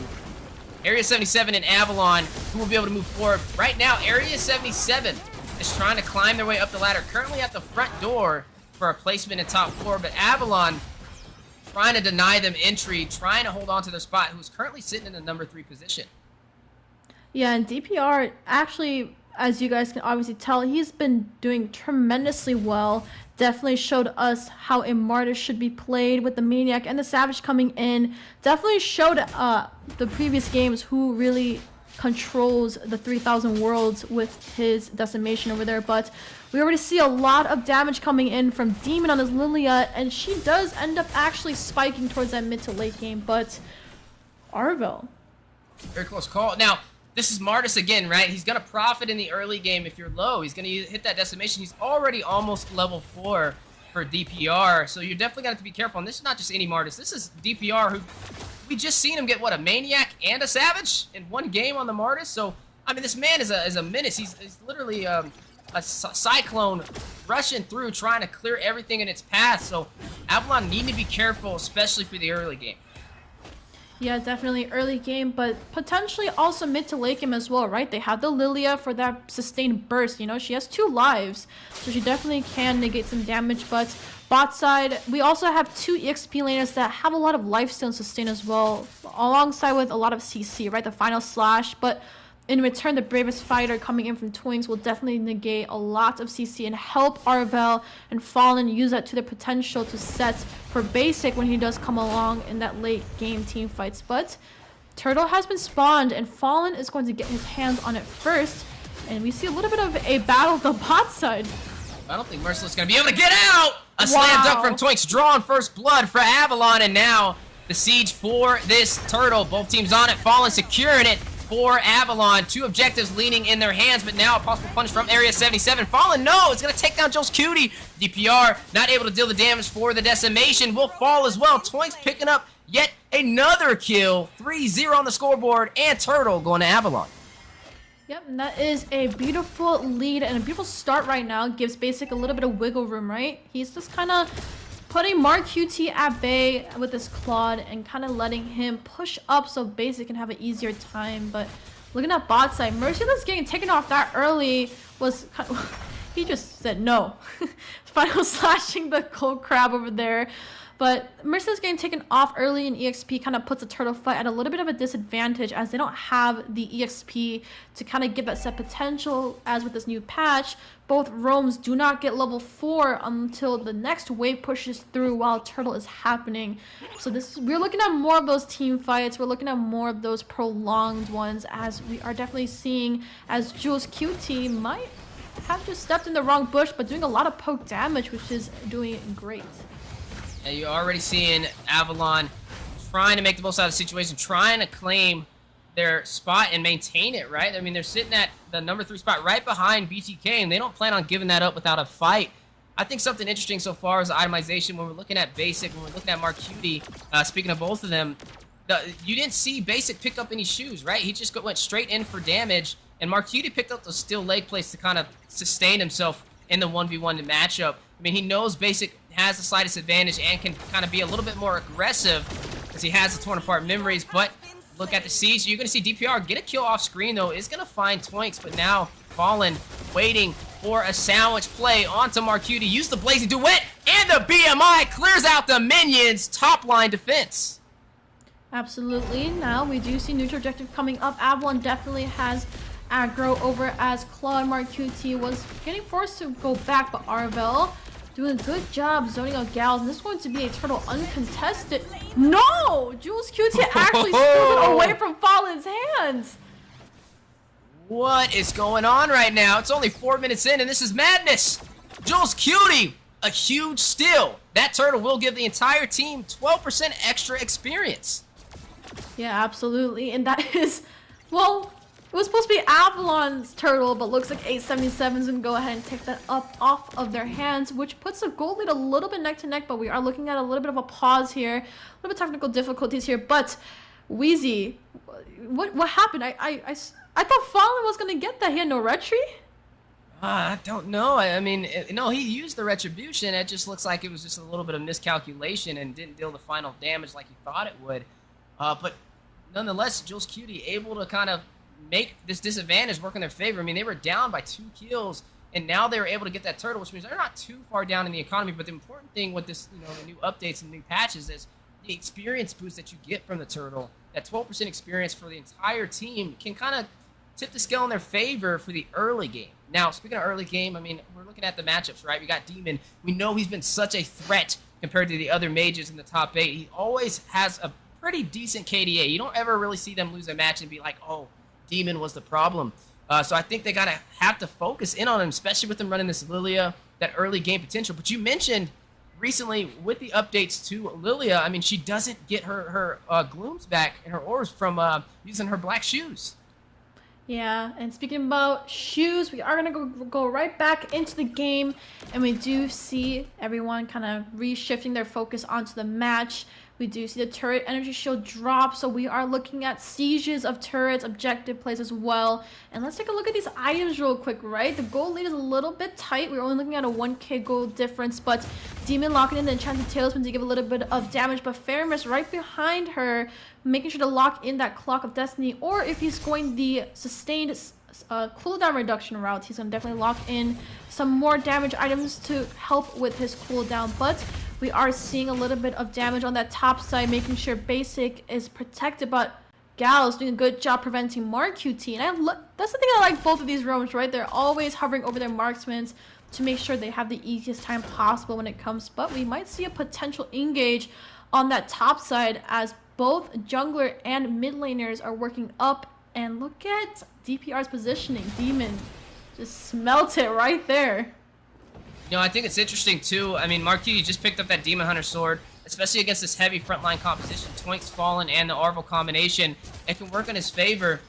You did see a Halberd picked up from basic as his first item, though. Looks like he's already prepping for some anti-heal super early in this game, which I did find a little interesting. But speaking of both players, looking at the marksman, 24 Memories goes in. Wow. Arvel joining the fight. Demon and Fallen as well. Gauss QT not able to save Mark QT, who does fall into the hands of basic on Team Avalon. Definitely torn apart memories as Mark QT is going to be taken off the board. And that's not looking too great right now, as marksmen, you do want to stay alive to start your power spike slowly but yet surely. But just saw that DPR was trying to get this turtle, but with no aggro they are not allowed to. But look at top side, they are looking to siege the top side turret, and they're going to go ahead. But Gauss QT might be put in a little bit of a pickle. He's the only one right now left up there. Oh, does he get out? Bulwark shield trying to save him. Numion Blast! The stun! Not gonna connect. Arvel picks up the kill. Not trying to allow his ADC to be stunned for any given moment. 5-1 on the scoreboard so far, and it looks like they're trying to extend that lead. They were able to claim that turret to open up the map in Avalon's favor. But in response, we're gonna go ahead and take away that mid turret as well. And we are seeing Bravest Fighter stance. Yeah, Bravest Fighter does go down. The turret in the mid does fall. Demon finds DPR. Not having the easiest time in this matchup like we've seen when he was going up against earlier, AggravateOne. So looking at this so far, 6-1, Avalon is kind of snowballing, right? Basic just picked up that Malefic Roar. We'll be able to kind of soak into some of the armor, penetrate it from Area 77. Right now, I mean, it's a 3,000 gold lead. Even though you were able to see a turtle go to Area 77's favor, a lucky turtle from Jules QT getting that denial, it wasn't enough to really dent the plan from Avalon so far, who's just having an amazing time. Numion Blast drops down, big stun. Mark QT picks up the kill, finds basic. Wait a minute, can get another. Arvel very low, BMI straight into him. Arvel trying to get away. A couple more basic attacks and he will fall, but no, he is gonna go ahead and get out of there. A close call. Definitely a close call, but look at the sandwich coming in from Fallen. Arvel's not going to go back. He's still staying there. He's going to rush into Mark QT. He's going to get the knockup with the BMI to push him back into the turret. Golden Staff was picked up to enhance those basic attacks from Mark QT to be able to deal some additional damage and attack a little bit faster. Twice is going to take down Jules QT in the midst of all this chaos, trying to seize this turret on the bottom side. You're looking at a 3v4. I mean, even Twink's joined the party. He went all the way from the XP down here to take this fight, and looks like they're going to pull their punches. They are throwing some punches, but the regen coming in from Arvel and the Minotaur is actually crazy. You saw him at literally to no health, barely escaping Mark QT on his claw, but fully regen. But looks like another pause coming in from Avalon. Maybe a little bit of technical difficulties, but that fight down there was crazy. You just never stopped. You just kept going. Weezy, you're not giving me any room to talk. You gotta let me talk, Weezy. Hey, but speaking of talking, there you go. Free giveaway code. Type it in your phones right now. Claim the code in-game for a chance to win a tournament chest. Lots of goodies in there, and I'm sure they're for a limited time, so make sure you guys hit that up while it's available. Yeah, definitely while it's available. But speaking of availability, let's take a look at these stats right now as we are in a little bit of a pause, right? 7-2. Avalon is definitely taking the lead by 3k gold. Marcuity got taken off a little bit early, right? But in return, Basic also got taken off at that set. Was a little bit unfortunate. The Luminant Blast did land on him, but we did see a lot of tussling happen at the bot side. Lord has now been up, right? So we can definitely see on a little bit of the mini map, everyone's gonna start working their way around. But Wheezy, what do you think the win conditions are right now for A77 for them to turn things around? They are losing a little bit of objectives right now, right? They lost their top turret and their mid turret, and they only have their bot turret standing right now. So what do you think they have to do in order to maybe turn this around, make them sustain a little bit longer as a gold spike from Marcuity is still available to them? I would say play for the late game, right? I mean, Marcuity, he still has that turret on the bottom side that he looks like he's trying to hook onto. I would say just play a little bit more passive. They're already so far down in gold at the 9-minute mark that they don't want to be overly aggressive and extend the lead that Avalon already has. I mean, you have the Claude. The late game can definitely work in his favor. It still is an upscale battle, though. I mean, you're going up against Basic, who's already out farming him, and already is a counter to the Claude. So I will say Marcuity is definitely the answer. Once he gets around and he gets the items that he needs, the Demon Hunter Sword, the Golden Staff, all those additional items to soak into Avalon, that's going to be the start of it. But then the next thing is going to be execution. You have Gauss Cutie running this Lolita, who has a Numeon Blast, but you also have Merciless running the R-Lot, which they picked for a reason, right? The R-Lot and the Lolita synergy is literally insane, right? You drop down the Numeon Blast, and then you get Infinite Eyes to be able to rush in and get those dashes that you're looking for to get a possible pick-off. And then when you're out of the eyes, you can go ahead and use that final slash to get some more. So I think it's just going to boil down to synergy from the team when they pick their engagement. But they got to be careful because they're currently down in the economy. Speaking about boiling down to synergy, we'll definitely see how it puts into play as the first Lord has been spawned and everyone's starting to get vision on it. DPR with the mortar coils doing a little bit of damage, but we're going to see who makes it out alive, Wheezy. That's right. I mean, the Lord's still intact. They are going in for the kills. Area 77 already having a hard start. Fallen, increasing that kill lead. Takes down DPR. Numeon Blast drops down. Demon finds Joel's Cutie. Blazing Duet from Marcuity. Trying to get into the backline. Does not find Demon, though. He's able to get out of that range. Marcuity, a slight mistake, and Basic will punish. Takes him out. That is a 3-for-none trade. Make that a 4-for-none trade. As Gauss falls, Basic wraps around, picks up the kill for a double. Merciless, nowhere to go. A hope and a dream, and almost a full team. And that's a bar right there, but they don't pick up the kill. Looks like Merciless is still there trying to deny them entry into the Tier 2 turret, but is that the right decision? Just let it go, brother. There's nothing you can do. Talk about hope. He did hang on to that last fate as he tried to defend that with all his mighty work, but definitely was not able to. And Avalon is going to go ahead and pick up this Lord uncontested, which makes that the first Lord into the hands of Avalon, and A77 having a little bit of trouble trying to make these sets work. And I'm a little bit worried about Gauss QT, right? You saw everywhere. The Lolita matchup into Basic, into Twinks, into Fallen's a little bit unfortunate, but look at the items right now. We are at the 10-minute mark. We are looking at Lilia going to her power spike. She has 3 core items, but in return, Basic also, like you said, locking in that Sea Halberd first item, but Marcuity only has 2 damage items, the DHS and the Demon Hunter Sword as well, so we have to, that's not enough damage. Looking at a 2k goalie between the goal laners, but here comes the Siege Lord coming down mid side, and we might be looking for a little bit of blood here, or, oh, here we go. Big play on the way, trying to open up the base for Area 77. Blazing Duet to the backline. Gauss Cutie finds Arvel. DPR takes down Fallen. The inhibitor gets destroyed in the process. Lord does fall. And now Basic picks up a kill. Killing spree activated. Is going to find Merciless. That's one member falling for Area 77. Do they pull their punches, though, or are they going to try and fight it out and claim another inhibitor? I mean, they're still in position for a possible push. Looks like they are going to try and seize the opportunity, but the numbers are not in their favor. They lost 2 members so far for Avalon, but Basic is going to take another member down. A mega kill finds DPR with the torn apart memories. You are going to see Wind of Nature picked up by Marcuity, though, so he will be able to negate some of that physical damage. Weezy, we're gonna have to get you a signed record deal. That was a lot you just spit out there.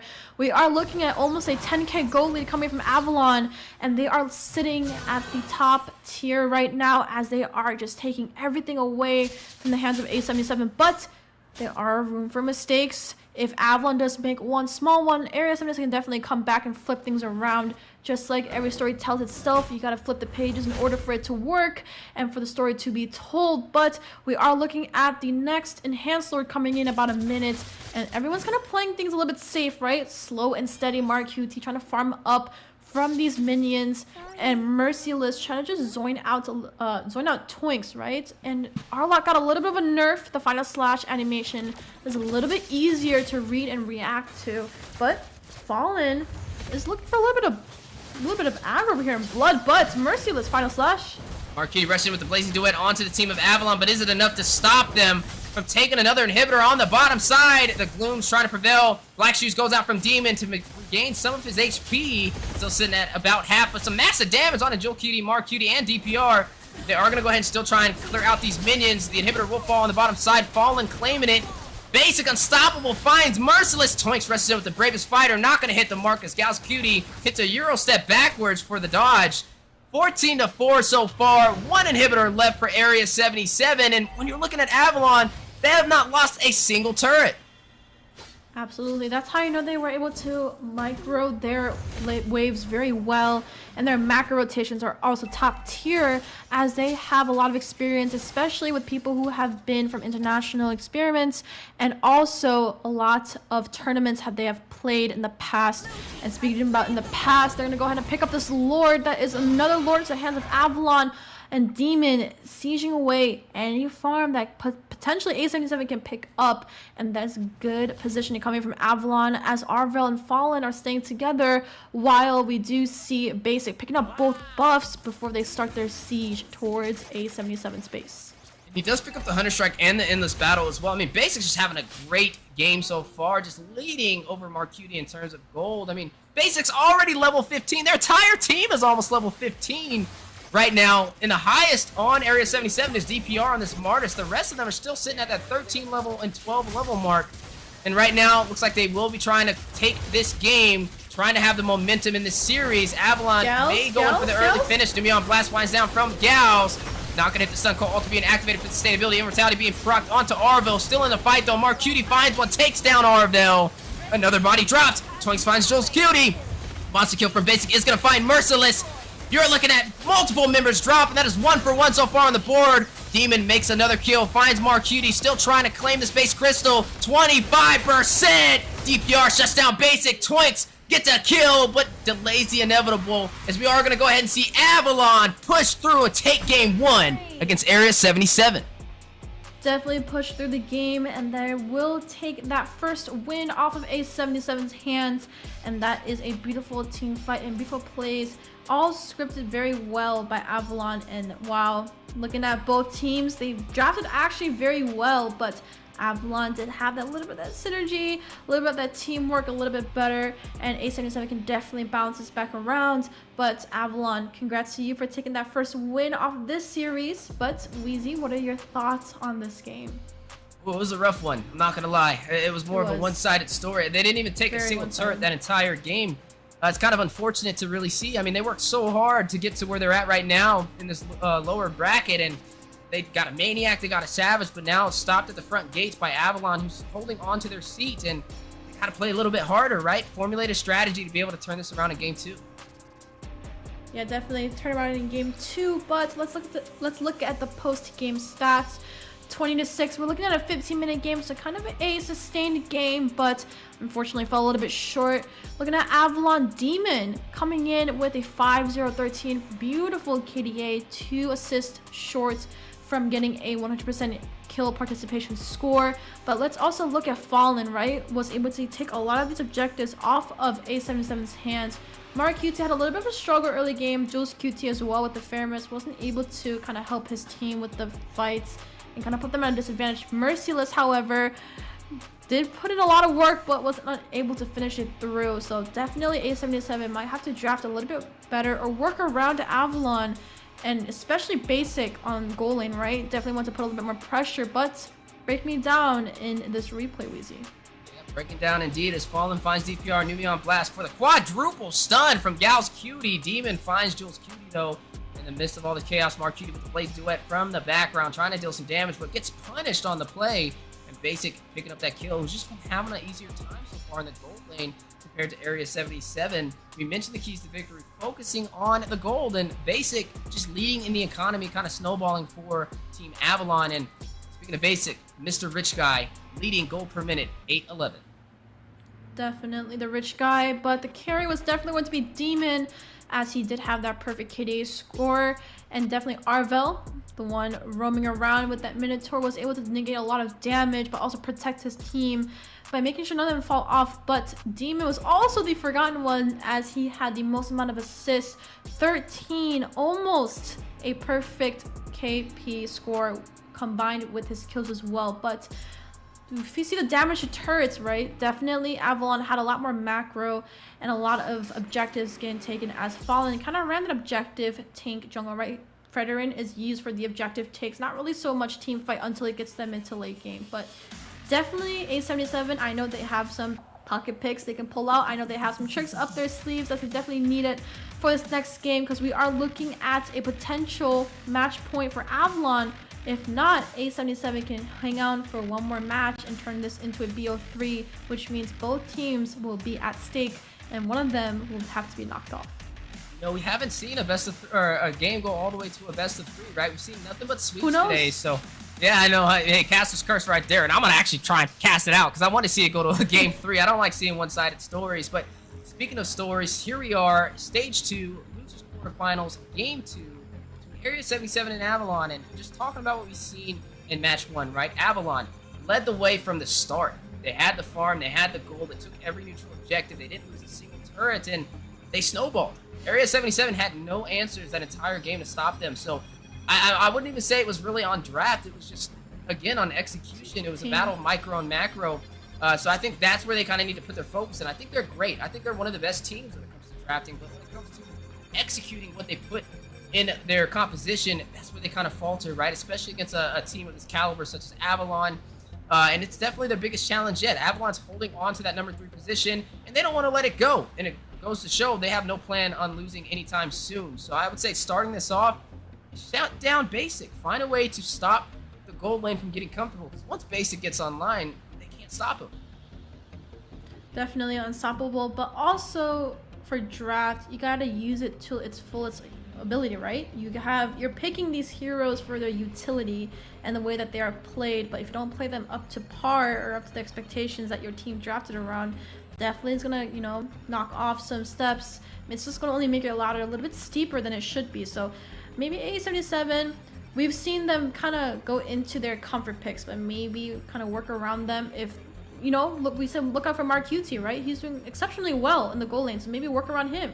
Make sure he's fed enough, and make sure Basic doesn't get in the way from stopping that from happening, as Snowball was a little bit too fast for Area 77 to kind of bounce back from, right?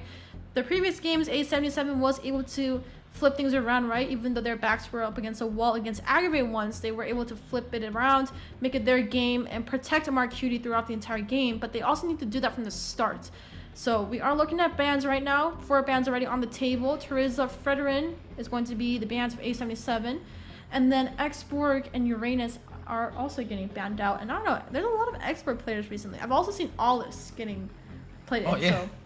So. No, Zero actually played Alice in the previous series. So we're seeing a lot of new picks right now, as the meta kind of is always shifting around.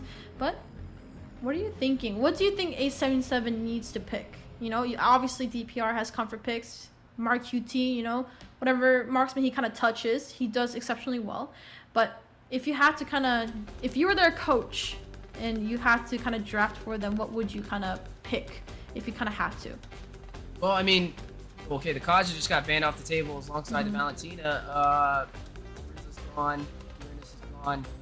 I mean, even if you wanted, like, I know Eve got a huge nerf, but I mean, it's not the worst decision if you can execute it, right? I mean, we've still been seeing it profit, so I feel like that's something that could be an answer. There is no Valentina to be able to steal the ultimate. Carita. Faramis, we've been seeing Faramis picked up. nice and early in the draft, that can definitely be something that can be a possible problem. I mean, Paramus has been used pretty much almost every single game today. I'm not against the Kufra. Is it too early? I'm not really entirely sure. I feel like that's not something that would have got heavily cryoed from Avalon super early in the draft. I feel like that's something they could have waited on. I think sometimes going in for more of the valuable picks early, especially when you have first pick, is something they should focus on. But again, I don't ever doubt the capability of Area 77 in their draft, and it's never been their problem, right? They've always been great on drafts. I think they're one of the few teams that I count as like three-dimensional. They can pretty much pull off anything in the draft and make it work, but it comes down to execution in the game, where they start making mistakes and they let some of these objectives go way too easily. Now for Avalon, it's not the same story, right? They're pretty good on drafting, but their execution is where they're beating Area 77 right now. And I just saw Arvel pick up Grok, and I'm pretty sure you saw what happened in one of these matches, right? Arvel actually is a master at a lot of these roams, right? I'm pretty sure his main roam is Kufra actually, so if I'm not mistaken. But he does play any roam very well. Lolita also one of his signature picks. But Grok getting picked up is definitely going to be a huge play for Avalon, and that is kind of what they're good at, right? The set potential. But I know Wee's kind of giving that look over there. So Edith got picked up by Merciless. Merciless does play Edith and Freya, so it's kind of his two triggers right there. So Edith definitely getting pulled up. Good CC coming in from Gauss QT, and Merciless, the Earth Shocker, is going to definitely negate a little bit of that airborne knock. And just like Weezy said, yeah, you're getting predictions right now. So Edith definitely did get picked up, so you're doing Lilia good. For the Keep response, though. The Lilia, I know, right? Finally, I get something. But Fallen, you know, they pick up this Lilia, and that's a great read, right? I mean, you have the black shoes to be able to get out of that manipulation when things get a little tricky, especially with Jules Cutie. With that Valentino being off the table, I mean, it's another counter that can work in his favor. But it also is to deal with Merciless and Gauss Cutie. You can kind of chip them down nice and early with the power of those glooms. Now, like you mentioned, nerfs have been across the table for a lot of these mages, right? Eve took a hit, Lilia took a hit, but they're both slotted in, so it looks like they're still very effective in today's meta. Now, looking at the bans being finalized from Avalon, they are going to go ahead and take out this Lancelot, right? We still have not seen the jungler picked up for Area 77. Yeah, definitely. They have a little bit of wiggle room for A77. They can still also go that tank route or that assassin route, right? But knowing Fallen from Avalon, he's definitely going to go that assassin. So we're going to have to see what he decides to pick. But actually, Lance got banned out. Which I feel like is a good read, right? They picked up Kufra, and the ball's going to stop the dash. But, oh, Weezy has an idea. What's your idea, Weezy? It took a hit, but he might pull out the Ling just because they have the Eve on the table. I mean, they have the Kufra, though, so I don't know. But if it's going from Avalon, I mean, you mentioned Fallen. That's like his best hero, and it's available this time around. But, I mean, he did take a pretty decent nerf with the recent patch, so I'm not really sure if that's going to be the game plan. But, I mean, they could still pull out an assassin in this composition. I mean, the Hayabusa would be a little tricky. Yeah. I would say that, but then they have the Kufra, so he has the bouncing ball to possibly be Martis. But no, the Martis. And Martis is genius here because he can stop it counters CC, Kufra. right? And, yeah, the Kufra, the Jules Cutie, the E pick, it can go through all that as well. And also, it's a high IQ play because the jungler hasn't been picked up from Area 77, and they favor the Martis, right? And now they can't even pick it up at all. Yeah, I don't think there's much right now. Frederick got banned out. Ooh, this is actually a little bit tricky for A77. I mean, DPR played Martis and played Lance, but Lance got banned. Ooh, this is a little bit... Was Mark QT might lock in... I'm gonna say Beatrix. Oh! And then DPR... Oh, Baksha! Interesting. Leslie. Okay, we finalized it. All right, Weezy, what are your two thoughts? Baksha jungle. I like the Baksha jungle. I mean, I started seeing it first from Zane, and he's been performing on it really well. He has high mobility too, so he can definitely get around and clear out the jungle pretty fast.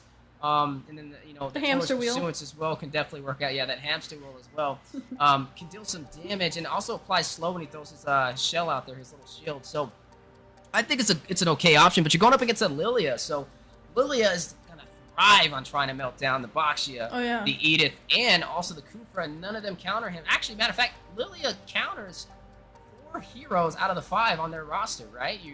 As long as you ult. The Edith, Jules Cutie, the black shoes. Baksha. So we are now jumping into game number 2 This is the losers quarterfinals. Area 77 up against Avalon. Possible match point. Area 77 needs to find a way to open up the doors and claim a spot in the top 4, but Avalon has no intention of giving them the keys. Yeah, this is also potentially match point for Avalon, or if A77 can bring things back around, this might not be match point for Avalon, but look at the poke already coming in from Basic. Maybe a little bit too much. What are you doing all the way back there, buddy? That's what Gals Cutie is saying, as they almost picked up that early kill. Basic definitely a little bit of an overextension, almost costed him his life.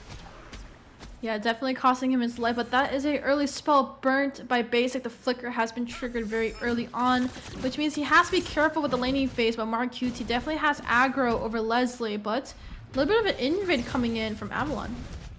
Yeah, a little bit of that invasion as DPR is starting to rotate around on this boxy jungle that we love to see. The cheese wheel. Making a little bit of a special appearance so far in the new meta. The cheese wheel, if you must. But so far, I mean, Avalon, right? From game 1, it was a one-sided story. They didn't lose a single turn. They took all the neutral objectives and they closed it out with a fast finish. Area 77 this time around, I feel like even with their draft, it's not as good as it was last game. It actually doesn't really work in their favor too much. I feel like Avalon kind of beat them out in that, and so it's going to be a little bit of an upscale battle just with the draft. And on top of that, on paper in the Land of Dawn, Avalon is more known for a team who's better at executing than Area 77, so they definitely are going to have to be on the top of their game if they want to take this to a game 3. Yeah, but here it goes. We might see a potential collapse. Both jungles are here, roams are here. But we do see the turtle spawning in about 3 seconds, so everyone will definitely shift their focus over to that neutral objective. But looks like Fallen wants to get his hands on it first, while we see DPR working his way back over. And is the cheese wheel going to save him enough here, or is he going to have to roll over? Here it goes. Right, he is trying to wrap around. Fallen using the Mortal Coils, trying to negate the CC. Look at the turtle, though. About a quarter of HP. Who will be able to get the retribution first? DPR is in position, does claim it for Area 77, and gets out of there with no punishment. Yeah, beautiful Tortoise Poison's locked in by the box to give him a little bit of an easier time to be able to secure that turtle. But topside, Mark QT and Basic are going at it. Oh, they're just fighting it out. Ultimate Sniper drops down. There goes 1. There goes 2. There goes 3. But not going to deal the additional damage to take out Mark QT. But he will have to go back to the base, though. But at least he was able to clear those minions. Yeah, the Ultimate Sniper will definitely hit a little bit harder, but midside. Demon caught by the bouncing ball. The slow taking him very low, but they're not going to pick up the kill as well. Still 0-0 on the scoreboard, and this is looking a little bit more promising for Area 77 than Game 1. Yeah, and speaking of promising, we do see the gold also kind of even between Beatrix and Leslie, but wow. That was an early wild charge actually burnt in by Arvel. But we are seeing a little bit of a neck-to-neck game, though. I do think A77 has a little bit more insurance with this game, as they are able to kind of keep Mark QT protected, right? He didn't get taken off the board too early, but they know that they have to let Mark QT scale easily. But Gals does get a little bit of a knockup, but only finds Arvo, which is not too much of a punishment for Avalon. They can afford for him to eat those hits and waste that utility. Neither side going to find a member. I mean, this is now 4 minutes in, still 0-0 on the scoreboard. This is looking like a low-kill game, but I like to see that, right? It lets you know that these teams are focusing on the objectives. Yeah, definitely focusing on the objectives, and we do see both teams already working their way over to the next neutral objective in about 20 seconds, but looks like they are looking to siege that top side, as both roamers are getting a lot of vision for each other. But looks like Jules QT will actually not opt, never mind, he's gonna go work back around into that neutral objective. But we do need to punish the marksman. We need to stop Basic, just like Wheezy said. Stop him, or else these will not look out too great for A77. But turtle has been spawned, and no one's getting a hand on it just yet. Yeah, I mean, purple buff just got claimed from Fallen. Gonna go ahead and clear these minions in the mid lane and shift focus over to it. Now, I mean, they may be able to get this, but DPR had the faster retry last time in the 1v1 standoff between him and Fallen. Will we get a repeat in history, or will Fallen be able to claim it and even out the turtle objectives for Team Avalon, as turtle again at about 40% HP does get reset. Oh, turtle got reset. Both teams wrapping around. You know, it's still a 4v4 matchup, so it's even playing field right now. But they do have Demon on the Lilia, so he can definitely soak into the frontline presence from Area 77.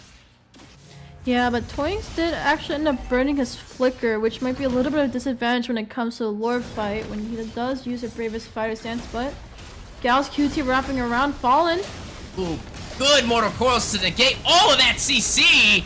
But the battle on the way, Tyrant's Rage drops down, Fallen drawing first blood, finds Gal's Cutie. Merciless gonna take down Fallen before he can get that decimation. Turtle gets reset, Marquiti finds Demon. That is gonna be a 2-for-1 trade in favor for Area 77. They still have their jungler, they have Retribution, which means they will be able to take this objective. And DPR will definitely take that into his hands comfortably as there's no contest as Fallen was taken off the board. But Mark QT, good rotation coming around to that turtle, and he was able to take off some kills. Took 1 kill away from Avalon, but we do see a potential engage. But Mark QT is actually ahead of Basic right now as he does have a little bit of aggro over him. So definitely want to watch out for him as he is looking for an engage here. We might just see a little bit of a possibility here. Sniper. Does drop down. Really misses. Basic did pick up that Berserker's Fury though, so he has a little bit of that crit. But when you're looking at Mark Cutie, he's leading by about 500-600 gold. Looks like he's going in for that Blade of Despair to hit very hard with that physical damage, and one of the core items for the Beatrix. 2-1 so far on the scoreboard. 2 turtles claimed for Area 77. This is not the same as we saw in Game 1. They didn't win any neutral objectives, but this time they've claimed every single turtle. A kill off the board though. Merciless does fall. Wild Charge drops in, knocking Gal's Kitty airborne, forcing out his flicker. 2 snipers on the way. Brenna's Empathy and the ultimate sniper from the Basic, both connecting. Basic at about half HP, but has Arvel to kind of frontline that damage. Mark Cutie though, not afraid to take the fight to them. But you are going to go ahead and see Arvel still wrapping around. Gal's Cutie, very low power nature. Winds up! Huge triple set! No. Raven Spider Fallen finds Gal's Cutie. Will maybe be able to get another. I mean, right now, 2-3 on the scoreboard. The kills are starting to pick up, but a turret does fall on the bottom side, so Avalon has the map advantage. Yeah, but look at the rotations already trying to defend that top side, but Mark QT unfortunately wasn't able to secure Basic off of the board, and he was 1 HP from the top side, and Jules QT was able to spot him out, but the RWM wasn't able to do enough damage as he was able to walk away free. So a little bit sad coming in from Mark QT. He also burnt his flicker on him, so but we do see a little bit of a lane swap and Turtle coming up in about 3 seconds. So we will have to see another fight. Hopefully A77 can read the situation just a little bit better, and Gold is neck to neck right now. Interesting, you know, Basic went to the bottom lane this time around and kind of defend those minions. It's going to allow his fighter to rotate up and protect the front line for these turtle plays. And I mean, right now, no turtles have been claimed from Avalon, but they were able to claim a turret, which is definitely a huge objective in their favor. But with this turtle at a very low HP, about 25%, looks like DPR may be able to get it. Huge knockup from Gals. DPR claims a turtle. Marcutie gets a kill. Jules Cutie takes down Arvel. My goodness. Excellent synergy from Area 77. Able to claim their 3rd turtle and catch a body on top of that. Speaking about beautiful synergy, that is also a turtle into their hands. All objectives actually regarding turtle has been picked up by A77, and the gold lead is starting to show. We do see Beatrix coming in with 6k gold, almost hitting 7. We do see she has locked in 2 core items, but Leslie Basic is also locked in as well. But beautiful Braver fighter stance coming in from Twain to defend that top side, but both gold laners. But actually Mark QT is ahead of Basic right now, and just like you said, Wheezy, right? Once Basic is a little bit behind, A77 can start that snowball. Yeah, Area 77 definitely putting on a good fight right now. There goes a knock up in the mid lane onto Fallen. Not really going to disrupt anything for him, though. You are looking at some heavy presence from both teams, not trying to lose this objective. Now, Area 77, they're doing pretty good on this match, right? Game 1, it wasn't the same story. They lost everything, and they lost it fast. But this time around, they're able to kind of go toe-to-toe with Avalon, but they did lose that turret on the bottom side. They need to be able to make up for that on the map. That was their issue in the last game. They weren't able to claim any turrets, but this time, able to claim one at the 9-minute mark as Mark Cutie takes the top lane turret. And A77 actually has 2 objectives in their favor. They have both turrets down on that top side and that bot side. So it is all left to that mid lane. But A77 doing a good job defending their top turret as well. And looks like A77 has a snowball potential right now. They have a 2k gold lead. And we do see Gallus actually giving really good sets. But Ultimate Sniper Vision has been popped. You can see a little bit of siege here in mid side. That's right. Area 77 trying to defend trying to put some band-aids on, not trying to allow Avalon to open up this map any more in their favor. I mean, now it's 1-1 in terms of turrets. Actually 2-1 now, as Area 77 is actually leading. They took the bottom and they took the top. Now it's just focusing on trying to get that mid, right? Avalon, though, still trying to find some answers. Did pull the aggro for this Lord.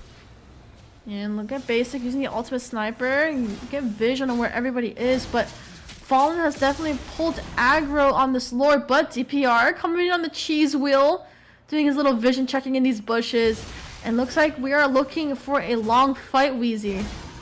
Yeah, I mean, right now, they're definitely waiting for the opportunity, trying to wait for one of the teams to waste their utility, right? This Lord is only a distraction. It's not even enhanced. They're not really worried about taking it. They're worried about getting some of these kills. And we may be able to see that Black Shoes Demon with a quick dodge as Merciless tried to knock him up. Down goes the manipulation, forcing out the Black Shoes from Demon. That is a little bit of utility wasted, but Arvo rushes in with the wild charge knockup. Basic finds Gauss Cute in an amazing set.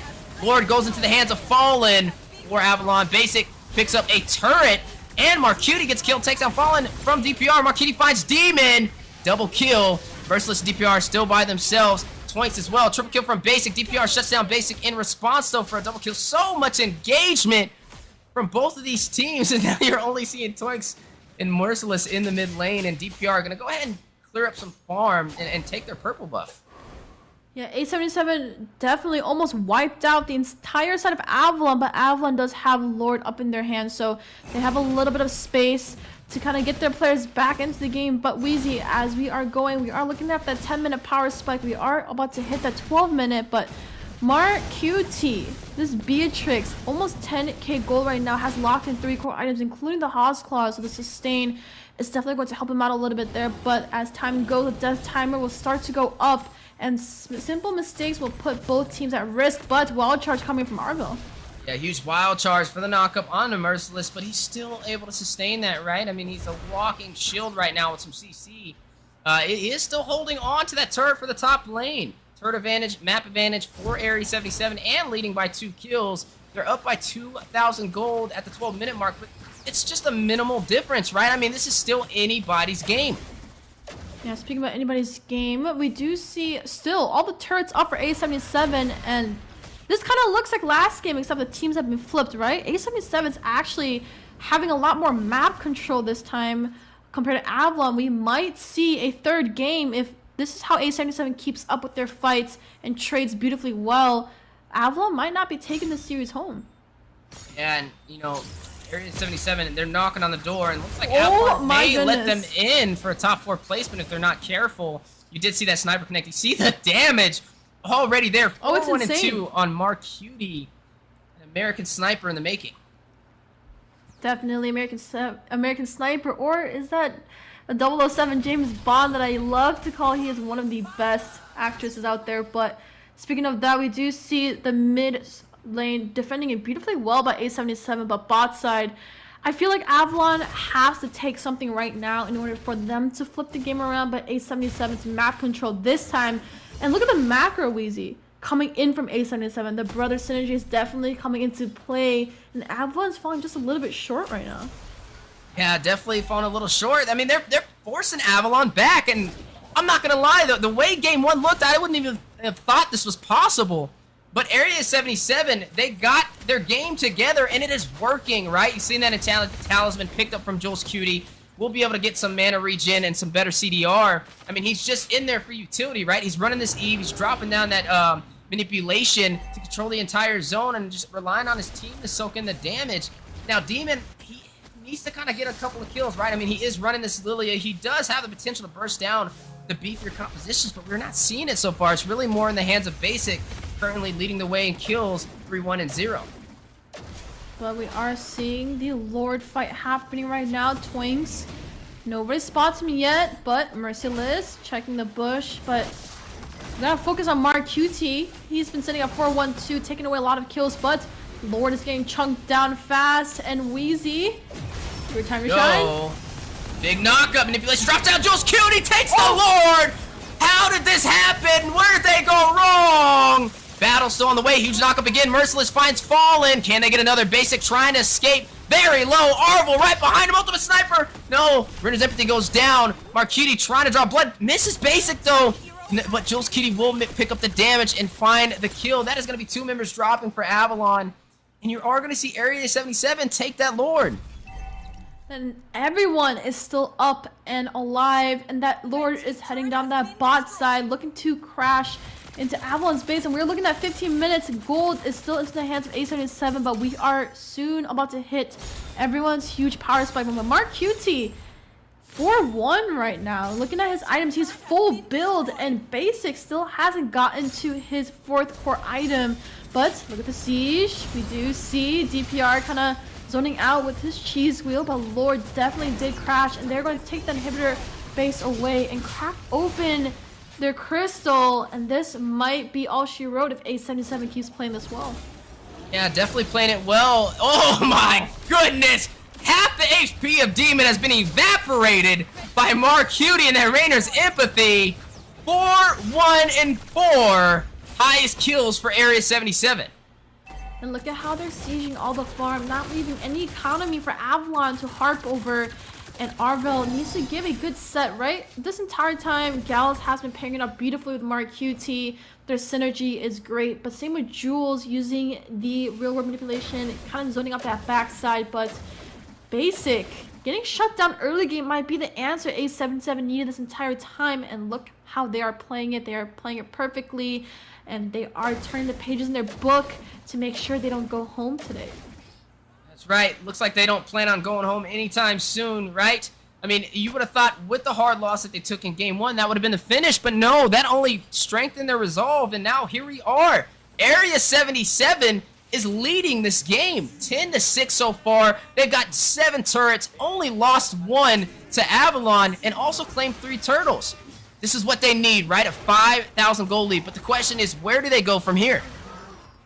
Yeah, where do they go from here indeed? And they're not letting Avalon take any farm right now, which means Basic's kind of shoved in a corner. He needs gold to start spiking up, and he needs to be able to do some damage, but he hasn't found a response to that yet. But look at topside. Twinks is going to go ahead and start that split push potential, but A77 definitely getting a read on what's happening mid side, and we do see another lore dance happening in about 15 seconds, and Wheezy looks like, from what I've been seeing, A77 is just having better sets right now. Yeah, definitely having better sets, but I mean, the later this game goes, the turrets are not really going to come into effect anymore, so the respawn timer is going to only get higher. So Area 77, they need to be able to close this out, and they need to do it with this Lord. If not, Avalon does have a chance to turn this around. Avalon does, but I don't think A77 is looking anywhere to go home. They did send DPR topside to prevent Twinks from split pushing, but they still have presence at Lord. And we already see the 5-man from A77 sieging over. And Merciless!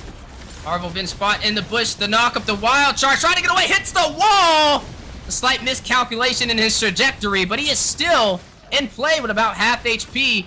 Lord has been reset and has been evolved, and now the big battle is on the way to determine this entire game. I mean, look at the mid lane being cleared by Twinks. Eyes on the prize, but the denial from Jules Cutie to stop it. He was trying to get a quick play to take that mid lane turret, but not going to be able to take that. Lord aggro has been pulled. Merciless in position, about half HP. And right now, Avalon sitting there looking strong, trying to gain the advantage in this pit. It's still anybody's game. Even though Avalon's been struggling so far in the objectives, this game is now 19 minutes in. This is just going to boil down to who can win the 5v5. Yeah, Marcuti picking up that red bull for a little bit extra damage, but we're still seeing a Lord dance. No one has pulled aggro. It keeps going back and forth, but Fallon's going to try this one more time, pull his aggro, but Cutie is going to go ahead and flicker out. That almost was his demise right there. High IQ play, but Basic, very low, needs to get out. Use the flicker just in time. Back to safety he goes, but Arvel, not the same story. Wait a minute, there goes the flicker. Power Nature winding up. Immortality has been procced. Mortar Coils from Fallen, trying to stop him from taking it down. Ultimate Sniper from Basic from afar. Marcuti, Immortality being procced as well. Demon, securing the kill, is going to take down Marcuti. The marksman for Area 77. DPR, Immortality drops as well. Decimation drops. Basic finds DPR. The stun on the Twinks, the flicker in. The rush, the suppression, the winner truncheon. The Tyrant's Revenge onto the wall. And the manipulation canceled out. Toys is gonna find Joel's Cutie. Justice Blade's dropping. Demon finding Gal's Cutie. 4 members down for Area 77. Merciless by himself. They're chasing him. Not gonna let him go. They are still gonna try and clear out this Lord. The knockup from the Landshaker on the Twinks, but the Bravest Fighter goes down. He misses. Wait a minute. This is the slowest high-speed chase I have ever seen. He's gonna knock him up again. But you are gonna go ahead and see the Lord go to Area 77. He is gonna use that Primal Wrath. He's going back in for blood. Now Twinks is the one on the run. What is going on right now? What? He's still gonna fight it out. He's trying to get back to base, but he has to run away from Twinks to get there. Twinks not letting go of the gas. Bravest Fighter's in. Demon joining the party. Goodness. Basic claims the turret. Demon picks up the kill. What in the world are we watching right now? Demon, you should have just let him have it. After all that hard work, you're just gonna go in there and take that kill away from him? That's crazy. Yeah, they were definitely looking at each other for blood, and Merciless did hang out for so long, as so he says. Lord is coming out from Avalon on that bot side, and that was a little bit of a misplay coming from A77, right? We've seen Merciless get chunked down pretty low, which already put the set potential a little bit of a disadvantage, but we still have Gal's QT on the board, and if he makes a good set here, this can turn the game around. But as for now, Avalon has pulled all aggro back over to their side, and Lord is still pushing down with no contest. And see, their backs were against the wall, but now they turned it around. The power of the late game working in their favor, taking this Lord, crashing into the inhibitor, knock up onto Arvo. Half HP, Bravest Fighter from Twinks, flicker in, the stun connects on a Gal's Cutie, decimation from Fallen to proc the immortality, another decimation, Gal's Cutie waiting and baiting all of that utility, and you are going to go ahead and see DPR pick up the kill, finds Fallen on that miscalculation. Do they turn this around? Manipulation or the slow, the burn on a demon. He's very low. He gets out though. The cheese wheel? In the blink of an eye, that may all change though. Cheese wheel goes in, but gets graded by Avalon. Gonna deny him securing that kill, trying to chase Demon on the back line. And everyone was low on Avalon. Looks like this keeps going back and forth. A77 now have neutralized the aggro of the map, and now both teams are looking strong right now. 5 members still up for A77, but Fallen, these death timers are getting higher. We are looking at 23 minutes right now. Everyone is at full build. It all depends on the immortality and whose ever immortality gets popped faster. This might be a game for both sides. Scoreboard is even. Gold is also 2k ahead for Avalon, but gold doesn't really matter at this point. It matters about the team fights. Is a brother synergy going to be more overpowering, or is the international experience coming from Avalon going to be more overpowering in the next Lord fight that's coming up in about 20 seconds? I love how you said the immortalities. We gotta get an item check right now. Like, we're 22 minutes in. I gotta see, like, how are the odds working, right? I mean, immortality, how many do we count, right? You got Kufra, you've got Baxia, 2 immortalities for the side of Area 77. 1 for Grok, 1 for Lilia.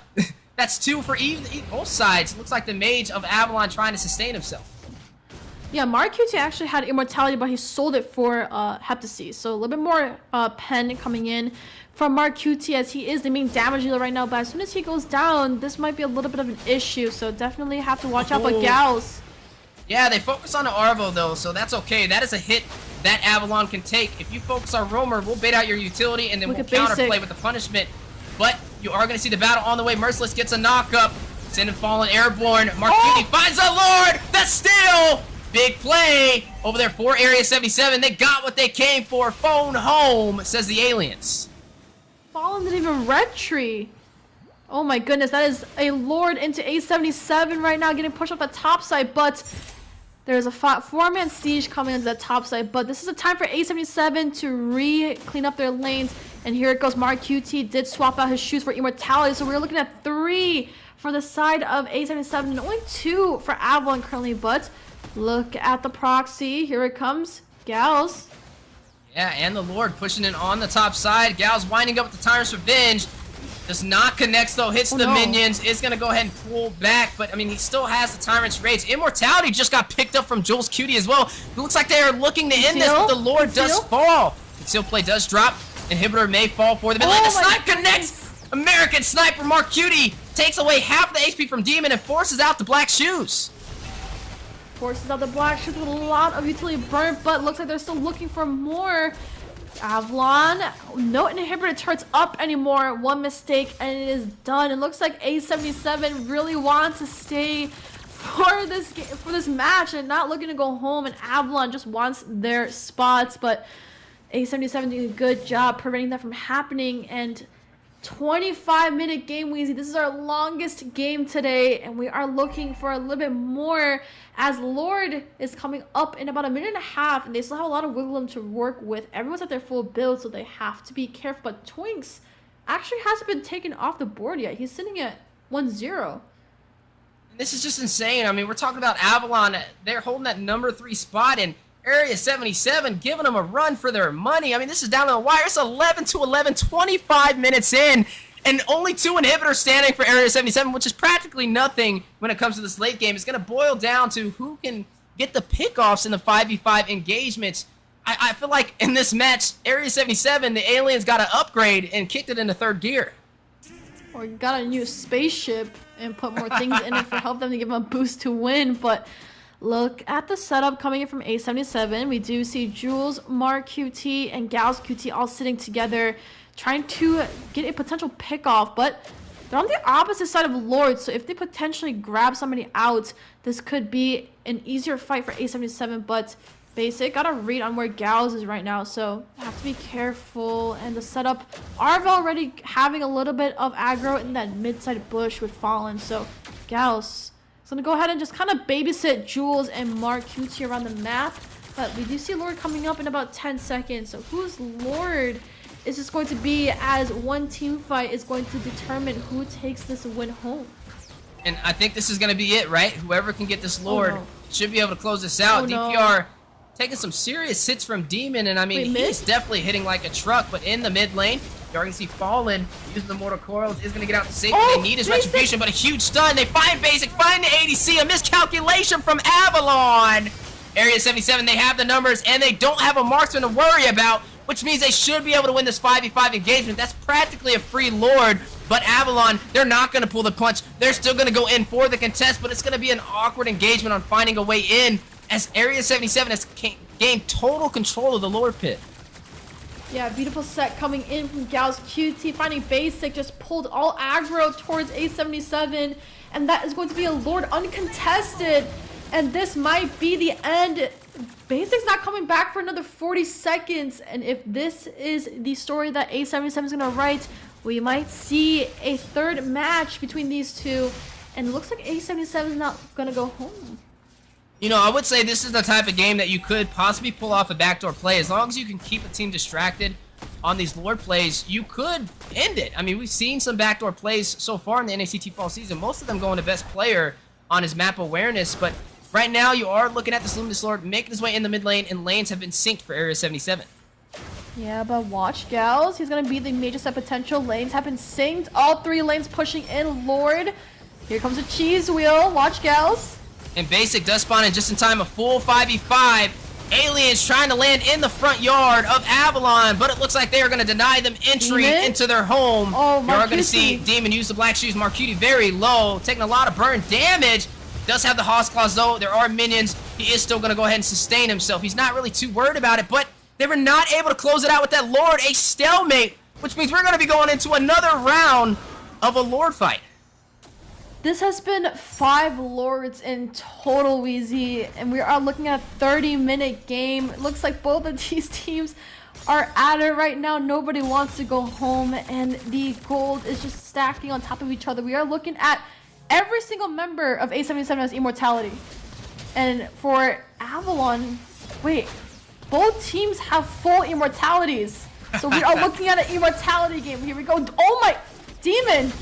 Ooh, caught out of position. Marcuti shutting him down. That's 2 misplays from Avalon, right? First it was Basic, the first to go in the 5v5 engagement, and next is the Mage. Well, I'm wondering what is going on. Like, you're the ADC and you guys are the carry for the damage dealers in these engagements. You cannot be frontlining 29 minutes in this game, and that mistake may be able to cost victory for Area 77 as they are now trying to push in. Lanes have been seeing actually just the mid and the bottom. Wild charge for the knockup. Manipulation dropping down Arvel. Half HP. Twinks wrestling with the bravest fighter. And they close it out. Base at about 50% HP. Merciless. Look at him. Using the Primal Wrath. 10%. They have done it. Area 77 takes game 2 and takes Avalon to game 3. Holy crap, Wheezy. That is a 30-minute game.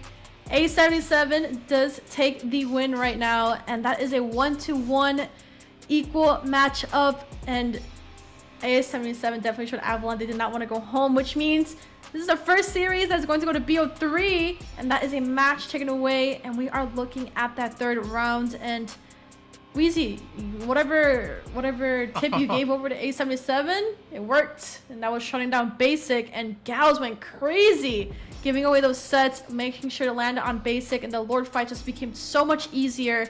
And man, 30-minute game, Wheezy.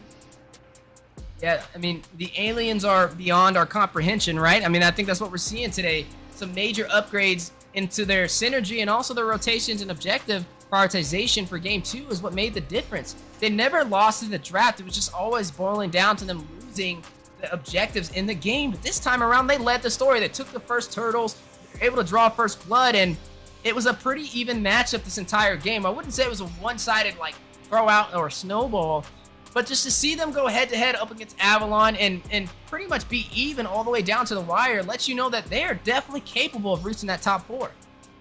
Definitely capable. They turned this game around into a 30-minute game and ended up taking that win away from Avalon, which means A77 got the answer that they needed, and they're gonna make sure to do that again for that next game. But Gals QT, I would definitely have to give props to him, as he was the one making sure Avalon, especially basic, was not able to get anywhere near them. But Wheezy, talk me through this replay. Look at that.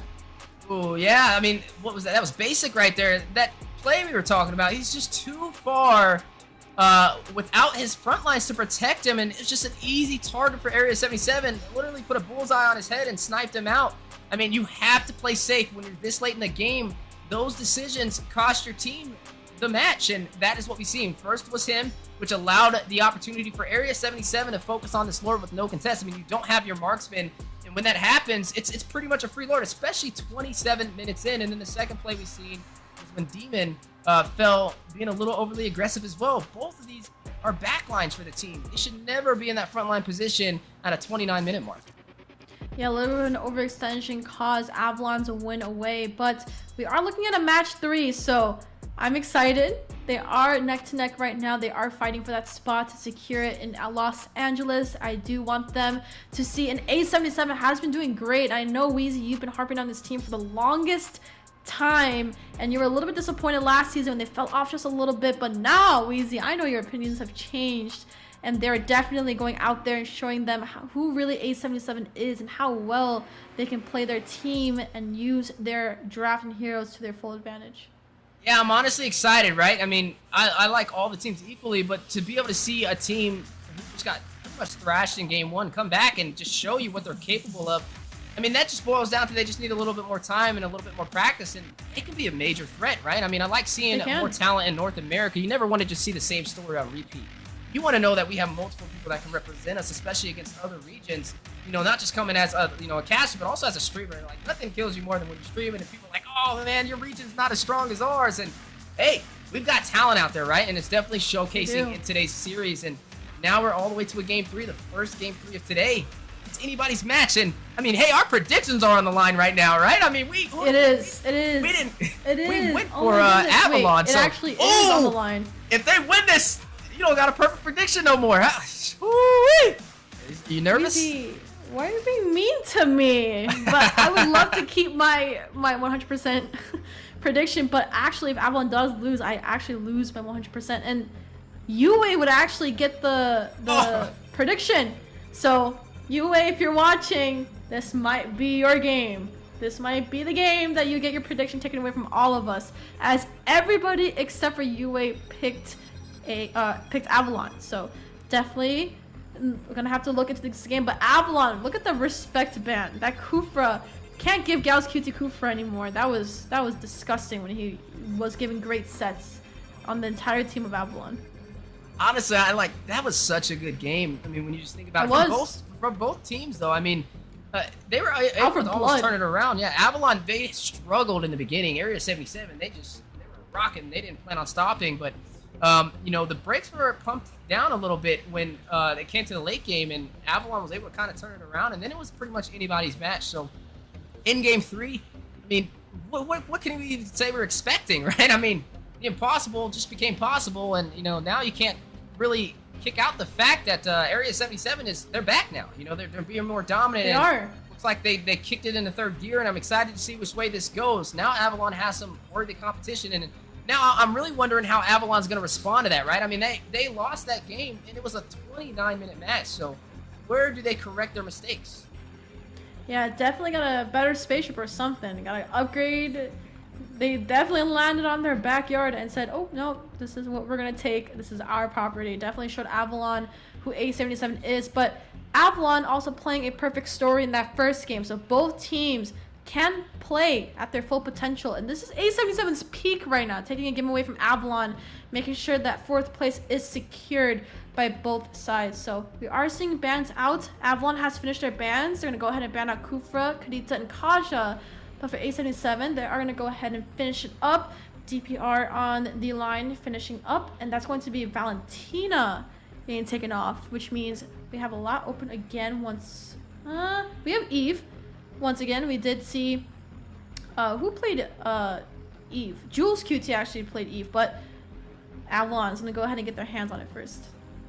Yeah, and I mean, we saw Cooper get slotted super early in the draft. I wonder if that's going to be a repetitive thing. Same with the Lapu Lapu, and Merciless is going to pick that up again. I feel like Lapu is one of those safer heroes, right? I mean, you don't want to show too many of your cards, but he definitely is like a jack of all trades. He has Justice Blades for the range damage. He has shields as well, and he has stun and anti-CC built into his kit. So you can never really go wrong with the Lapu Lapu, I guess. I think it's a safer option. And I mean, right now, you got to be very careful. And this is what I love to see. This is high IQ talent when it comes to drafting. But X-Borg slipped through the cracks. Oh, what are we thinking? I think it's strong right now. They have the sustain coming in from Merciless, right? The bravest fighter. But DPR also coming in, able to deal decent damage actually, right? With the War Axe and the Bloodlust. Not only is that lifesteal, but that's also with the Last Sanity doing true damage. So definitely gonna do a lot of that backline push.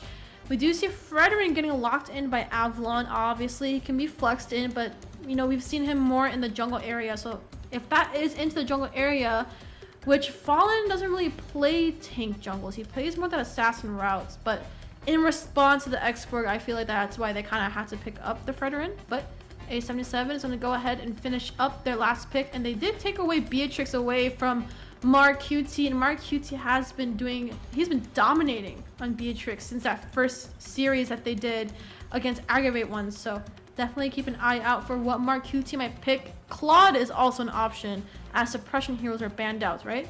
So definitely have to look out for that as well.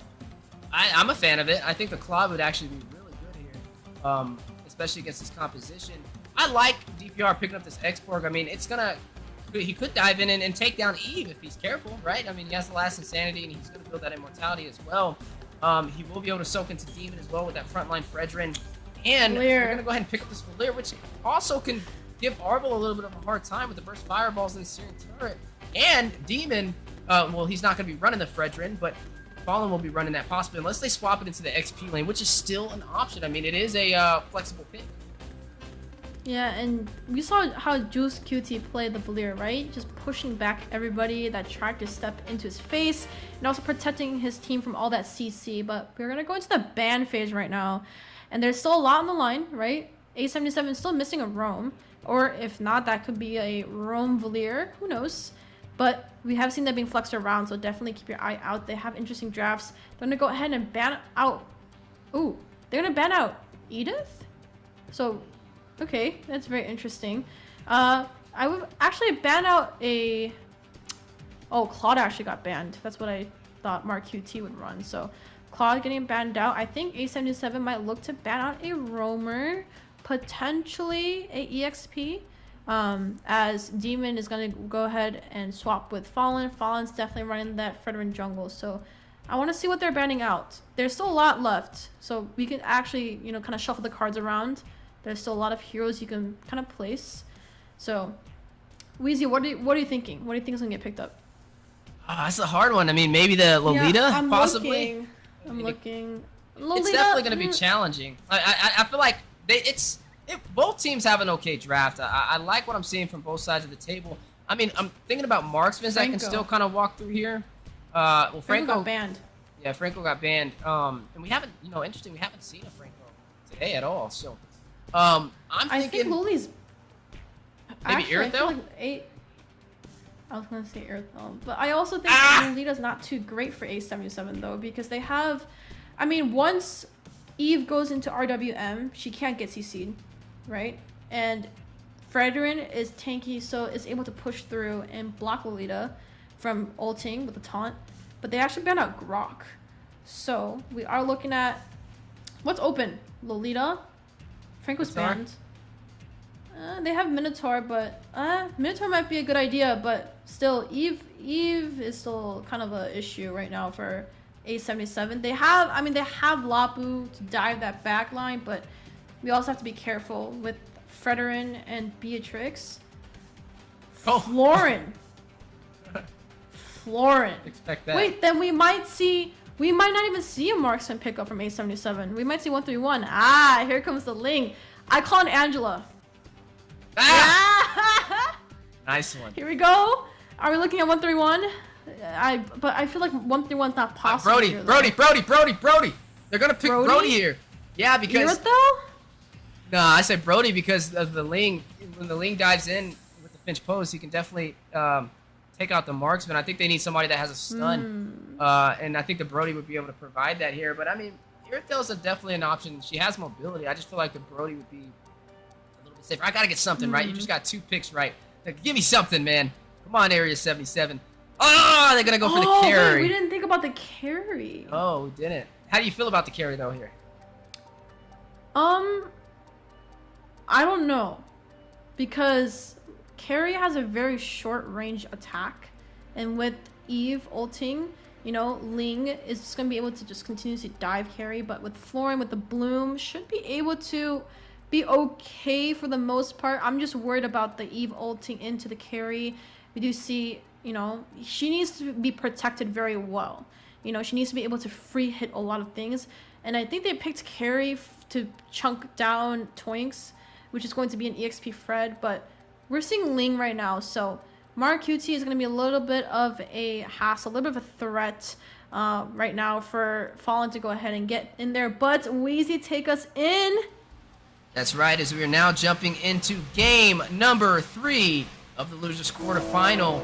Avalon up against Area 77. Match point for either side to be able to move forward to the semifinals, one step closer to claiming that top 4 position in North America. Yeah, definitely moving in to claim that 4th place, but also a lot of things are on stake right now, right?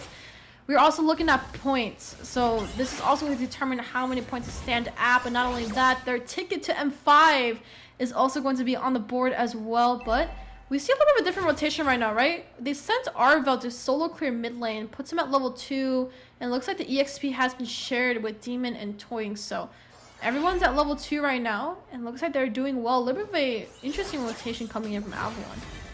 Yeah, and looking at this carry pick, there's not a lot of survivability, and they have a pretty decent dive composition. I mean, you have the Angela onto the Ling, so he can definitely rush in and pick off Marcuti if he's not careful. And the only thing Marcuti has to really save him is that flicker, but, I mean, it's just maybe a little bit of an upskill battle, so he's definitely going to have to play a little bit safer. Not to mention, I mean, you're already seeing Basic have a little bit of an easier time, considering the Beatrix is just a little bit easier to handle on that matchup.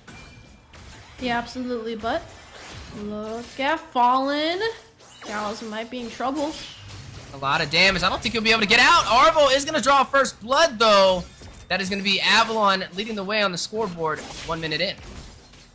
That is going to be a first kill for Avalon, and that's not how we want to see A77 start off the games, right? But you have to see. We also note that Florin is really squishy, very versatile in that early game stages, so very easy to get picked off, and Fallen did show the dominance over there for that assassin jungle route, but Fallen's gonna go ahead and get his hands on Turtle first, and looks like everyone from Avalon is gonna start working their way over. Definitely gonna be working their way over to this Turtle. Now, game number 2 Area 77 was able to take most of these neutral objectives. Game number 1 went to Avalon with that one-sided story. And now we're wondering where this match is going to take us. Right now you are seeing Toys taking a lot of damage. He's already at a quarter of HP, but they do have Angela to sustain himself. But Jules Cutie doing a great job on forcing him out of this turtle pit. Yeah, the hard guard definitely hovering over a lot of members of Avalon. And I feel like Arvel kind of has to choose. It's going to be basic, fallen, right? He kind of has to pick a favorite here, but DPR is starting this turtle. Yeah, but they do have fallen. Not going to be able to get there in time. DPR is going to get that turtle for Area 77, but they did lose first blood. They did lose first blood, and they also were able to pick up that turret into hands of A77. So, I mean, I would say it's a decent trade, right? A kill for a turtle, but we have to really focus on basic and Mark QT right now. Gold is looking very kind of even, still neck to neck right now. They're looking for a siege here. It's a very early kill and good snowball if they're able to pick this off, but looks like aggro is gonna go towards Avalon. But look at that damage. Whoa, Arvel almost not able to get out of that. Jules Cutie just letting it rain down with the burst fireballs. Now, you know, you did see still leg plates built up from Mark Cutie, so he does have a little bit of defense at his disposal. His basic is going in for the Swift Boots for that attack speed and some additional damage. Speaking of damage, you are going to see him drop down. Picks up a kill. Mark Cutie finds Fallen. Demon does fall in the process, though, so that's 2 members falling so far for Avalon. 2-1 on the scoreboard. Area 77 having the advantage, and make that another. Picks up their third as DPR shuts down Arvel with the fire missiles, but falls as Basic denies him his entry to escape and picks him off. And that is going to be Basic picking up that kill, which means an easier time for him to start farming up his gold. But look at Gals. He's not leaving Mark QT's side. And Fallen's going to go ahead and pick up his blue as well. But this is looking, once again, I can't really say who has aggro currently. We do see gold lead is very tight still. But see Turtle coming up in about 20 seconds is how they decide to play this. But they are both playing it very slow and steady. They know what's on the line. And Mark QT actually is a little bit ahead of Basic. And let's see how the story plays itself. Yeah, definitely going to be keeping my eyes on what's going to happen in the gold lane. Typically, we'd be seeing Basic having a little bit of an easier time than Mark Cutie, and I mean, it's still definitely going to show he's trying to lead the way into the farm, but Mark Cutie has a little bit more experience, right? I mean, they were able to take that first turtle to give him that additional XP boost to kind of work in his advantage, but you are seeing Arvel helping him on the bottom side. They may be able to take that turret, but you are going to see the aggro from the turtle be pulled in Area 77 in position for a possible retribution. They pull it out. I mean, Fallen's there. He may be able to jump in with the tips of blades. Fallen gets it! Didn't even need the tips of blades. The fast retribution and gets out of there with the heart guard, but DPR very low. Vince Poise back in. Fallen draws the kill, and Merciless takes down Demon. And that was a turtle into the hands of Avalon, but bodies still have dropped. Gold lead is still neck to neck, Weezy. So no matter how many turtles they pick up, they are going to be at the neck to neck position. But if you look at gold, Basic is going into that BOD first item. Mark QT has actually already picked up Corrosion.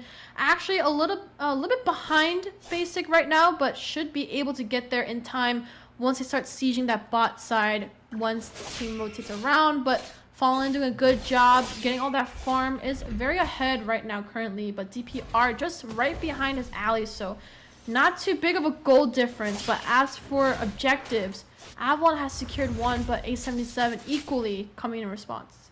You are going to see Merciless pick up that Bloodless Axe, so he will be able to sustain himself with a little bit of that spell vamp. But Basic, he's still building up those Legion Swords, right? He's going in for that Blade of Despair, one of his main core items to deal that high physical damage, whereas Mark Cutie got something a little bit cheaper, right? He has a Corrosion Sight, and that is one of his core items locked in as well. But speaking of things locked in, down with Manipulation, his Blades onto Jules Cutie, knocks him up. Arvel picks up the kill, shuts him down, but Basic will fall in the process. 4-5 so far. Area 77 leading in terms of kills, but they are tied on the turtles and tied on the turrets. No turrets have fallen for either side. We might see Mark QT actually siege this and drop it down a little bit more, but we do see 2v3 happening possibly, but they do sense that danger and go ahead and fall back and let that push in. But we're not to see, yeah, this is very slow, Weezy. We're gonna be here for a little bit. Oh yeah, you can definitely tell the pressure, and I love seeing this, right? Both of these teams flawless execution on these objectives right now to where it's pretty much even. I mean, they're playing safe but fighting where it's needed, not being overly aggressive, not wanting to be the one to make the first mistake.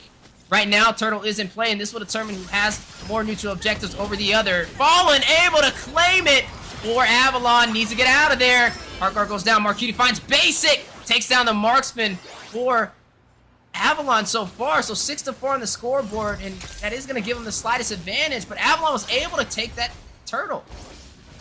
Yeah, but definitely can take some time to steal some jungle away. DPR looking for a little bit of a steal here, but are we gonna see anything here? No. So that's going to be still. Did Fallen end up picking that up? No, actually DPR got it. Ooh. No, DPR got it. Yeah, DPR got it. So his blue's still up right now, and there's no retreat for Fallen. So maybe a little bit of a interesting match as Fallen needs his blue to actually hit his blades, and blue is very important to him. He needs his energy up there, but he's looking to take something away. But you're gonna go ahead and see A77 take out that Bappa mid side.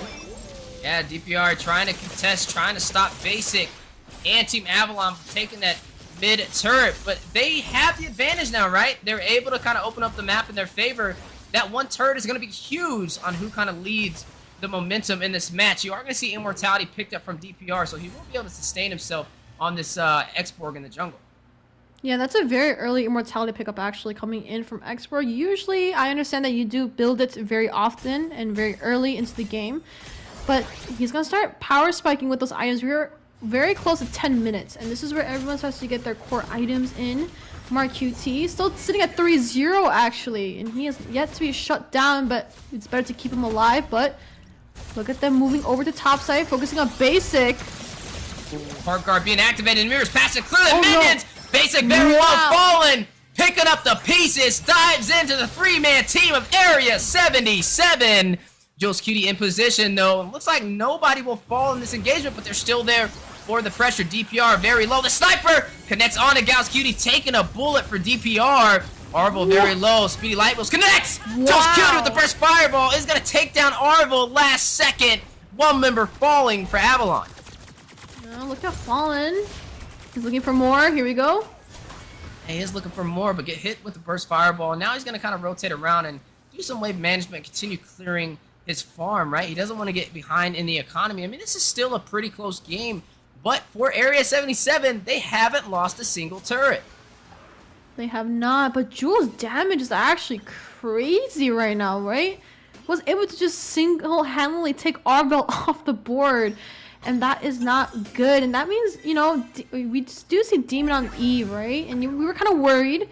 We did see the RWM has a little bit more zonage, more ground control over the Valier, but Fallen, why is he so low? Ooh, able to get out of there. That heart guard from Arvel is just coming in handy when it's needed, right? He's able to save the team. I mean, Arvel has the highest kills on Avalon right now with this Angela just leading the way. Definitely showing you why she's prioritizing the ban list. Yeah, but speaking of ban list, Fallen is able to take it.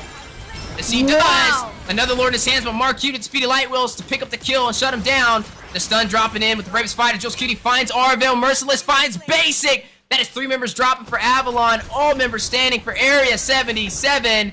And it looks like they are now going to go ahead and try and open up this map. But the stun, manipulation dropping down. Demon finds Jules Cutie. Toinks. They praise Drive and the energy eruption to keep them in place. Great synergy from the XP in the mid lane for Avalon. Yeah, that Merciless getting a 2-man stun onto Basic, and Arvel really turned this game around. They are only left with an inhibitor turret on that top side. And let's look at the items, Weezy. Yeah, I mean, looking at the items so far, I mean, looking at Mark Cutie, right? He has a golden staff. He just picked up that Wind of Nature, so he can negate the damage provided by Beatrix and Ling. So that is definitely going to work in his favor. And when you're looking at Basic, he does not have the Wind of Nature, so he's going to have to be careful. If it's a 1v1 standoff, that will give Marquis a little bit of an advantage. I mean, he is leading by about, what, 700 gold over Basic so far. Yeah, 700 gold means a lot, especially if you're playing that marksman role. You do need items to start spiking, but we are looking at Florin, and Florin is very squishy early game. She is very easy to kill, but once it gets to that late game, she builds an Oracle, and the Blessing has been activated.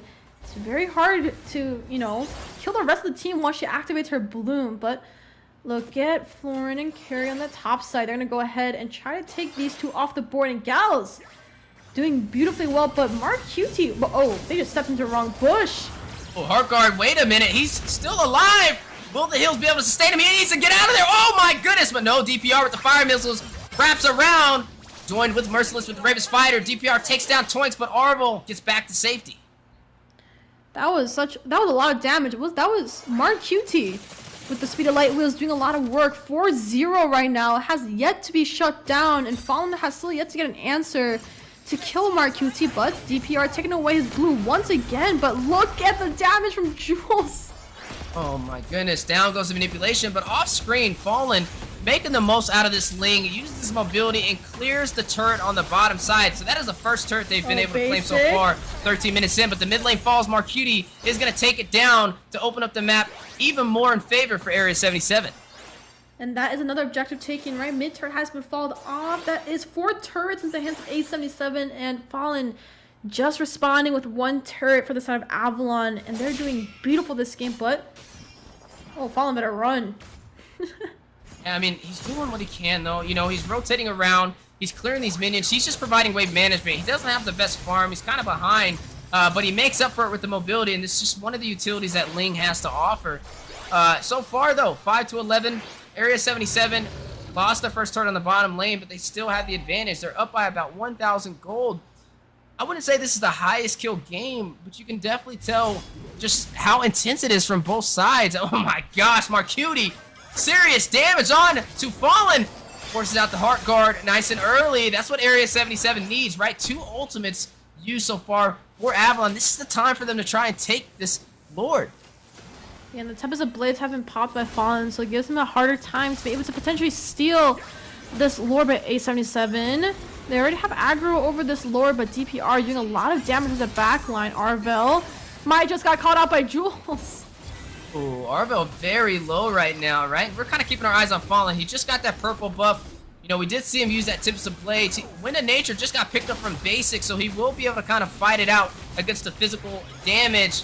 But look at the Lord. DPR claims it for Area 77, but they want a little bit more. Tips of Blades dropping down with the Heart Guard. DPR takes down Toinks. Bench Boys out, brings Arvel back to safety, and Fallen jumps back into the battlefield. Manipulation, controlling the zonage to force Area 77 away from that push. Merciless and Mark QT are still sitting at a perfect KDA, and Immortality just got picked up by Arvel, so he does have another chance, and he is the main healer, right? But Avalon is missing a little bit of that front line that we were kind of talking about in draft, right? The Angela pick is meta right now. We've seen it used everywhere, but with this draft, I was actually worried for A77 as the RWM from Demon should be doing enough damage, but it's not quite doing it yet, as Jules is going to be the one doing the most damage. But here we go. Lord's pushing down. Mid side is also getting pushed, but Fallen doing the best to split push these waves and prevent them from coming in. But we already see the proxy. We do see the mid lane is about to get taken down. And Ice Cream One picked up from DPR to be able to slow down anybody caught in his fire missiles or any of his skills nonetheless. And then Mark QT just being a problem. 4-0-3. He's full build right now. He has over 2,000 gold above basic as well, who's kind of struggling to keep up. And there's not really any physical defense to stop him from shredding anybody on their team. I mean, the only physical defense picked up so far outside of Shoes is Toinks, right? He picked up, I believe, the anti... No, yeah, I think he got the anti-caress. Like, we got to check, but that's the only physical defense I'm pretty sure they have on the table for Avalon. Yeah, and A77 says looking at 3K Ghoulie, right? We are still waiting for that 20 minutes when everyone is potentially at their full build, but still tight. We are looking at some mistakes that could potentially happen, but... Oh, Fallen better run one more time. Man, every single time Fallen tries to split push, we do see Mark QT and Gals always stuck together, but Heartguard. Oh, he may be able to pick up that kill. Wait a minute, Jules QT falls! Fallen, though, able to get out of there. The Heartguard keeping him alive, and now I'm going to go ahead and clear the top side. Even though he's not doing the best in terms of KDA, he is keeping Avalon in there with the split pushes. Yeah, it's keeping them a little bit on bay, but Lord is coming up in about 30 seconds, and Wheezy, every single time members are going to get taken off from here on out. The dead timers are starting to go up, and one mistake can be fatal. And Wheezy, give me some advantage points for A77 or Avalon to see who will actually take this win home. Well, I'll definitely say it's going to start by shutting down Marcuti, right? I mean, Avalon needs to find a way to get to the back line and take that kill. I mean, we saw how much of pressure is on the mage and the marksman when it comes to the late game. We're now like, what, almost 18 minutes in. Last time, we were able to see Area 77 find basic, and that was able to claim them a neutral objective off of that, which one just spawned in. We're also finding the mage, right? I think for Area 77, they just need to do what they did before. Find demon, find basic if they want to kind of turn this around. But the basic already locking in with that sniper, taking Gal's Cutie to 50% HP. Yeah, but we also have to keep Gal's QT alive as he is the main healer. But DPR, that sustain is wild coming in from DPR, right? There is Florin to back him up, but look at how much regen he's getting. And I'm pretty sure Arvo built anti-heal already, but that's already... Whoa! Bottom lane, bottom lane!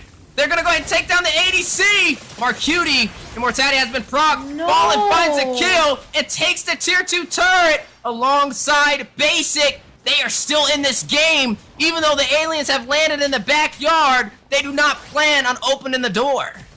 They definitely do not plan to open the door or leaving their backyard, as they are still kind of hovering over this Lord. Fallen's going to deny this blue away from A77, but looks like Avalon for now has a little bit more aggro towards this Lord and A77. That was a little bit of a mistake, right? As soon as Marcuti was shown the board, Fallen went ahead and took proxy of that, and looks like he's still looking for a split push, but Lord is getting started in by Avalon. Yeah, and I mean, they found the ADC. We were talking about keys to victory, and that is where it starts. And look, just like game 2 where Basic fell, this time it's on the opposite side of the table. Marcuti falls, which opens up the opportunity to take this Lord uncontested. Yeah, A77 definitely has to keep Marcuti up and alive. Gal's QT definitely has to babysit him all around, but it's same goes for Avalon, right? Arvo and Basic are going in pairs, and actually Demon right up alongside their ally are traveling in a trio to make sure those two are alive. But Lord is coming down towards the bot side for Avalon, and they have a really good wave clear, so this shouldn't be an issue for A77 unless they make a foul play. This might be a different story, but here we go. Yeah, it looks like they're going to seize the moment and claim this tier 2 turret for the mid lane. Area 77 not able to contest this. This is starting to slip out of their hands. And Avalon making the most out of the situation. They're going to go ahead and take that tier 2, take the inhibitor for the bottom side as well, has cracked open the base for Area 77. Immortality being picked up from Gal's Cutie, win of nature from Marcuti for the physical damage. But you are going to go ahead and see Avalon now kind of shift their focus out of the base. They got what they came for, right? They took an inhibitor. Now they got to play the passive game and wait for Area 77 to push out. Yeah, we're looking at a long game once again. 20 minutes in right now. We might potentially see a 30-minute game, and both teams are fighting it out. And I know these two teams are tired. They are looking at 2 long games, so definitely about to lose their minds, but they know what's at stake right now. But Marcuti once again alone. I mean, he has Gals right there, so I wouldn't say alone, but definitely has to be careful with which bush he steps in, but a demon. Ooh, very low. Heart Guard activated to save him. DPR, though, with the fire missiles, trying to get around to the back line, but points the brick wall for the denial. The stun going in. DPR, last insanity. The stun. Oh, he could have connected. But no, he's going to go back. He's going to play it safe, and I admire his patience. But they could have possibly won that engagement. I mean, that was a triple stun, and he had the last insanity procced. His team could have just pushed through for the kills, but it's okay, right? Live to tell another tale. That is a story that they are writing today, but Avalon taking advantage of this game. I feel like that was their chance, right, to be able to push through, or even at least get them chunked down low enough. But Lord's coming in about 40 seconds, but look at all the pressure Avalon's giving on A77. Yeah, a lot of pressure indeed. I mean, Avalon, they're trying to close this out, right? I mean, this is anybody's game. Avalon is sitting at number 3, right behind BTK on the power ranking so far, and they have to win this one to pretty much almost solidify them a spot inside of the grand final, or at least the playoffs, right? They need to keep their points. But right now, you are going to go ahead and see Area 77 fighting it out. They realize we have to get this victory. We need at least a top 4 for a top 3 placement if we even want a chance to step foot inside of Los Angeles. Absolutely, but Lord is up right now, but A77 is a little bit too busy trying to micromanage his ways. What? Wait, whoa. Was it an ult just popped by Demon? Yeah, and he's very far. He got caught out of position, but gets back to safety. A little bit of a mousetrap right there. They're going to go ahead and bait him out with some cheese. DPR almost falling for it, taken very low. He does have the shield, but look at the top side fallen. Yet again, if they're not careful, he may be able to pull off a backdoor play. I mean, he's just all over the place with this link. All over the place indeed, but Arvo did also burn his flicker, but Demon also doesn't have ult. Ooh, here we go. Gal so low. Top side though, top lane, he is going to take the inhibitor. Down it goes, Fallen will claim it and still get out with about half HP. There's just no answer to stopping his rotations. Yeah, and that's what you get for having an assassin, right? You're able to split push all of these waves, and it sends the EXP back. But EXPs are really important for these turtle fights as they are able to tank some of the damage, but also potentially set as both teams actually. They need to depend on their EXP, right? Arvel can't really set for them, but nor can Florent, right? So we are looking at 2 teams with full supports that all depend on how they want to play this lore dance out. Yeah, I would love to. Oh my goodness, look at Fallen again. He's gonna go in and take the last inhibitor for Area 77. Just having a great time so far. I mean, his team is just being a distraction, and he is getting everything he wants so far on the map. You know, I would love to kind of do an item check so far to just see how fair off they are on both of these teams at the 23-minute mark. Yeah, speaking about items, Wheezy, let's call it immortalities right now. Arvel Twinks running in with immortality as well, but DPR, Merciless, and Gals also has immortality. Make that 4. Jules QT just swapped out his item for immortality as well. So we are looking at a long game right now. Everyone is at their full build, but looks like this is going to be a Lord into Avalon's hand. And they gotta be careful right now, but they're looking to fight. Yeah, and you know, I mean, they took the inhibitors. Now we're at the 24-minute mark. Another long game. You gotta love to see it. These 2 teams are pretty much even when it comes to their engagements.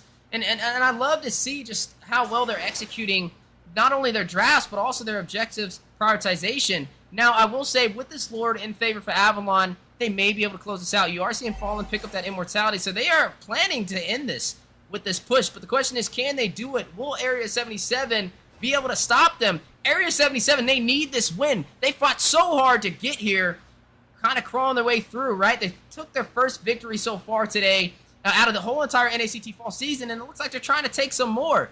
If they win this match, they will be able to move forward in the lower bracket and stop Avalon from progressing in Stage 2.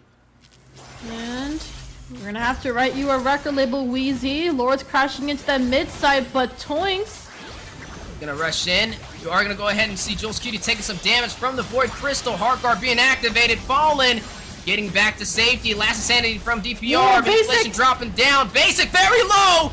Still able to. Oh my goodness! Jules Cutie with the flicker play. He's in for blood. Burst fireball. Arvel wrapping around. Jules Cutie almost able to get the kill. Winter Truncheon. They can't save him though, so he will fall in this engagement. But I gotta admire the tenacity to try and get to the backline ADC. But now getting bodied by the full team of Avalon. So they definitely have the numbers if they want to close out this game. But can they do it? Is this an overstay of their welcome? They need 64 seconds until Jules Cutie spawns back in.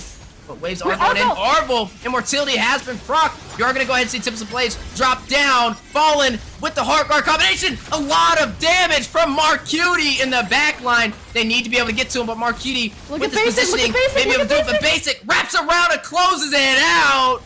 Avalon is going to go ahead and send Area 77 back to their own planet and will move forward into the loser semifinals.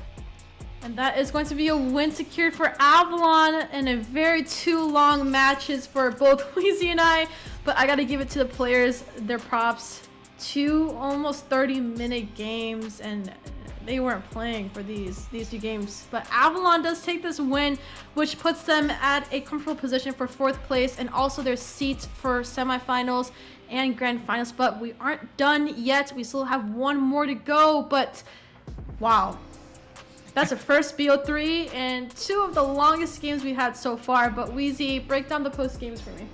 Yeah, I mean, there's a lot to break down in that engagement. I don't even know where to start, right? First of all, it was a 26-minute game, but not that high kills. It was only like 8 and 12, right? That's not even that high for how long that game went, but it definitely went down to positioning. And you're able to see Avalon close it out. Basic with the high IQ play, flickers in, able to do the last hits to the base crystal to close it out. Marquiti wasn't able to get there in time to deal the damage needed to shut down Basic, and they were able to close that out, but it was an amazing game. This just shows you, even though Area 77 did lose the series, they just stepped their gameplay to another level, and I look forward to seeing them progress through the rest of the NACT fall season. But Avalon, they will be able to maintain their spot on that number 3 position moving forward, and they have a chance to be able to compete in the lower semifinals. Yeah, absolutely. And both teams played it beautifully well, but gonna have to give it up for Avalon. They were playing they're doing everything great, and they just kind of playing how they wrote their draft to be. So, Wheezy, let me know what happened. Look at Basic. Well, I mean, I think if I give everybody MVP, I'm going to give it to Fallen. This man was all over the place with this lane. Like, literally, his split pushing is what won this game, because they were losing in the fights pretty heavily, but he was just everywhere on the map. His team was only a distraction, and there you go. Fallen picking up a kill right there on that risky play from Jules Cutie. Maybe if he would have kind of stayed alive right there, they could have possibly still been fighting it out, but I see where he was going, right? He was trying to find Basic, in which Basic is the one that ended that game. If he was able to get that kill, I think they would have possibly been able to win that for themselves, but it just didn't work in their favor. And with that miscalculation, Avalon punished. They pushed through. They pierced the hearts of the aliens and sent Area 77 back. And they're able to move on to the semifinals. But nonetheless, it was a great game. I really enjoyed casting it, seeing both of these teams fighting it out, never knowing which way it was going to go. But it can only go one way in the end. And this time, it was to the side of Avalon. Yeah, and looking at the more of a breakdown, we do see Fallen coming in as a rich guy, but the carry is going to definitely be Demon, as he had all those assists coming to Eve. And look at how much damage Eve did over there on that real world manipulation. Total of 41%, but the sandbag definitely going to be DPR running that export. But Gals coming with the most amount of assists, 10, 2 away from a perfect kill participation, but looks like they fell a little bit short to Avalon. A little bit of a mistake turned their whole game around. And Wheezy, what a series for this game. Yeah, I really enjoyed that one, honestly. I would say that's the best series that we've had today, right? And it's only getting better, so I can't wait to see where Avalon goes from here. You know, something funny, we almost lost our predictions. Yue, the mad scientist, almost pulled something off. We almost did. I'm starting to look back at my notes and wondering, like, does he have a master plan for all of this? He almost got his second prediction so far. But speaking of things in the game, a little bit of a blast from the past, a recap between these two amazing teams fighting their hearts out on that 26-minute engagement. This is game 1, right? You were seeing Basic picking up a kill, takes down Marquiti, Avalon, that one-sided story. And after this, we thought they were just going to close it out. I mean, this was everything. They didn't even lose a turret in this game. And so we were like, okay, well, this is pretty much GG's. But then game 2, as we're looking at right now, no. Avalon struggled. Area 77 kicked it into 3rd gear, got a little bit of an upgrade to their spaceship, and was able to pull that victory out, sending us to an amazing game 3, which was another 25-minute plus game, just showing you that Area 77 definitely has what it takes to be a top 4 team. But Avalon is going to move forward, so definitely credits to both sides. I enjoyed it, right? I think that's a victory. I did too. Both sides of the table. I mean, as casters, we love those long games, and we've been seeing sweeps, 2-0 sweeps every single time, especially this entire day. We literally just got sweeps, but this game, they did wrap it up, pulled us into a game 3, but congratulations, Avalon, you played exceptionally well for all these matches. That's right, and speaking of these matches, let's go ahead and swing on over to our host, Liz Bess. I gotta say, this was the match that got me actually sitting on the edge of my seat with all those 1 HP escapes, as well as in my deepest heart, I did want to see Area 77 come back and gain some confidence and actually take this series despite my predictions being on the line. Now, the MVP for this series without a doubt goes to Fallen. This is in this meta, the assassins do have a stronger advantage with the Andrew combination, as well as Fallen's skills just keep on split pushing and not giving up, and also just his master mechanics and what a game. Definitely what a game, and I love to say give credit where it's due, and this is where it's due, right? I mean, he did not have the best time picking up kills in the early game. Honestly, he was falling behind, but he made up for it on his map awareness and his IQ on the objectives. He wasn't in for the kills, he was in for winning this match, focusing on these turrets, dropping them down, and there was no answer back from Area 77. Yeah, and definitely add that on to his KDA score, as we did focus on him before this game even started, right? Fallen versus best player, but now with a lot of more kills and plus a MVP into his hands, this might kind of ruffle someone's feathers and also ride the tide for who really is the king of the jungle. But for that game, he was king of macro for that one. He was everywhere flying around. But congratulations, Fallen. Beautiful MVP into your hands for this series. Congratulations, Avalon and Fallen with that 200 IQ. And coming up next, we're going to see the last series of the day, Knights of Fate against Bloodhounds, and potentially some mix and matches today. And remember, these teams, they still have a chance in stage 3. It just takes more of a miracle to make something happen. So without, we're gonna see you guys in 5.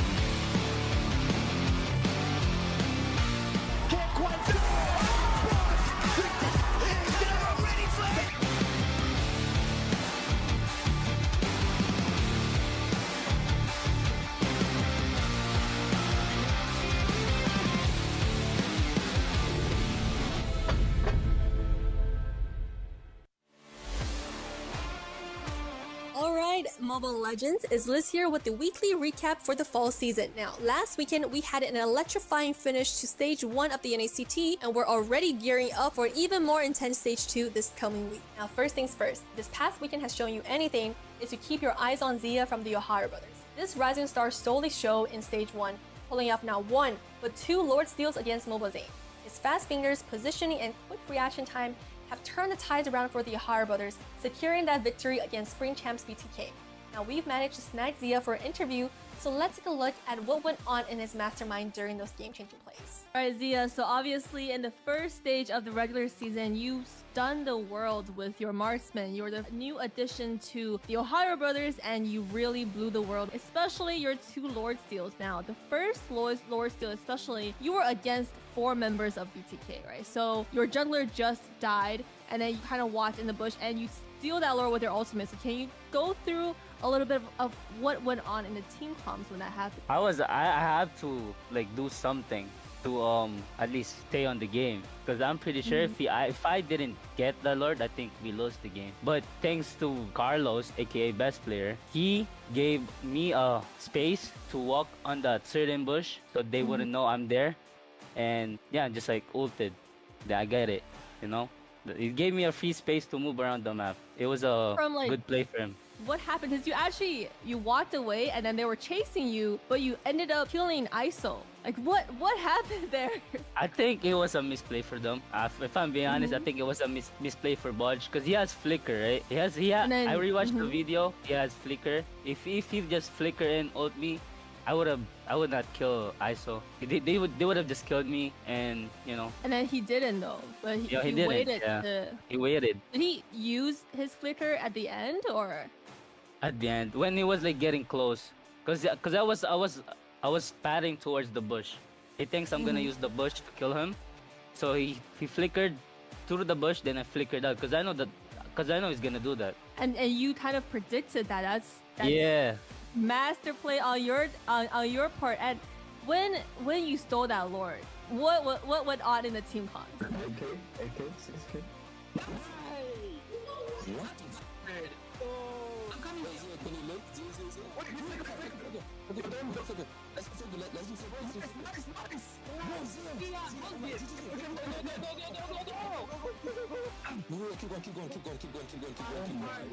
I didn't say anything. I think it was them. It was them because I still had to focus. Because like four people chasing me. Oh, I cannot rack it. And then I think it was Shark, Hoon, screaming. I don't know. Yeah. And talk about making an entrance. Not only did Easy Peasy's Martis secure the first Savage of this entire tournament, his team Bloodhounds is also the biggest underdog who rocked stage 1. Their unique Valir drafts catapult them into top 4, and their Navarra Lassie combo also took a game from none other than our reigning champs, the Ohio brothers from stage 1. Let's quickly take a look at Bloodhounds team highlights.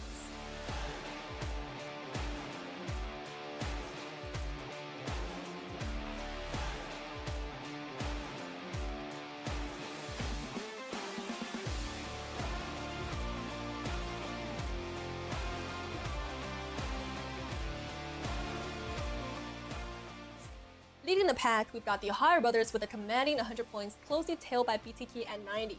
These teams are doing pretty well, but it's not smooth sailing for everybody. The 4 teams on the bottom tier, the Knight of Fate, AggravateOne, Area 77, and the Night Horde, are lagging at 60 points. Now, according to our calculations, these 4 teams need to score approximately 150 points to land their playoff dreams. And that is it for the recap, guys. Stay tuned for more excitement happening this weekend as we move forward to the next stage of the NACT. Join us this Saturday, and remember, this isn't just a tournament, it's the official path to M5 and your path to glory. I'm your host Liz, and I'll see you next time.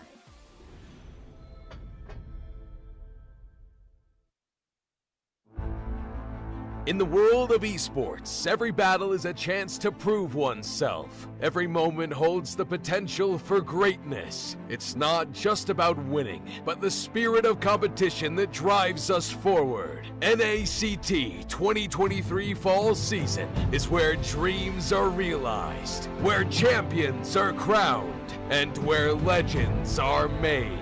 In the arena, we face our rivals head-on with unwavering focus and unwavering resolve. We leave no stone unturned, no opportunity wasted.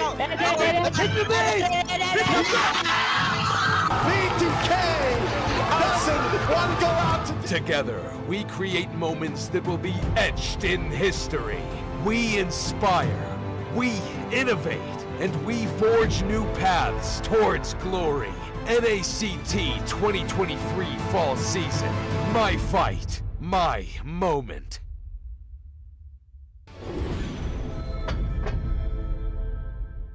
Welcome to a journey through time as we delve into the transformative milestones of North American Challenger Tournament, NACT.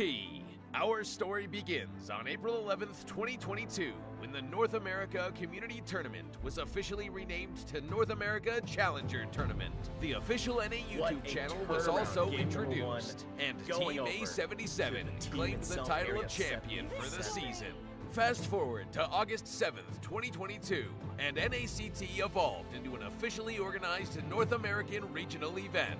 The tournament spanned 13 days of thrilling online broadcasts, with Team First Blood triumphantly seizing the championship. As we moved into the fall of 2022, the first ever offline grand final was held, taking the tournament to a whole new level.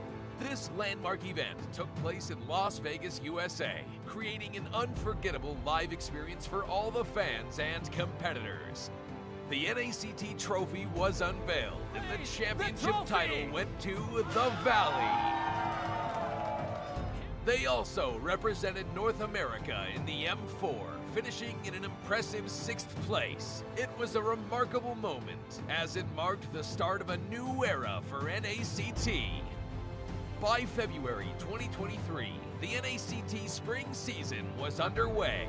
The offline finals took place on May 14th at the HyperX Arena in Las Vegas. Our livestream page was a sensation, reaching number 36 on YouTube's trending list.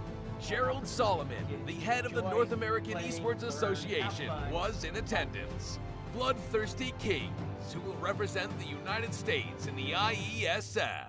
This has been a brief look at the significant milestones of NACT, charting its growth, evolution, and the challenges conquered along the way. Stay tuned as we continue to make esports history.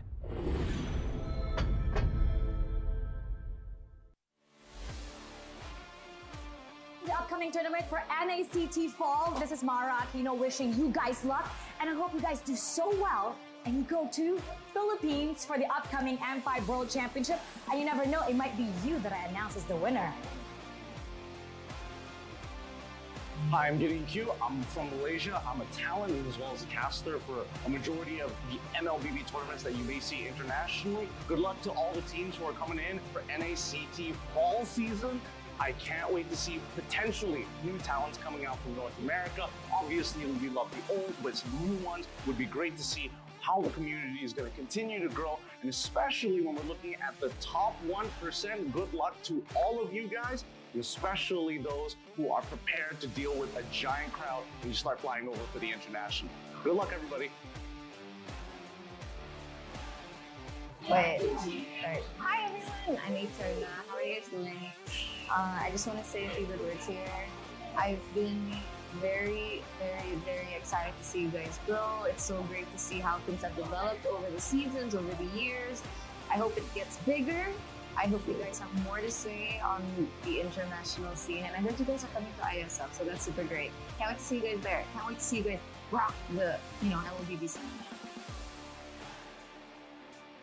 Hey guys, my name's Phil, and here's the thing: we watch NACT Grand Finals, and if that. This is it, guys. Last series of the day, Bloodhounds versus Night of Fate, and the stakes are the highest for Night of Fate. Now, as BTK will be heading to Romania to represent the US at the IESF, so NACT will be taking a short break after tomorrow's broadcast before coming back in 2 weeks for Stage 3. To feel comfortable in Stage 3 or have a better chance, the Knights of Fate really need to come back at this last series. So, as we move into the last series of the day, let's take a look at the casters' predictions for this match. Now, the Knights of Fate, this is the first time they're gonna match up against Bloodhounds, and keep in mind they did take one game against Avalon, who just won the series, so they might have a pretty good chance. And I actually voted for Bloodhounds, yes, but we had more diversity and more variety from our casters. So Wheezy and Eunice, you guys have different predictions. Wait, whoa. Wheezy? Look, I had to find a way to catch up to you, alright? So this is my chance, alright? Knights of Fate, I'm putting it all on the line. I actually voted alongside Yue, the mad scientist. I'm just hoping things work out in my favor. But Knights of Fate, I mean, I'm hoping they're able to claim this victory. I like sometimes rooting for the underdogs, but I think Bloodhounds has done an amazing job so far. Wait, but looking at the caster predictions though, there is 4 people right now with perfect caster prediction scores. Depending on which side wins, will knock off someone's this perfect prediction. This might be the day that this might be the Eunice day is gonna lose her perfect score, because looking back at today's performance, Knights of Fate has something going. Like, all of their players are very versatile. They are very professional at the game. And with Bloodhounds, they have some very interesting drafts. Like, some of the heroes that they play are are some of my favorite heroes, but they might not work in every situation. Yeah, and the thing with Bloodhounds is I feel like they're such an amazing team. They're full of surprises, but sometimes they lack in the early game. I mean, when they went up against Night Horde and they were able to claim that victory in those series, it wasn't really a one-sided thing. I think it was just some miscalculations, because if you look back and go rewind, Night Horde was pretty much beating them on majority of the objectives, but they just fell short on closing these games out, and that's where Bloodhounds got the advantage to get to where they're at. So I'm thinking with Knights of Fate, I mean, if they can take the early game, they may be able to shut down Bloodhounds. I think that's what they're going to have to rely on, but nonetheless, interesting fact, this is the first time that we've ever seen these two teams go against each other. And we'll find out, because Bloodhounds took the game from the Ohio brothers. So let's see who will take this series. Take it away, casters. That's right, as we are going to now be jumping into the amazing draft between these two teams. We can't wait to see which way it's going to go. Bloodhounds and Knights of Fate, the final series for the losers quarterfinals today. Whoever wins this will move forward to the semifinals. I can't wait to see where this goes. But now looking at the draft, right? Let's go ahead and just talk about both of these teams. Bloodhounds, they've been surprising. They got Bo Carrasco, a big Twitch streamer out there, kind of one of the captains for the team. Easy peasy, the first jungler to pull out a Savage in the fall season on the Martis, right? Looking at Knights of Fate, they're up and coming, right? Kai, really good in the jungle. You would have thought it would have been Zero. You know, we got Regrets and Zero former Gosu players. Now in the building, you've got Mikasa, who's been kind of traveling around multiple teams and at the top 8 level. These are both powerhouses, and this is honestly a really exciting match to see. We've never seen them go against each other before. Yeah, definitely. And Bloodhounds actually took a match away from TOB, so we're gonna keep that in mind. But Knights of Fate also, their draft phase is very interesting. We did see 1-3-1. We did see the matchup. It kind of just told itself, right? Gotta watch out for Mikasa and Freya and Edith. But looks like Bloodhounds actually gonna go ahead and ban out the assassins to prevent the Fanny pick, you know, respect Zero. And we also see Ling respect Kai. And we do see Angela also being played by Powerless, and he actually played exceptionally well. The Heart Guard was able to save every single member and made Wheezy go crazy to pick Esmeralda for Zero. But Bloodhounds, I feel like Easy Peasy was the one that kind of set the tempo up for their team name, right? There are full of surprises. They were the ones that kind of came in very strong, came in with the Marta Savage first game, and then Booker Roscoe, you know, he has a lot of mage pools, right? He's literally a Supreme Sicilian, has picked up good mages as well. So gotta watch out for his mage as well. Sleeps, good marksman player. Seen him prevail on the Melissa, on the Beatrix. We saw that all happen in our previous series, but we're gonna see the pick phase start for Bloodhounds actually. And there's Terizla, there's Eve, but knowing that, you know, from the other previous games, Booker Roscoe actually got banned out so many times to the point where he played a high-low mid at one point. So definitely wanted to maybe get a mage pick early, but Dino's gonna go ahead and pick up Export early. And we see the Last Insanity do exceptionally well. So Knights of Fate, I'm kind of wondering how they're gonna respond to that. Definitely, I'm calling a Freya or Edith already. Oh, the Freya or the Edith, nice and early, Yeah. huh? That's a bold statement. Nice and early. Nice Let's and see early. if it happens. What are you guessing? Navaria or Bloodhounds. No, I'm talking about Knights of Fate. Oh, I know. okay, I just I'm wanted wrong. to get something in because I gotta get something right. And I feel like Navaria for Boca Roscoe's been a problem, right? But Valentina was available. Okay, Walk. Terizla. You just saved it to Rizzo, which is a great read. I mean, definitely 2 high-value targets, right? I mean, this is going to provide draft pressure for Knights of Fate and their advantage. Bloodhounds now has to be careful. There's really 2 ways to counter the Valentina when it comes to drafting. You either pick heroes, all heroes that she can't profit from, or you pick all heroes she can profit from to overwhelm her. So, really excited to see which way this goes. But I do know Dino on this export pick is a smart one. Dang, I say on it. Kadita. I will Kadita? fight you on this prediction because I'm already... One of us is going to lose our prediction, so I might as well fight it out with you in draft. I think he's going to pick Kadita. I think You said Kadita would be Navaria, great. right? I said Navaria. I think both of them are great because... Martis. Oh, whoa. Oh. Okay, no mage pick yet. Okay. So we have Rome still open, right? For Knights of Fate. That last one. Oh, there's still jungle open too. They might pick up Martis actually. I know he can get through with the mortar coils, CC. Is able to do well, but Carrie's gonna burst. So I don't know if that's really a good idea. And Frederick and Carrie also got picked up in a pair, and on top of the export. So I want to see what they pick. Andrew's banned. What do you Assassin. think? They could pick up an assassin. I mean, there's no suppression on the table right now, so I mean, you can lock Kaja? it in and then ban out the suppression. Yeah, I mean, Kaja Franco's a good option. The Hayabusa could definitely work, especially against Boca Roscoe on this carry. I mean, you can just dive in, take him down, get out. But no, they're going to go ahead and pick up a marksman, which is not the worst decision. I mean, he can kind of chip into the damage or to the physical build from Easy Peasy and Dino, right? I mean, that's 2 strong frontline heroes that you are going to have to work against. So, I mean, you got early game, you got late game checked off, 4 Knights of Fate, and then you got the frontline presence from Mikasa. So, I mean, the draft is looking solid so far.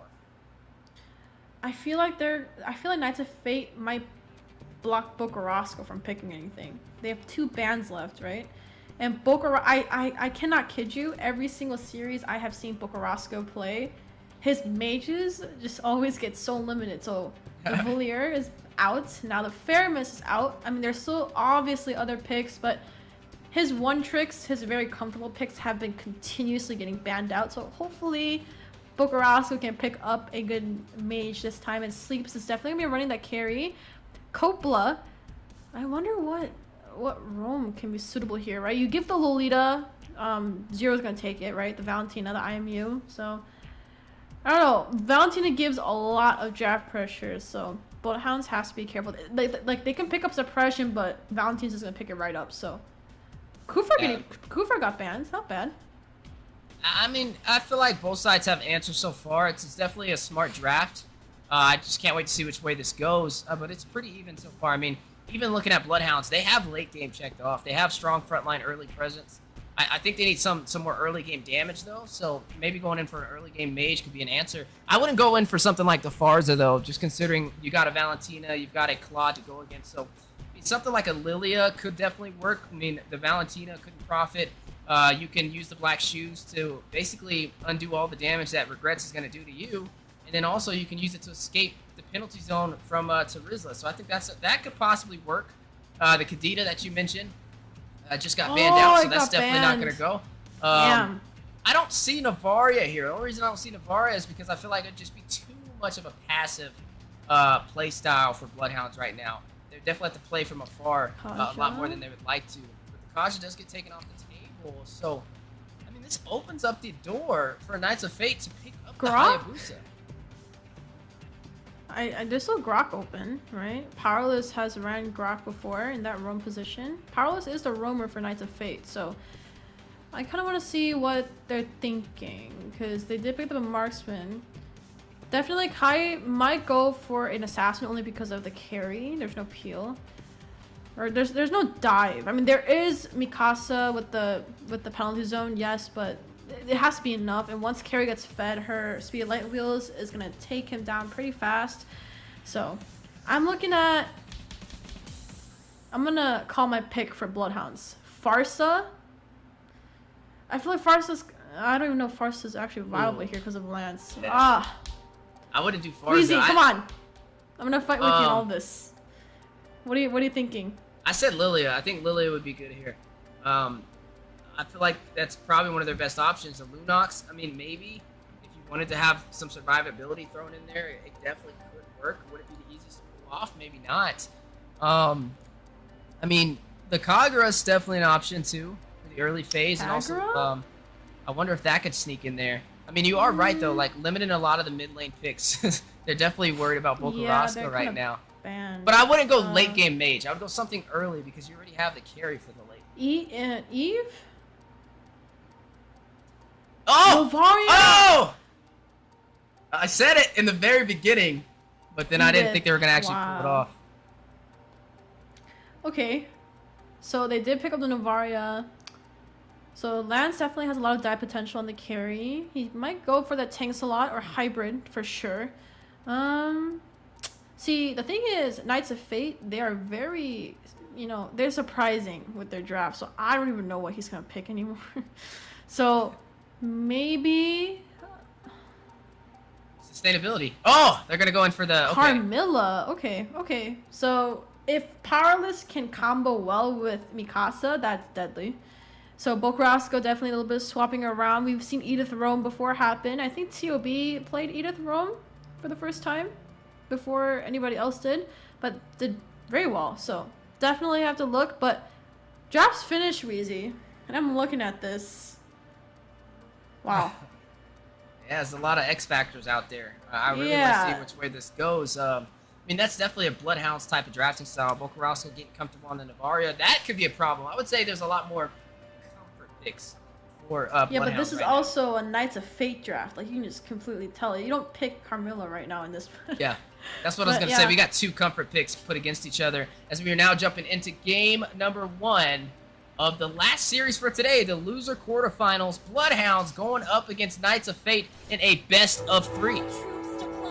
Definitely, we are seeing the last series of the day. We are seeing Bloodhounds versus Knights of Fate, and we're gonna see both of these junglers do their best to keep themselves at bay with the points. But Let's take a look.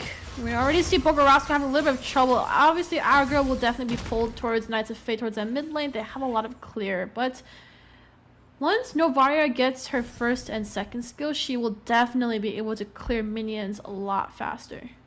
You know, it's funny too, when we were talking about the Valentina, we were talking about how you can kind of counter it in the draft. Either pick a bunch of heroes that she profits on or a bunch of heroes that she doesn't. And they picked a bunch of heroes that she doesn't profit on. So it will be a little bit of an awkward game for Zero on this Valentina, because there's not really too many ultimates that he can dominate with, right? I mean, he can get the Astral Echo from Bogarosco if needed, or rush in with the Last Insanity, or Appraiser's Wrath, but none of them are like really super strong options. I guess maybe going in for the Astral Echo can help.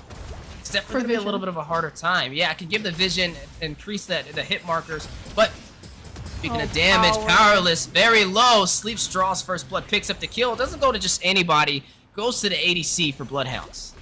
Yeah, Carmilla is very squishy. We saw the kind of same story tell itself in our last series where Knights of Fate did pick Carmilla, but Power just kept getting chunked off really easily in the early game stage, and he kind of needs to stack up on his defense in order to actually do and sustain a little bit more damage. But here we go mid side.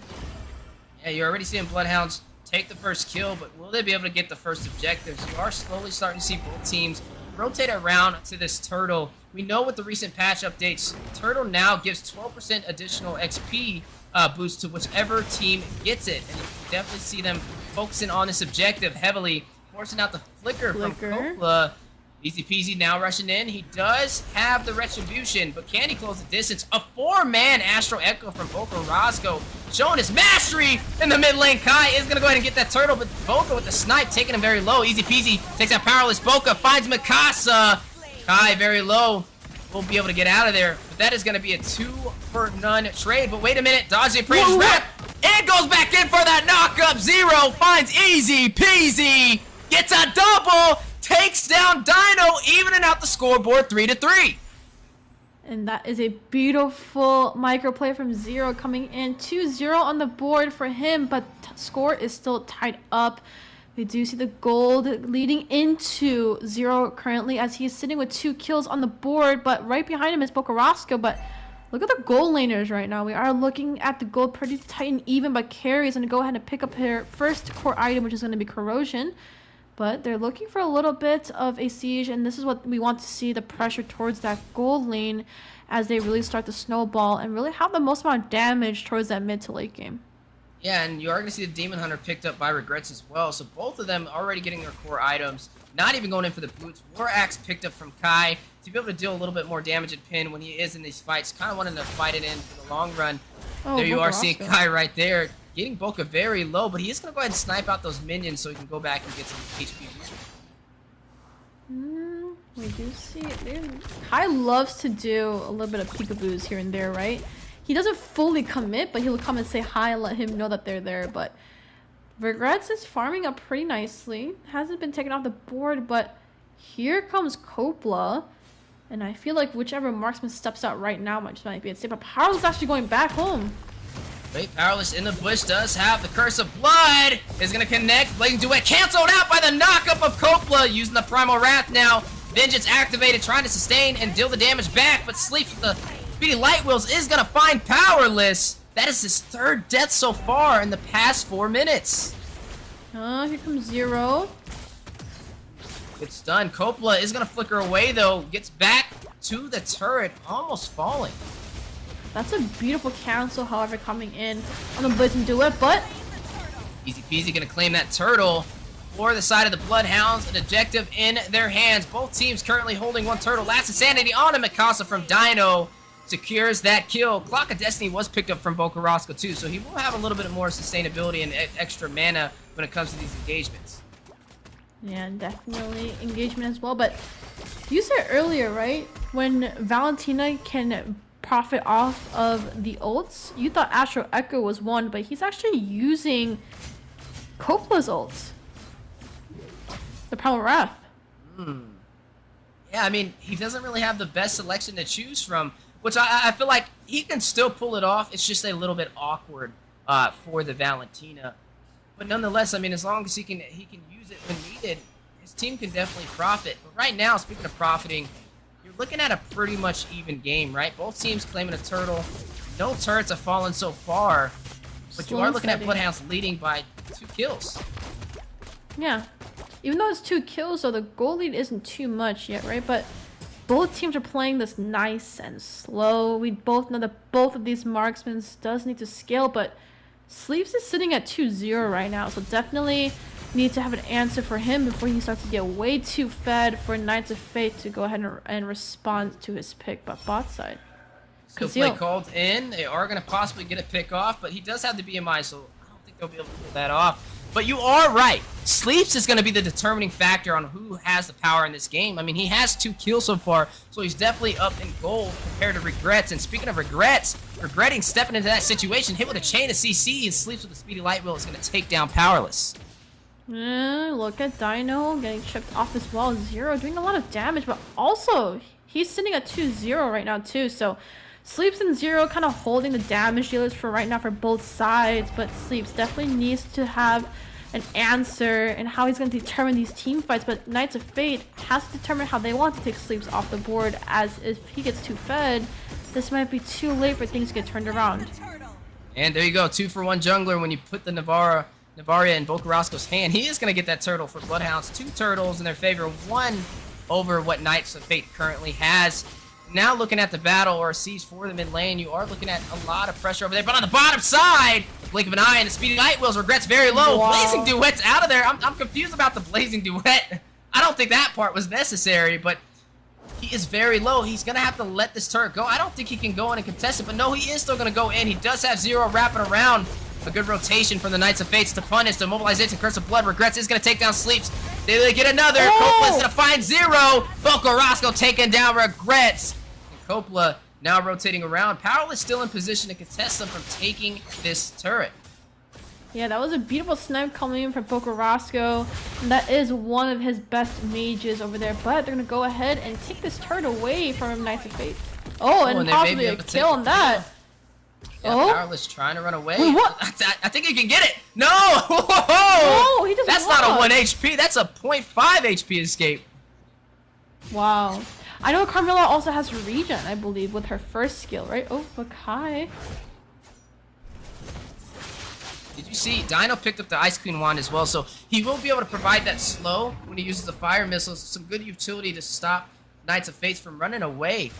You can definitely see the strategy that Bloodhounds are starting to form right now, as if we're able to take that turret on the bottom side, meaning they definitely have the map advantage. And now, the invasion for the purple buff. Thorn Rose in, the knockup, but he's able to get it, but at what cost? As Copla is going to take down Kai, gets another. Dino finds Powerless. 2 members falling for the Knights of Fate. Make that a 3rd. It's easy peasy. Takes down Regrets. Takes down Regrets. That is a 0-for-3 trade for Bloodhounds, but Knights of Fate has to be careful right now, as they're not looking too great with the kill score. 11-4. Goal lead is starting to snowball into Bloodhounds' hands, and Bocarasco 2-0-6, Weezy. Yeah, and Bloodhounds needing this victory, right? They're currently sitting at the number 4 position, and they want to solidify their spot. We call them the gatekeepers. Them and Avalon currently sitting at the door, not allowing any of the teams at that 5th position to move forward for a chance to compete in the playoffs. Bocarasco with the sniper from afar finds Mikasa with the 4-man Astro Echo and a sniper at the end of it. He's going to find 1 member for Knights of Fate, increasing the kill lead 12-4. Yeah, definitely have to call up Leslie to see who has a better sniper over there, but definitely took down Mikasa, which puts him already at disadvantage, but also Mikasa sitting at 0-3, which is not something you rarely see Mikasa doing, right? You always see him dominating his lane, but for this time, the damage is already too much, and Dino being able to kind of face him in, like, up front, get nice and personal with him, is able to take down a lot of damage. But look at Dino, see? He's just chilling. Look at him. Yeah, but I'm looking at the top side as well. Bloodhound's definitely focusing on trying to take the turret. I think the Lord is just a distraction. Dino there to keep the team busy, and they will be able to take that turret in the top lane. I mean, Sleeps is all by himself, but no, he's just going to let the minions clear it out. They're going to go ahead and shift to the mid lane. High IQ play. He knows the minions can do it. He doesn't need to waste any time up there, and they're going to go ahead and secure that turret for the top lane. And look, it looks like Bloodhounds is trying to siege this mid lane turret as well, but shifting their focus over to bot side, and keeping 2 at mid, and Coppola, good area to be giving vision, but Powerless really needs to come online. He's sitting at 0-5. His ultimate hasn't been able to do the best, but should be able to once he starts stacking up his defense. But wow, Bocarasco's always hitting more than 2 people, or just 2 in general. He's never missing his Astro Echo. And I'm just Wow, paying he attention almost to sniped Sleeps. 0. Sleeps 3-1 and 5 right now, on fire with this carry, right? I mean, looking at Mikasa, he's having a hard time getting online. He's 0-3 and 0. Powerless is 0-5 and 2. Both of them combined, making up majority of the deaths for their team. Not really working out in the way they wanted it to, but the later this goes, maybe they can build some defense, but also Sleeps can build more damage, and that carry can definitely be a problem if left unchecked. Definitely left unchecked, but we are looking at a 11-minute timestamp right now. Kind of in that mid-game area, not too much yet with the items for sure, as the gold is 5k into the hands of Bloodhounds, but definitely they do have the advantage when it comes to macro. None of their turrets have been touched either. This kind of looks like the story that we saw from Avalon versus A77, but here comes the siege on that bot side. Yeah, the siege on the way. They are going to go ahead and take their tier 2 turret. Sleeps picks it up. Does he pick up the kill? Yes, he does. Finds Powerless with the speedy light wheels. You're going to go ahead and see the last Insanity rushing in onto 0, forcing out the flicker. Phantom Execution's in. Kai trying to deal some damage with the Thorn Rose. Bocarasco taking out Mikasa. The Navaria mid lane coming alive. 14-4 so far. Bloodhounds leading the way in Game 1, the last series of the quarterfinals for the losers bracket. And here we go, shifting their focus over to Lord. And everyone's going to go ahead and start this up. And looks like this is a Lord uncontested unless Kai can work his way through. He's looking to use a Thorn Rose around, but looks like he might just have to give it up. Easy peasy. He's going to go ahead and secure the Lord for Bloodhounds. Right, and they trade that Lord for a turret. If you looked on the bottom side, Regrets was down there, able to take that first turret. But I think that's still a good trade for Bloodhounds, because they also got the mid turret to open up the map even more in their favor. May be able to go in for the tier 2 as well. They just have so much pressure up against Knights of Fates, and I just feel like it's boiling down to execution. Yes, their draft was okay, but they're just not executing it the way they intended, right? I mean, Powerless jumped in and took like 3 deaths so far within the first 4 minutes, and now up to 6 deaths for the team. It's just not that effective so far for what we're seeing on this Carmilla. And talking about Carmilla, Sleeps almost at 10k gold right now, almost at his full build. Definitely looking to build in maybe that Wind of Nature as he is building that pathway up towards that item. And Powerless, his gold is so under. And you know, he's been taken off the board so many times, so he's not able to capitalize on the gold near his team. But 4-man Astro Echo ult. Bocarasco is definitely getting a lot of vision for his team. Yeah, now gonna go ahead and take that tier 2 turret and an inhibitor, 2 for 1, make that 3 for 1. They're just going on a shopping spree right now and taking everything away from Knights of Fate. As they take 2 inhibitors, leaving only the top one standing. This may be a possible early finish.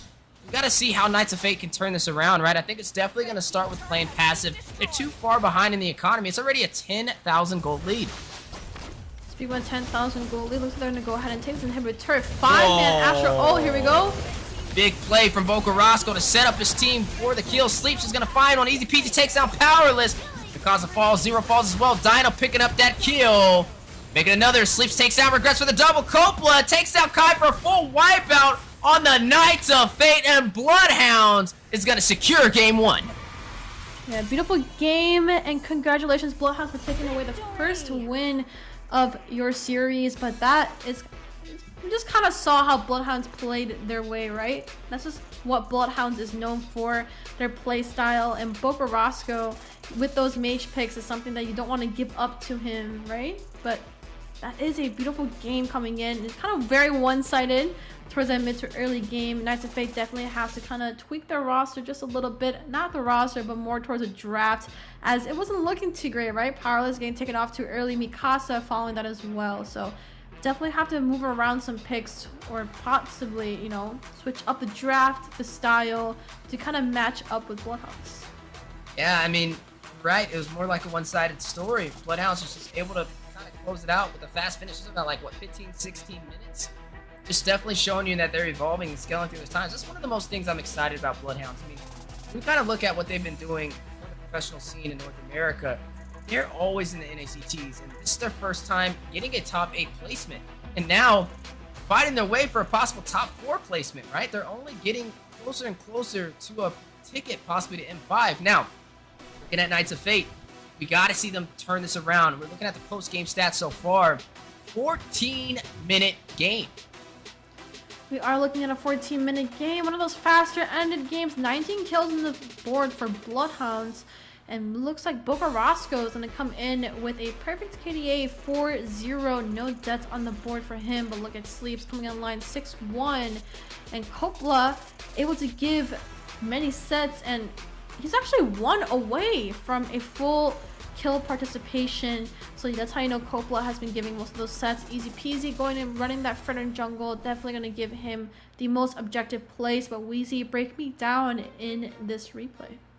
Breaking down is exactly what was happening right there, but Bloodhounds breaking Knights of Fate apart, able to open up the base at the 14-minute mark, take the last inhibitor, and look, there's their final stand. Blazing Duet from Regrets, but that Astro Echo from Boca Roscoe able to hit the entire team of Knights of Fate to solidify the wipeout. I think that's what kind of led the way for them to close that out, and some excellent positioning. I mean, Boca Roscoe's just known for these mage picks, right? And Navaria being one of them. You gotta find a way to get them uncomfortable. And looks like the carry is going to go into Boca Roscoe's hand, but the rich guy definitely going to the hands of Sleeps. But looking at the damage dealt, Novaria actually did the most out of his entire team. Easy peasy being the sandbag for sure. The Frederick and Coppola coming in with 15 assists. That is something that everyone should do, have the most amount of assists and help their team lead that snowball and potentially take them to the victory. So we are in our second match. This is potentially match point for Bloodhounds, which means L prediction for Wheezy. Or I could take my thing back and say this might be a 1-1, which means Wheezy's prediction is still on the line. But this is also a very scattered prediction. So there's actually half of us chose Knights of Fate and the other half chose Bloodhounds. So we have a lot of perfect score predictions, not just me actually. So there's Private, there's Gimmick, and Xena actually sitting at a perfect prediction score right now. And Wheezy's looking to take it off. He's rolling his eyes at me. So we'll definitely see who will take out the prediction. But we also have a battle over here, Knights of Fate versus Bloodhounds. So I guess we have 2 games going on, right? Is it going to be the Caster's Curse? Is one of them. And who takes the series home for these 2 teams? Well, I definitely want to see it go to a best of 3 for 2 reasons. 1, because I want Knights of Fates to help me with my prediction rates. 2, because I like seeing things go to a best of 3. I don't like seeing one-sided stories. Now, they got a lot of work to do if they want to turn this around. That's no secret, right? I mean, Bloodhounds was able to kind of dominate that entire match. I wouldn't even say it could have been the draft. I mean, the Carmilla was interesting. The Terizla was a good pick, though, but it just got shut down, right? I mean, Powerless and also Mikasa, right? They're just kind of having a little bit harder time. The Terizla was 0-5-0, right? Not a single kill, not a single assist that entire game. And then the start of the game, the power spike went to Bloodhounds, and that was only due to the fact of Powerless getting picked off so often and so fast, right? That just gave them what they needed to start that snowball effect, and they couldn't put a stop to it. So jumping into game number 2, number 1, pick something you're a little bit more comfortable on. Don't go for the Carmilla again. I don't think they're ready for that level, or at least if they go for the Carmilla, they got to be able to execute it. Maybe they get a little bit of fire. Sicilian could be a problem too. Maybe it's an Area 77 case where out of nowhere they get a major upgrade and they showcase their skills in game 2. That's what I'm hoping for. But looking at something so far, a little bit of repeat in history, we are going to go ahead and see the export picked up again. Yeah, I feel like it's more of the comfort pick, especially for Dino. But Kai also plays export jungle, so either way, this is kind of a flex as we saw that in our previous matches. We're gonna see, ooh, Poquito, yeah, just shadowboxing over there, and easy peasy. I'm gonna go ahead and lock in the mage for Boca Roscoe. It's gonna be Valentina as well. Already draft pressure is coming in from Bloodhounds, which is, I feel like, is a good read, but there is still mages available, right? We could put in the Eve, take the RWM, we could put in Farsa actually, get the Feather Airstrike. But, there's still a lot on the line, nothing over yet. Kurita's also up. I mean, I feel like there's so many, holes for Kurita to be slotted in, but nobody wants to pick it up. Instead, it gets banned out. Like for our last series, Avalon straight out banned Kurita. And in a previous series before that one, no one just wanted to play Kurita, I guess. So definitely want to see Kurita getting played out. Kufra. Oh, Kufra is gonna go into the hands of Powerless. And he has one of those interesting builds. Wheezy, do you remember? It's Kufra build? Oh, I don't. Yeah, do you know?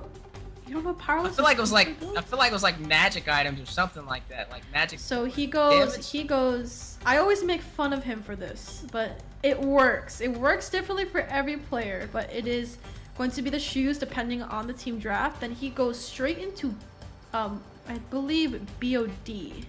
He goes damage. He goes like Thunderbelt into like BOD. He does some crazy things with Kufra. I'm serious. He did this. He did this in last year's NACT. He might pull it off again, but that's one of Powerless's power picks actually, the Kufra. But we see Regrets running the Claude, or maybe we have to go back go back to last NACT. Maybe Powerless has to pull out the Hanabi or something. You know, he might be able to harass Bloodhounds. I do not you want saw to his see build. the Hanabi. But you see Leslie pick up, so looks like Bloodhounds is gonna go for a late game, but that's also a direct counter to Regrets running the Claude. Yeah, and you know, it is a direct counter. It could give Regrets a little bit of a harder time. I think something interesting about this is seeing Dino pick up this Paquito. I mean, he picked it up super early, and my thought process behind it is it's to give Powerless a hard time, right? It's to kind of counter the X-Borg, but it could be a two-way street. I feel like the X-Borg can beat Paquito if played correctly. So it's definitely going to be a battle of execution. And when it comes to execution, I mean, the last game we've seen Powerless, or at least both Powerless and also Mikasa, a very rough start when it came to execution. And it went into Bloodhound's favor, so I will give them that slight advantage as they're able to execute a little bit smoother. But now, as we are seeing the bans finalized, Bloodhounds is going to ban out the Navaria. Even though it worked in their favor last time, they're going to ban it out since they picked up this Valentina and the Kadita. So now we're going to be looking at possibly some of the junglers being banned out. Right now, Knights of Face is going to go in for that Fredra and take that off the board, but and Martis as well. So I really want to see what Bloodhounds pulls out here. Okay, Fredrin's banned. I was gonna say Fredrin, but he got banned out. Martis is banned out. What's left? Can't go higher. I mean, you could, but it'd be hard. Not into a Kufra. I don't think they want to take the Quad Shadow into the ball. Even the Lancelot would be kind of hard here, right? That is hard. Kufra's direct. Wow. Alpha? They banned Alpha too. Okay. Wait, then what's left? Like Baksha, Bane? I was gonna say Bane. Yeah. Baksha. Is there anything else? Is there anything else?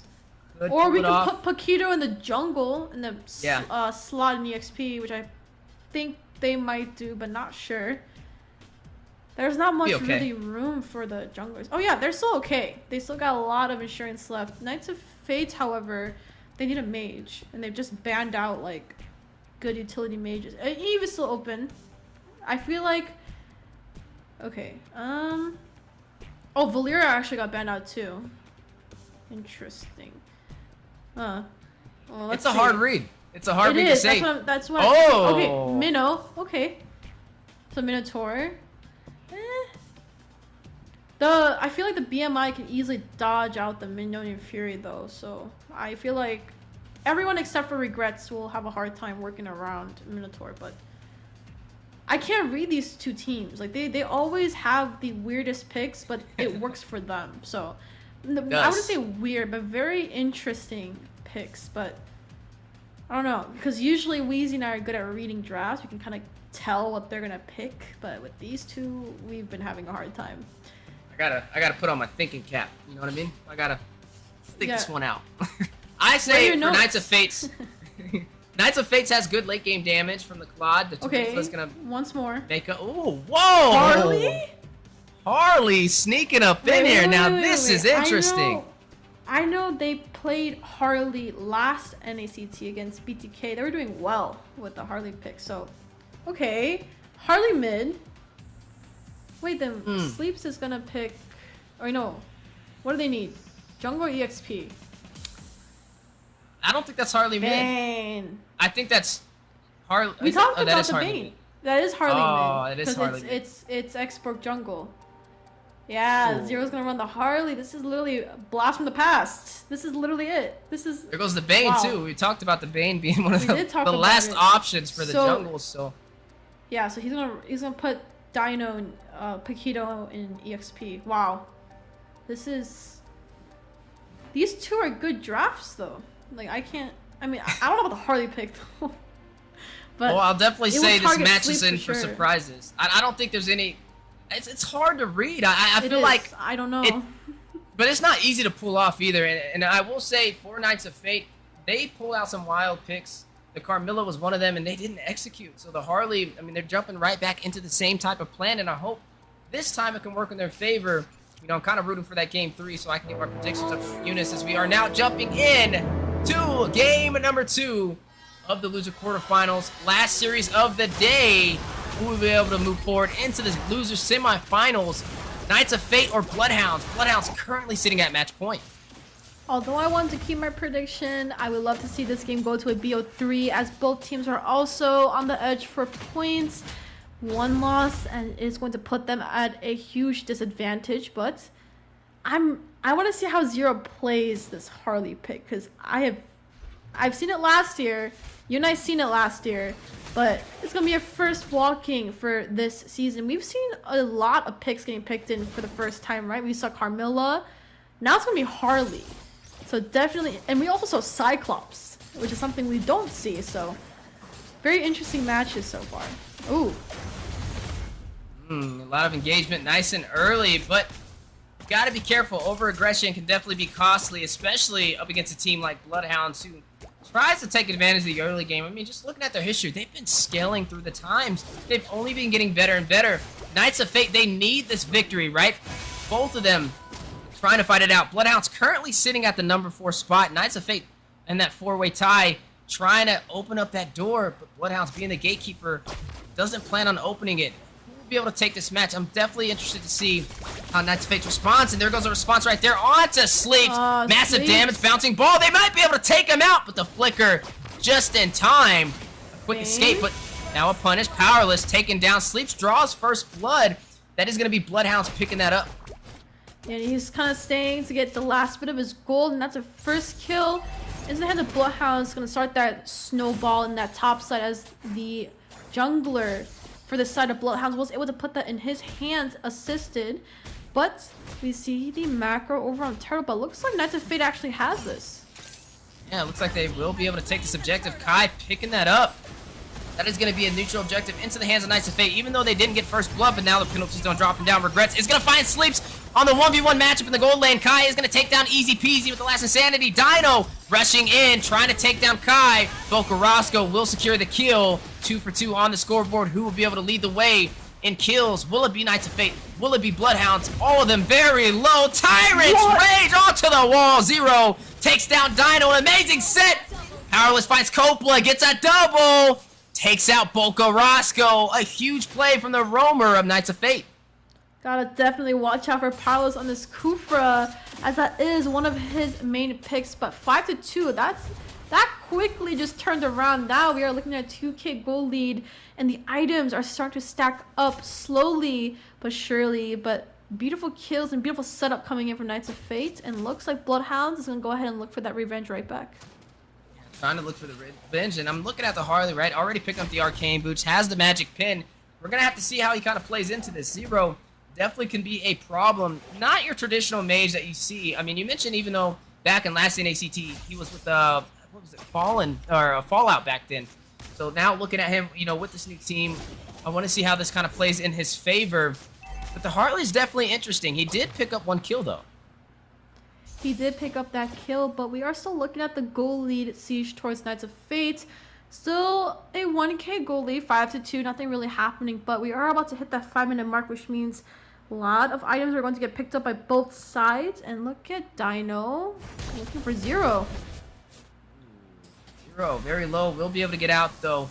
You are going to go ahead and look at that kill lead though. 5-2, 4 minutes in. Knights of Fate's having a little bit of an easier time than what they had inside of Game 1. Game 1 was more of a snowball. This time around, similar to Area 77, it looks like they found a game plan. They did definitely find a game plan, and Kai's gonna go ahead and pick up this turtle first, but Zero just locked in that Genius one, so should be able to do some damage, but Power. Oh, another big set from Powerless. He's just knocking him down with the Tyrant's Rage. But can they draw the kills off of that set? You are going to see the penalty zone drop down from Mikasa, forcing out the flicker. They will be able to make it back to the base, may be able to draw the kill onto Mikasa. Oh my goodness, a huge set goes in from Powerless yet again. Sleeps is going to draw the kill though and take him down. But the aggro of the turtle's now going to be shift towards easy peasy, but 3-man setup coming in from both sides. Yeah, speaking of setups, even though Powerless is out, you can feel the power from his Tyrant's Revenge. It's definitely a key factor to winning this. Boca Roscoe is going to take down Mikasa, though. You're going to see one turtle for both sides of the table, this time going to the Bloodhounds. Yeah, and look at Boca Roscoe. He can't really walk up, as Zero can definitely take him off in one go. But let's look at the items here, right? We do see Regrets starting to pick up the DHS, is locked in, and go ahead and start with his next item.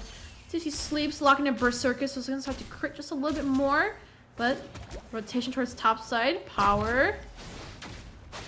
Yeah, Power winding up. You know he has some great micro when it comes to this Kupra, but he's definitely going to have to be careful on not being taken down. He did find 2 deaths so far within the last 5 minutes, giving Bloodhounds half of their kills so far, so positioning is definitely key. Kind of similar to game 1 where he fell a lot, giving them the advantage they needed to win that game. But Kai, with the last Insanity, finds easy peasy. And now they may be able to take down Coppola. He is very low, so he's going to have to go back to the base for some regen. Absolutely, but look at the EXP laners starting to move their way towards that mid lane. Still looking for an answer. Bloodhounds not being able to take Regrets off the board so easily, but Power. And Regrets with the Blazing Duet canceled out. Dino rushing in with the heavy left punch, possibly going to get a kill. Zero finds Coppola. Dino finds Powerless. That is going to be a 1-for-1 on the board. Both roamers falling for both sides.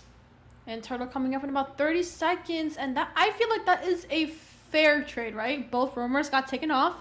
No other bodies were harmed, but oh, Zero. Ooh, hit with the deadly magic, and is going to rush in for the kill. I think that might seal it. Yeah, Zero is going to pick him up, take down Sleeps. They got what they came for, but just going to deny him hitting that power spike as early as he wants to, especially running this lately. This Leslie who's going to scale through time. And Zero's actually sitting at 3-0, so he hasn't been taken on the board either, but it's not easy to catch a Harley, but Power. Like they were almost able to take him out, but the footwork able to get through. You are going to see the aggro of this turtle pulled by Kai, getting in position to possibly claim this objective for their team, as the turret is going to fall on the top side. Oh, but huge knock up onto Dino. Last Insanity dropping down. Penalty zone from Mikasa for the setup. Easy peasy claims the turtle. Mikasa finds Coppola. Are they done? Looks like they are. A huge play, but they're able to claim that turtle into the Bloodhounds' favor yet again to kind of keep them in this game. They are, but look at Roscoe. Ooh, trying to get away, but the flicker in from Powerless. He wants to take him down, but can't seal the final hits, and now will cost him his life as easy peasy takes the kill. But Dino rushing in. It's a heavy left punch onto Mikasa. He will be able to escape. Heavy left punch, but beautiful assist coming in from Sleeps, but Zero is looking to take this mid turret down, but barely at bay, but easy peasy. I gonna pick up the kill onto him, uses the last Insanity for it, picks up the immortality on his way out. But Mikasa, he may be able to get out, but Dino, he's not trying to let him go for free, but the Blazing Duet goes down. Gonna go ahead and clear out these minions, but look at Bloodhounds. Heavy rotation to the bottom side. Ultimate Sniper drops, and the Siege. Sleeps is gonna take down Mikasa. Regrets is able to get away with the BMI, but wait a minute.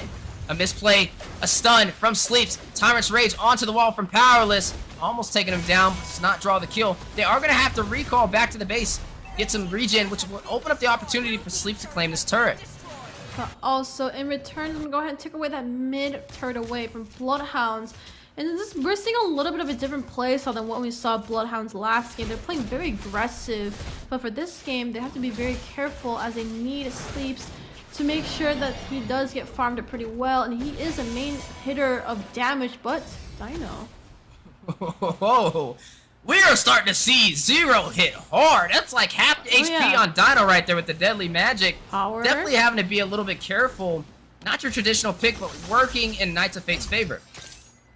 Yeah, definitely working in their favor, but Lord is coming up in about 5 seconds. Definitely going to see a lot of action happen in a few seconds. And we are about that 10-minute spike right now, so let's do a really quick item check. And I know a lot of these members are going to definitely have a lot in stock for them. So marksmans, we are looking at 2 core items for Claude, but ooh, Zero almost got caught there, but Leslie has picked up 2 core items as well. So just a 200 gold difference between both teams, and we are seeing the siege of this Lord. Who's going to get it? Dino just got chunked off really low on that backside. He does have the Bloodless Axe, though, to be able to sustain himself for Spellbound. If he did want to stay in this fight, alongside the Brave Smite emblem that he picked up, but he's going to go back to the base for some region. Not going to risk it. Lord at about 15% HP. Easy peasy gets it for the Bloodhounds, but Regrets will find Boca Roscoe. You're not getting this for free. Boca Roscoe takes down Regrets. An eye for an eye leaves the world blind as Kai takes down Coppola. And that is a 2-for-1 trade. And that is going to be Regrets taking on the board, but that might just be another one right here. Dino. Oh my goodness. 2-man set may lead to a kill. Sleeps, needs to get out of there. Barely escapes alive. Now going to use the ultimate sniper. Mikasa and Powerless making their way out of the jungle for the Bloodhounds. How are you feeling about Powerless's Kufra, Weezy? I know you've been watching him this entire game with the sets. How are you feeling?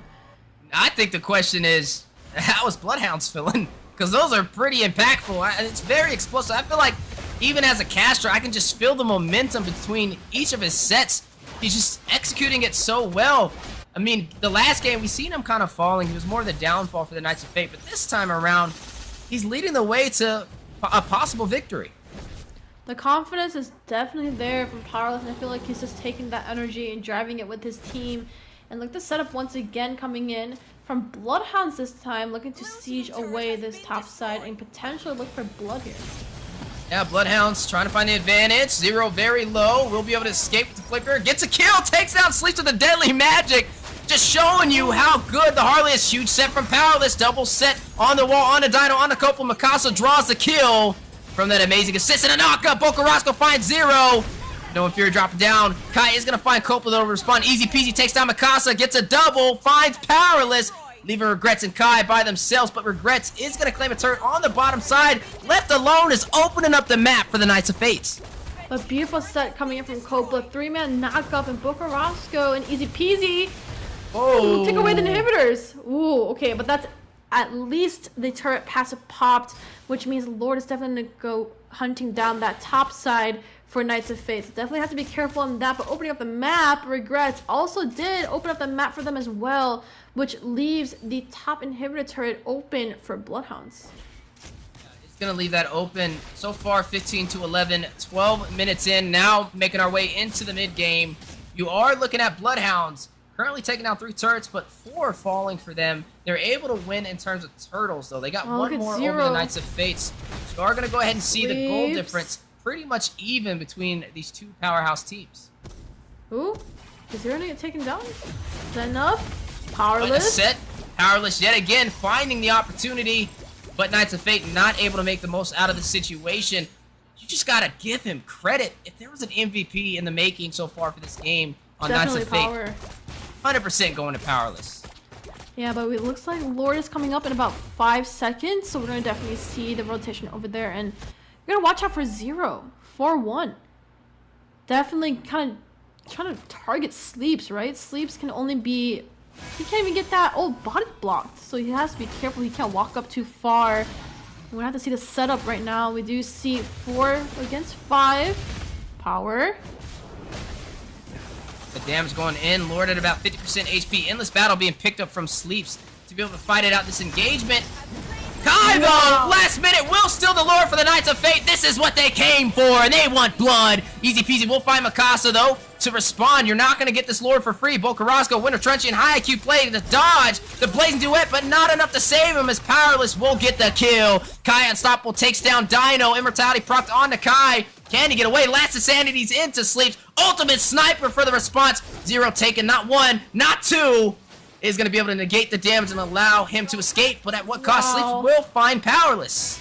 Yeah, Sleeps is definitely throwing some bullets now. A big hit in the face, but that is a Lord for Knights of Fate. Bloodhounds going to have to slowly rework their way back and reorganize their waves, as that is not what they wanted for this particular time right now. We are looking at the 15 minutes, so everyone's starting to get their items in. And once the items get dragged out, and once the game also gets dragged out, we're looking at long death timers. 15 minutes, Wheezy, what are you feeling? Oh, I feel like this can still go to either side. It is a close game, though. I wouldn't say this is one-sided. I mean, you're looking at the items, most of them getting stacked to their full build at the 14-minute mark. But here we go. Siege for the tier 2 turret. Last setting going in. Easy peasy immortality being proc. Coppola very low, but no one fear for the double knockup. Regrets getting the tier 2 and a kill. We'll find Coppola. Dino now needing to get away. He's going to dodge the damage, but they did lose that turret for the top side. They did lose it, but they're about to lose their mid side as well. Powerless jumping once again. Oh my goodness! Whoa! A 4-man set! Mikasa finds Sleeps, Regrets find Boca Roscoe, Easy Peasy and Dino by themselves! Is this what they needed? Will they be able to take it to a game 3? Deadly Magic goes on to Easy Peasy, back for the region, but not able to sustain himself. He gets a kill. Dino by himself. Knock knock. Who's there? Knights of Fate trying to end this game, but Dino for the denial. Not enough though. Minions are there. And Knights of Fate are going to take Bloodhounds to a game 3. Definitely will take it to a game 3, 1-1. This time the win is going to be Knights of Fate's hands. And looks like they are not ready to go home. Both of these teams are tight right now. And we're going to have to see where these two teams are going to take us. Oh, Wheezy, my prediction. Look at you. Oh, yeah. Let's go. That's what I wanted. Game 3. But that is a very intense game, though. However, Knights of Fate was able to turn things around as Bloodhounds, with that draft, was not able to play it to their potential. And in our first match, we saw Bloodhounds play more of the aggressive game, but maybe when they have a draft that takes time, that could be their weakness. But we are looking at a potential match 3, so very excited. But Wheezy, how are you feeling? Your predictions? Hey man, I'm just trying to get on the same wave as you, right? I mean, he might be on to something. But now, moving on to the post-game stats, 22-13, a 15-minute game. We are looking at a 15-minute game, 22-13. Bloodhounds fell a little bit short against Knights of Fate. We are looking at 0 and Regret. Getting taken off the board only once, but Kai, beautiful rotations coming in. And looks like that is their pocket pick. Exborg should not be tossed over to the hands of Knights of Fate. But we look at Sleeps, right? You put a very late marksman, just kind of puts Bloodhounds at a little bit of a disadvantage, as they love to play that aggro early game. So maybe they have to switch their draft around. But both of these teams know now how each team plays. So definitely have to keep an eye out for both of these two teams. Yeah, I mean, I think the keys to victory for the side of Knights of Fate is to get Powerless online. I mean, if you run something that he's comfortable on, they perform way differently than when he's uncomfortable. That Carmilla was not it, but that Kufra was it. Kufra was on another level. He was him. But you are gonna let him cook. Let him cook. As you are gonna go ahead and see this replay as they do push through into the base for the Bloodhounds on game 2 to even out the series. Bloodhounds, they needed to close this one out, but now may lose their top 4 spot because of this. This game 3 is going to decide everything and may change the entire dynamic of the NACT fall season and their placement for top 4. And we're going to see the rich guy being Regrets coming with that claw, but carry's going to be 0 this time. 27% damage. Dino taking most of the hits, 130,000 damage. That is more than Coppola. But Powerless is going to be the forgotten one, as he has 12 assists, and Powerless on Kufra. He's just him. He's him. The flicker sets, the ults. I mean, Weezy, you saw it for yourself. The Kufra is insane. Yeah, I mean, that was probably the most impressive Kufra sets I've seen so far in NACT. Honestly, it was a pleasure casting that game. I didn't expect to see that. I mean, Powerless, you would have said he was the demise of the team if you only watched game 1, but when you see game 2, no, he's the keys to everything. He's got the keys different. to the city. So I think for game number 3, especially for Bloodhounds, they gotta ban the Kufra out. They have to. I think that might have to be a respect ban coming in, right? Powerless was just untouchable, and giving out those, it kind of reminds me of Gals from A77 giving away those good sets, right? So definitely always on the... Wait, actually it's funny because the sets that Powerless was giving was also on the same marksman, which was that Leslie, right? Basic was running Leslie, and he was very easily to catch, but Fanny and Ling, it's gonna get banned out for Bloodhounds, but Knights of Fate, they have a lot of options left still. I'm guessing they're gonna ban out those EXP laners, so definitely Uranus will be one. Xborg, okay. So Xborg has been picked up by both teams once now, so I don't think they want to give it up at all, so they're gonna force them out. They're gonna go ahead and ban out Easy Peasy's Martyrs, the 3000 Worlds, the first Savage. Angela is gonna get banned, and Bloodhounds' bans have been the same for all 3 of these rounds so far. They're very consistent. But Knights of Fate, they're thinking about their last ban. Never know which way this is gonna go. I mean, I really don't. I can't tell. I think they just got to get something that Powerless can profit on. I don't think the Carmilla was it, but like something with good set potential, dive set potential too. I think he's a really good initiator for these engagements, right? Not playing a hero that's more passive. He needs to be up in the front line, creating the opportunity and soaking up that damage. I mean, Kufra is still available. Bloodhounds is gonna let it walk. Do they pick it up first pick, or they're gonna give Knights of Fate what they're looking for? A possible key to victory to close out this series. They shouldn't have let. Wow. Oh wait, no. Now Powerless is definitely gonna pick up that Kufra. Okay. They have the Uranus. But see, in response, they can always be a Terizla, right? But Uranus is definitely gonna be hard to kill. I'm looking at maybe a potential carry pickup, Claude pickup for the Uranus for late game. Definitely won't be killing him early game. He's a big chunk of metal that walks around that just heals every couple seconds. So you're definitely not going to see him do that. But I am going to guess. You're going to do a guessing game? Oh, yeah. Let's go. Kufra and...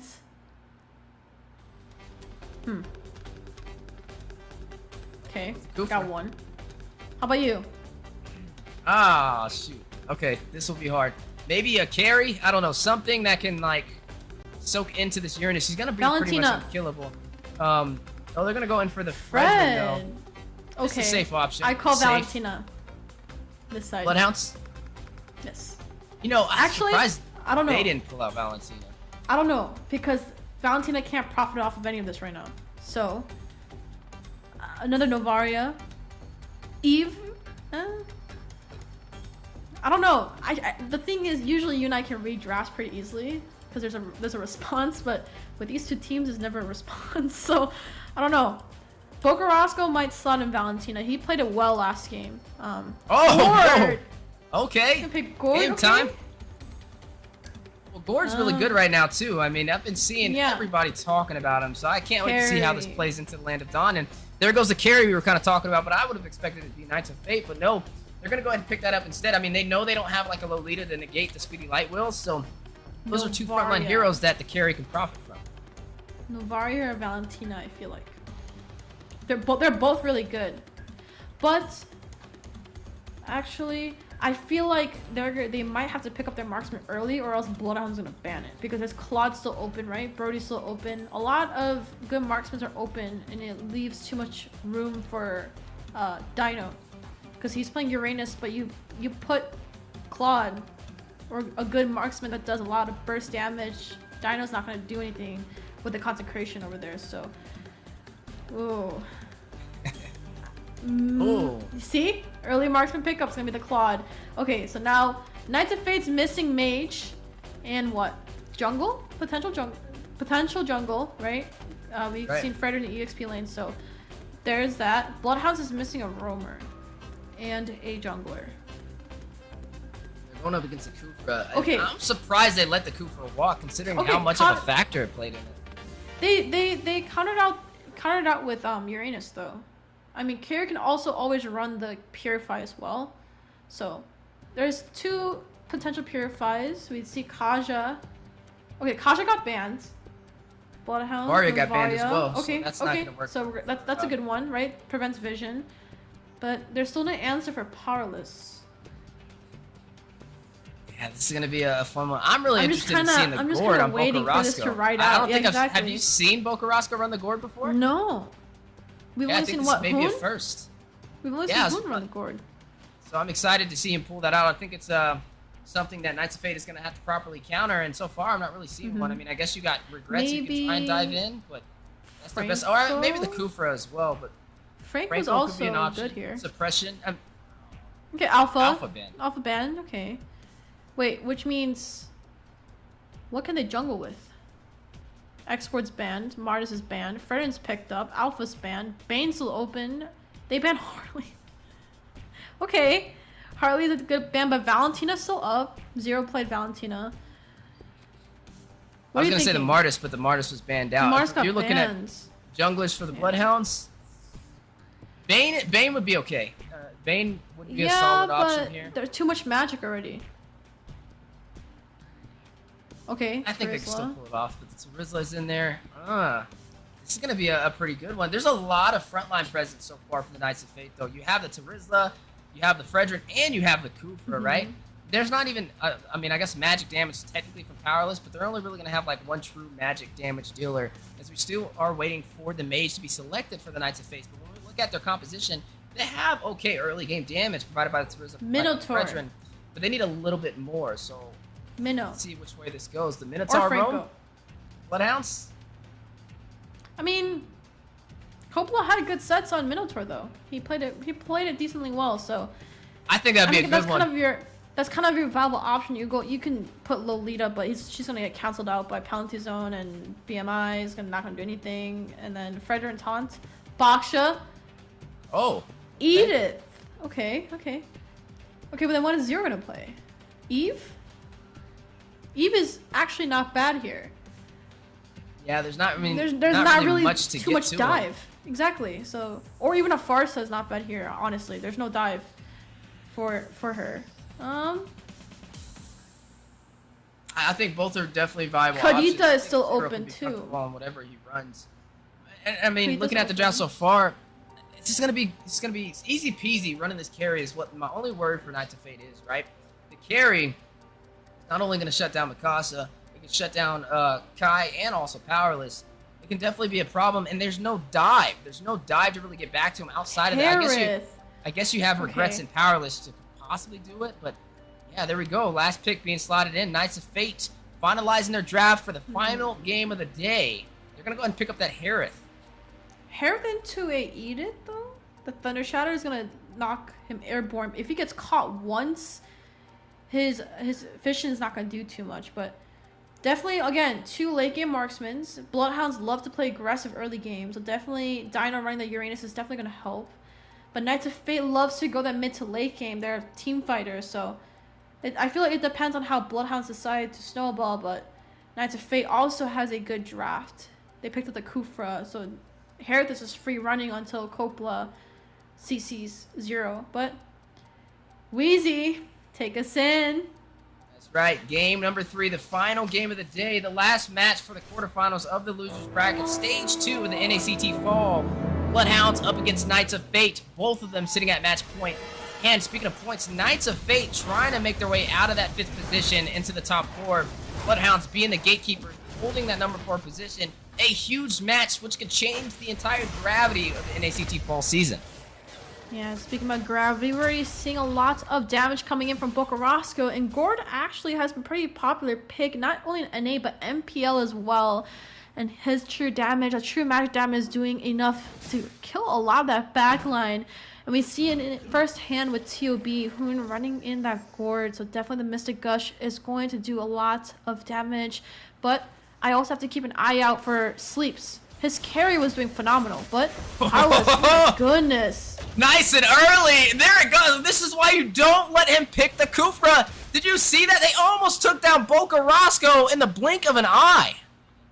Yeah, speaking about blink of an eye, we can see how a lot of things change, especially in the EXP lane right now. Dino's getting body bagged by Terizla. So this is the matchup that we haven't really been able to see because those two always get banned out, but we are going to see it today. Who will be the better EXP laners? Are going to be the Terizla or the Uranus, but neutral objective coming in about 30, but Bocarasco needs to be careful for Powerless. And he is one beast on this Kufra, but topside. Yeah, and he was the deciding factor on how they won game number 2 and maybe the cheese option wheel for game number 3, but there goes the cheese wheel from Easy Peasy Powerless winding up Not going to go in with the Tyrant's Revenge yet, but definitely have to watch out for it. I really want to see how he kind of plays into this match. Was it a fluke? Was it just a coincidence, or is he just him on the Kufra? He might just be him. Speaking about him, Boca Roscoe is just getting caught out every single time by Powerless with Mikasa's positioning. But Dino rushing in is running this Uranus, the Unkillable. Does have the Brave Smite as well to sustain himself. Turtle aggro has been pulled. May possibly get reset, but a huge knock on the way. Zaman Force dropping down. Coppola very low. Zero drawn first blood. Everybody caught in that Zaman Force. May not be able to escape. Kai is going to take down easy peasy. Miscalculation for the Bloodhounds. Dino takes down Kai, though. Gets a double. Finds Zero. Wait a minute. Powerless is going to find Dino. Gets a stun on a Boca Roscoe to allow Mikasa to pick up the kill. That is 4-2 so far, and a reset for this turtle. And Sleeps is just having, I don't know, Sleeps seems kind of bored. He's just sitting there waiting for Claude while there's a whole battle coming out in that turtle pit, but still nobody has picked up this objective yet, so it looks like we're going to see one more fight, except this time Boca Roscoe's definitely going to have that Mystic Gush to help his team with all that damage. Yeah, and I mean, right now, Knights of Fate, they are leading by 2 kills and already up by about 600 gold. They need to get this turtle to kind of lead the way for the early game, but Bloodhounds is not going to let it go without a fight. There it goes. Boca Roscoe connecting on the Powerless is going to shut him down with the Mystic Gush, but fight not over. Turtle doesn't get reset. Retribution out. Mikasa is able to claim that for the Knights of Fate. Easy peasy will find Kai. Everybody very low. Mikasa is going to find Coppola, but may fall. Zero takes down Dino. Mikasa still alive. Survives all of that damage. 6-4 on the scoreboard. And that's what we wanted to see from Mikasa. He wasn't doing so great on that Terizla pick the first match and the second match, but now he's sitting at 2-0-4. Definitely being able to sustain a lot of damage for his team. But we have to look at also at 0-2-1-3, but oh my goodness, Freezy. Powerless just in his natural habitat right now. Just dominating, providing these sets, and Boca Roscoe is going to fall. Zero picking up that kill in the mid lane, and another kill may be on the way as Mikasa finds himself in a 2v1 situation, and they take him down. We gotta give some love over to the top side, Wheezy. There's been too much things going on in the turtle with the EXP laners, but Sleeps is actually farming up pretty well, but Regrets does have a level up against him, and we're gonna see the potential claws here. Power. Ooh, another set on the way. Bouncing ball with that Tyrant's Revenge, but wait a minute. Coppola very low. Kai picks up the kill with the Brazer's Wrath, is able to shut him down. Sleeps is going to chase down Kai and take him out for the response, but Cheese will in effect toward his pursuance as well. Trying to slow down Powerless. Boca Roscoe dealing damage, able to get the stun inside of the turret as well. We were wondering how the Gore was going to play into this so far. It's still a little shaky from what I've seen. 1-2-2, but time will tell. Dino just took away the blue buff, so it's for a turret, for a buff, I don't know, but definitely is a little bit farm taken away from Knights of Fate, or yeah, Knights of Fate, but are they looking for a siege here? Zero low. Possible counterplay, Powerless yet again, a stun on a Boca Roscoe. He's able to find the backline at any given moment, and down goes Boca, his third death so far, but a knock up of Brazer's Wrath. The slam dunk for a double kill. Kai takes down Coppola, and now another set from Powerless. He's just all over the Bloodhounds right now. Yeah, it looks like Dino still doing a little bit of zoning, doing a good job on this Uranus, but falling a little bit short. Carry still has time to come online. Sleeps. Gotta watch out for him as well, but Regrets also running this Claude, but Turtle. Kai is gonna pick up that turtle for the Knights of Fate. That is 2 turtles so far in their hands, left unanswered, which is gonna increase their goal lead by almost 2,000 and also boost the XP for their team as a battle in the mid lane on the way. Huge penalty zone for the quad knockup. Easy peasy is gonna find Mikasa. Zero respawn finds Dino with the Zaman Force, picks up a double, finds Coppola, but Easy peasy gets a double to respond back. Will find Powerless and shut him down. It is a 2-for-2 trade actually. EXP and Rome both got taken off the board, but looks like Knights of Fate kind of overstepped that fight as they were looking to siege a turret. However, they were not able to, but Focus comes over to top side. Easy peasy making his way over, stopping Regrets from going up this wave. Yeah, definitely stop him. As you're looking at the items, Demon Hunter Sword and the Golden Staff picked up by Regrets. Sleeps able to get 2 of his core items as well, the Corrosion Scythe and the Golden Staff. definitely looking good for both gold laners. Neither of them finding a death so far. I think that's definitely one of the keys to victory is trying to get one of them uncomfortable and delay their late game presence. Yeah, but Easy Peasy is actually ahead of Kai right now by 2 levels, so you can tell he's been farming. Also, sitting at more than 50% of the team's kills right now, sitting at 413, but Kai sitting at 436 is able to tank a lot of that damage. But you can tell Easy Peasy has been just trying to farm all the objectives, but here comes the Cheese Wheel. Right, Cheese Wheel rushing in, Easy Peasy, trying to be the frontline jungler, but now responded back from the Bloodhounds and the damage. KOF, though, trying to still take down some of the members, increase this kill lead. Conceal? May be able to pull it off, but a possible counterplay on the way as the conceal play does get called out from the Bloodhounds. Will not amount to anything for the mid lane. But we do see Turtle coming up. Both teams looking to siege over this neutral objective, but mid side, you see a little bit of a pairing with Sleeps and Bokarosco. Mikasa in a good position to get those 2 squishies in the back lines, but looks like aggro is being pulled towards Knights of Fate for this objective. Third time's a charm, right? I mean, Bloodhounds lost both turtles so far, but can they get this? Powerless again! The monstrosity! Kufra being a problem, but there goes Bokarosco trying to get a kill with the Mystic Gush. Flickers in, finds Mikasa Kai! Oh my We'll get the turtle for the Knights of Fate. Additional shield has been activated. Powerless gets a kill. Zero takes down Easy Peasy. Blazing Duet from Regret. Zero Unstoppable is going to take down Easy Peasy. A double kill as he finds Dino on his path to destruction. Leaving Bokarosco, leaving Sleeps by themselves. Both backlines for the Bloodhounds. Can they stop them from pushing in the turret? Kai is going to activate a kill. Is going to get Bokarosco. Killing spree does go into effect, and down goes the turret for the mid lane. I feel like there had to be a little bit more of that focus towards Sleeps, right? He's sitting at 103. It hasn't been taken off the board, but Coppola sitting at 0-6. Not something you really kind of want to see the roamers dying too much, right? Powerless is sitting at 2-2 with 12 assists. So that's how you know he's been everywhere on the map, but we gotta have to protect Sleeps as he is really the determining factor. But how fast can they get there when we already see the snowball starting to happen? 6k goal lead from Knights of Fate, and Bloodhounds looking for an answer.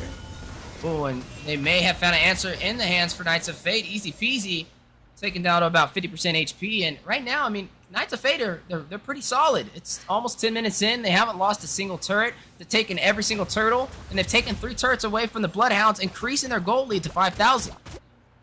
Absolutely, but we might see a potential sandwich over here from Knights of Fate. Power charging up. There it goes, gets a set on to Coppola, and they are going to lock in for a possible kill. Coppola not able to get the Primal Wrath in time. Godlike kill gets taken down. Regrets will claim the tier 2 turret for the lane as well. But on the bottom side, a possible trade in objectives, as you are going to go ahead and see Dino left uncontested. May be able to clear that out. Does claim that turret for the Bloodhounds. But leaves open the inhibitor, but Powerless charging up once again. Now, see, Bloodhounds can't really walk up because of Powerless. That's how much pressure he's giving on this Kufra. And because of the Tyrant's Rage, the CC, the instant CC as well, can't really do much. And Sleeps and Dino is definitely running the pier, but once Bokarosco is caught out, the damage is not there anymore, which kind of puts Bloodhounds at a disadvantage. Yeah, definitely going to put him at a disadvantage, as you are going to go ahead and see another set from Powerless, this time catching Dino, the unkillable Uranus. Can they take him down? Mystic Goods from Bokarosco from afar. You are going to go ahead and see Dexter join the party, give him a slight advantage in numbers. Lord at about 75% HP. Bokarosco takes down Mikasa. Blazing Duet from Regrets. Zero is going to find a kill. Legendary One. Regrets is going to take down Dino. Zero is going to find Coppola for the double. This will open up the opportunity for the Knights of Fate to claim this Lord.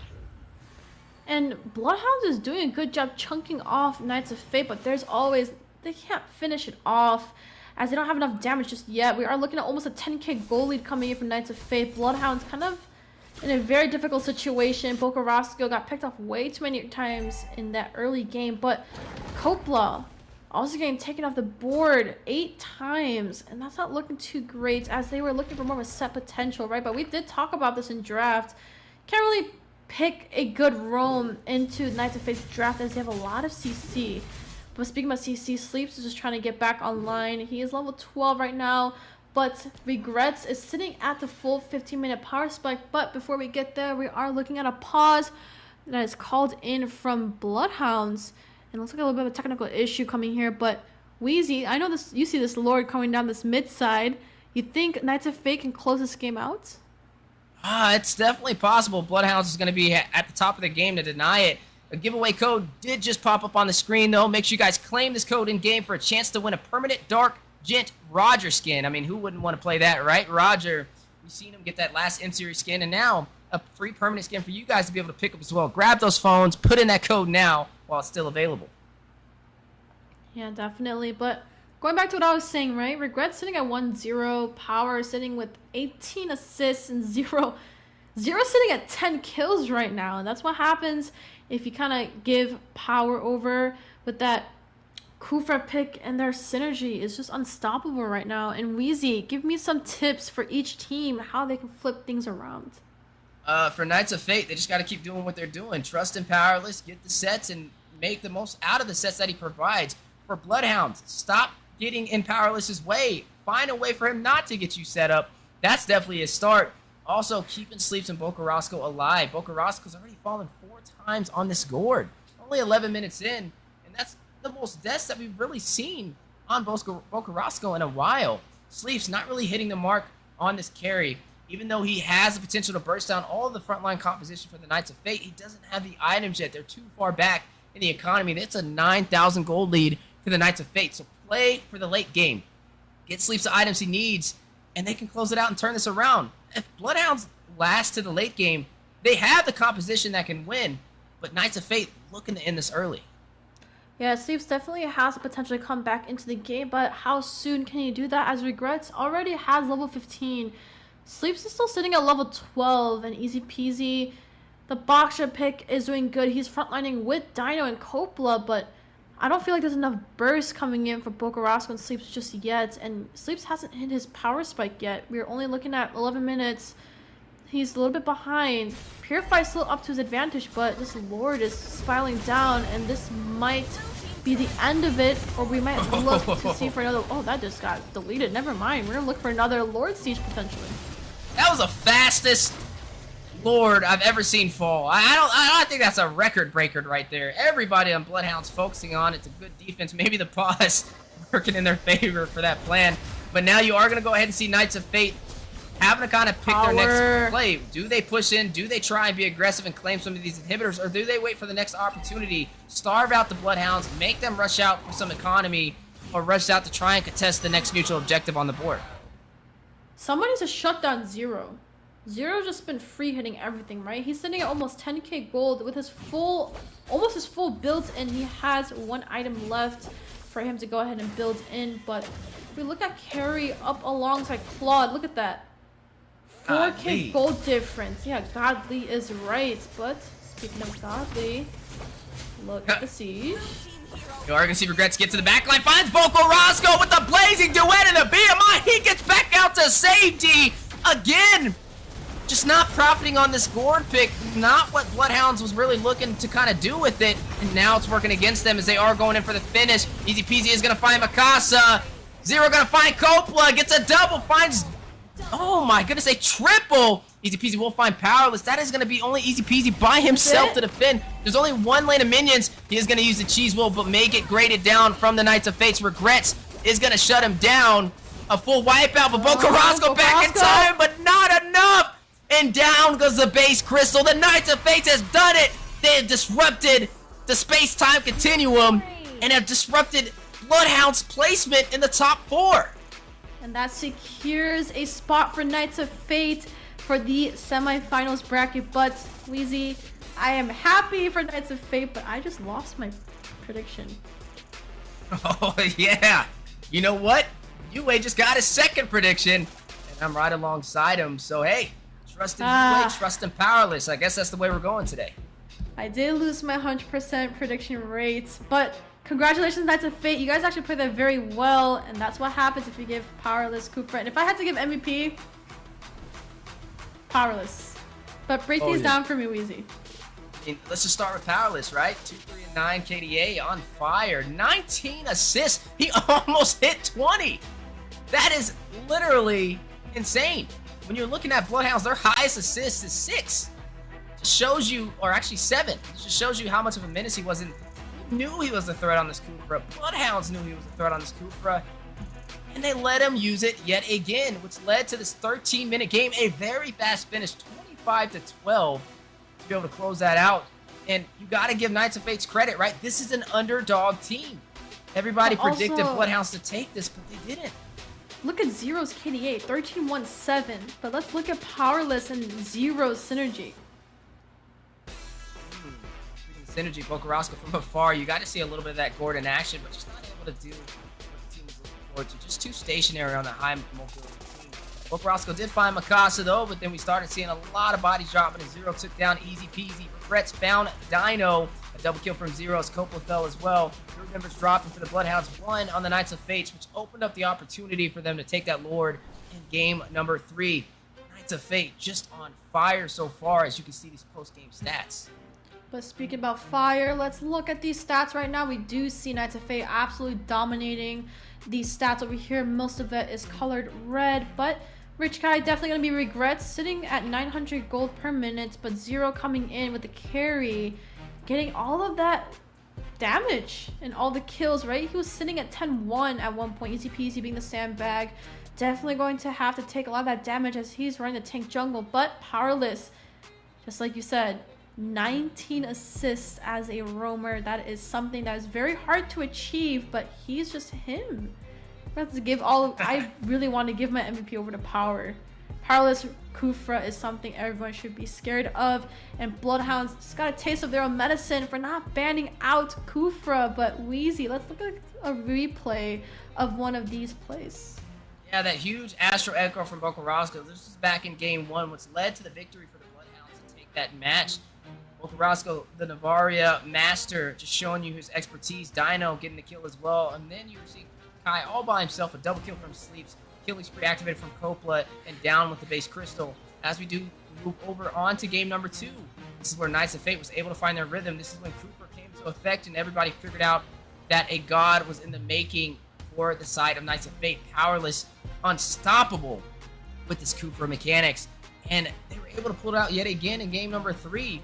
As we are panning over that game as well, it just shows you some players are just unstoppable with comfort picks, and Powerless just happens to be him on the Kufra. You cannot allow this man to pick that up without a proper plan, and you're just seeing them excellent drafting, excellent compositions. But now let's swing on over to our amazing host, Liz Bess. Wow, what a game. It looks like my predictions are one step closer to you, but I am very happy. And Knights of Fate is the team that I had the most high hopes even before the tournament started, where I thought they would make it to top 3, and they have taught me today to never stop believing. Now, Powerless Krupa is overpowered, and he is the MVP for this series. Powerless himself has never failed to impress, as we have seen last season with his Uda Buddha Hanabi. But moving from Powerless, I also want to talk to you guys about what we saw with Zero on that Harley. What is up with that? Oh, I mean, it was definitely a problem. It caught me off guard, but as Eunice mentioned, it's something that he's used before, previously when he played for Gosu and Fallout, right? It was just been a problem, and being able to kind of sneak that in just shows you that these teams have trump cards up their sleeves, unexpected hero picks that can change the dynamic of what we know as meta, and you definitely gotta have to watch out for it in the future. But definitely Powerless being the MVP. This was his fight and his moments for this series. Definitely have to give kudos over there for Power, but also Zero was also doing exceptionally well on Herod and was able to carry his team through it all, sitting at a double-digit kill score, which isn't something we usually see in NACT either, but the high kill score definitely made them one of the top-tier teams, and they did secure their position in a comfortable spot as we're going to go into our next series for the next days for NACT. Definitely going to have to have a lot in stock, but today's match is Wheezy. Whew. 2 series going to BO3s. That's something we want to see. Definitely a lot going on. And fun fact, I actually lost both of my predictions with Bloodhounds with their debut match as well as their closing match of regular season 2. So we never know what's gonna happen in 2 weeks, right? Definitely took a loss today, Liz. We both did. Definitely did, We but both did. I am so happy that all the teams got to prove themselves. And let's take a recap at what happened in those clashes. In the first half, Area 77 secured their first tournament win against AggravateOne, and DPR shat the world with the Savage and Maniac, and all the teams proved their worth today. But there are teams that are going to be going home for now, and that's going to be the AggravateOnes versus Ant, as well as the Night Horde. And today, Avalon and Knights of Fate are pretty safe moving into the qualifiers, and we're going to see what happens tomorrow between the two teams.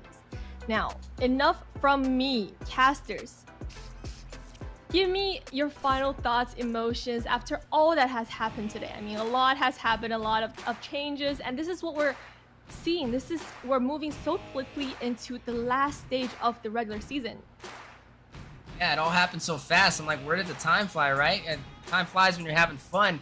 But a lot of twists, a lot of turns, and like I say, a little bit of burns in the Land of Dawn today. Surprises, right? Area 77, even though they didn't win like we kind of thought they would with the fire that got lit underneath them, we got to see their potential, and I'm excited as they move forward. Knights of Fate, shocking the world, taking down the Bloodhounds. You never know what's in store for them. It just shows you there's other teams outside of the traditional BTK and the Ohio brothers out there and can potentially give them a good match and run for their money. So guys, it's been a pleasure casting. Thank you so much. As always, we love being out here supporting all these teams and seeing who's going to represent North America for the M5.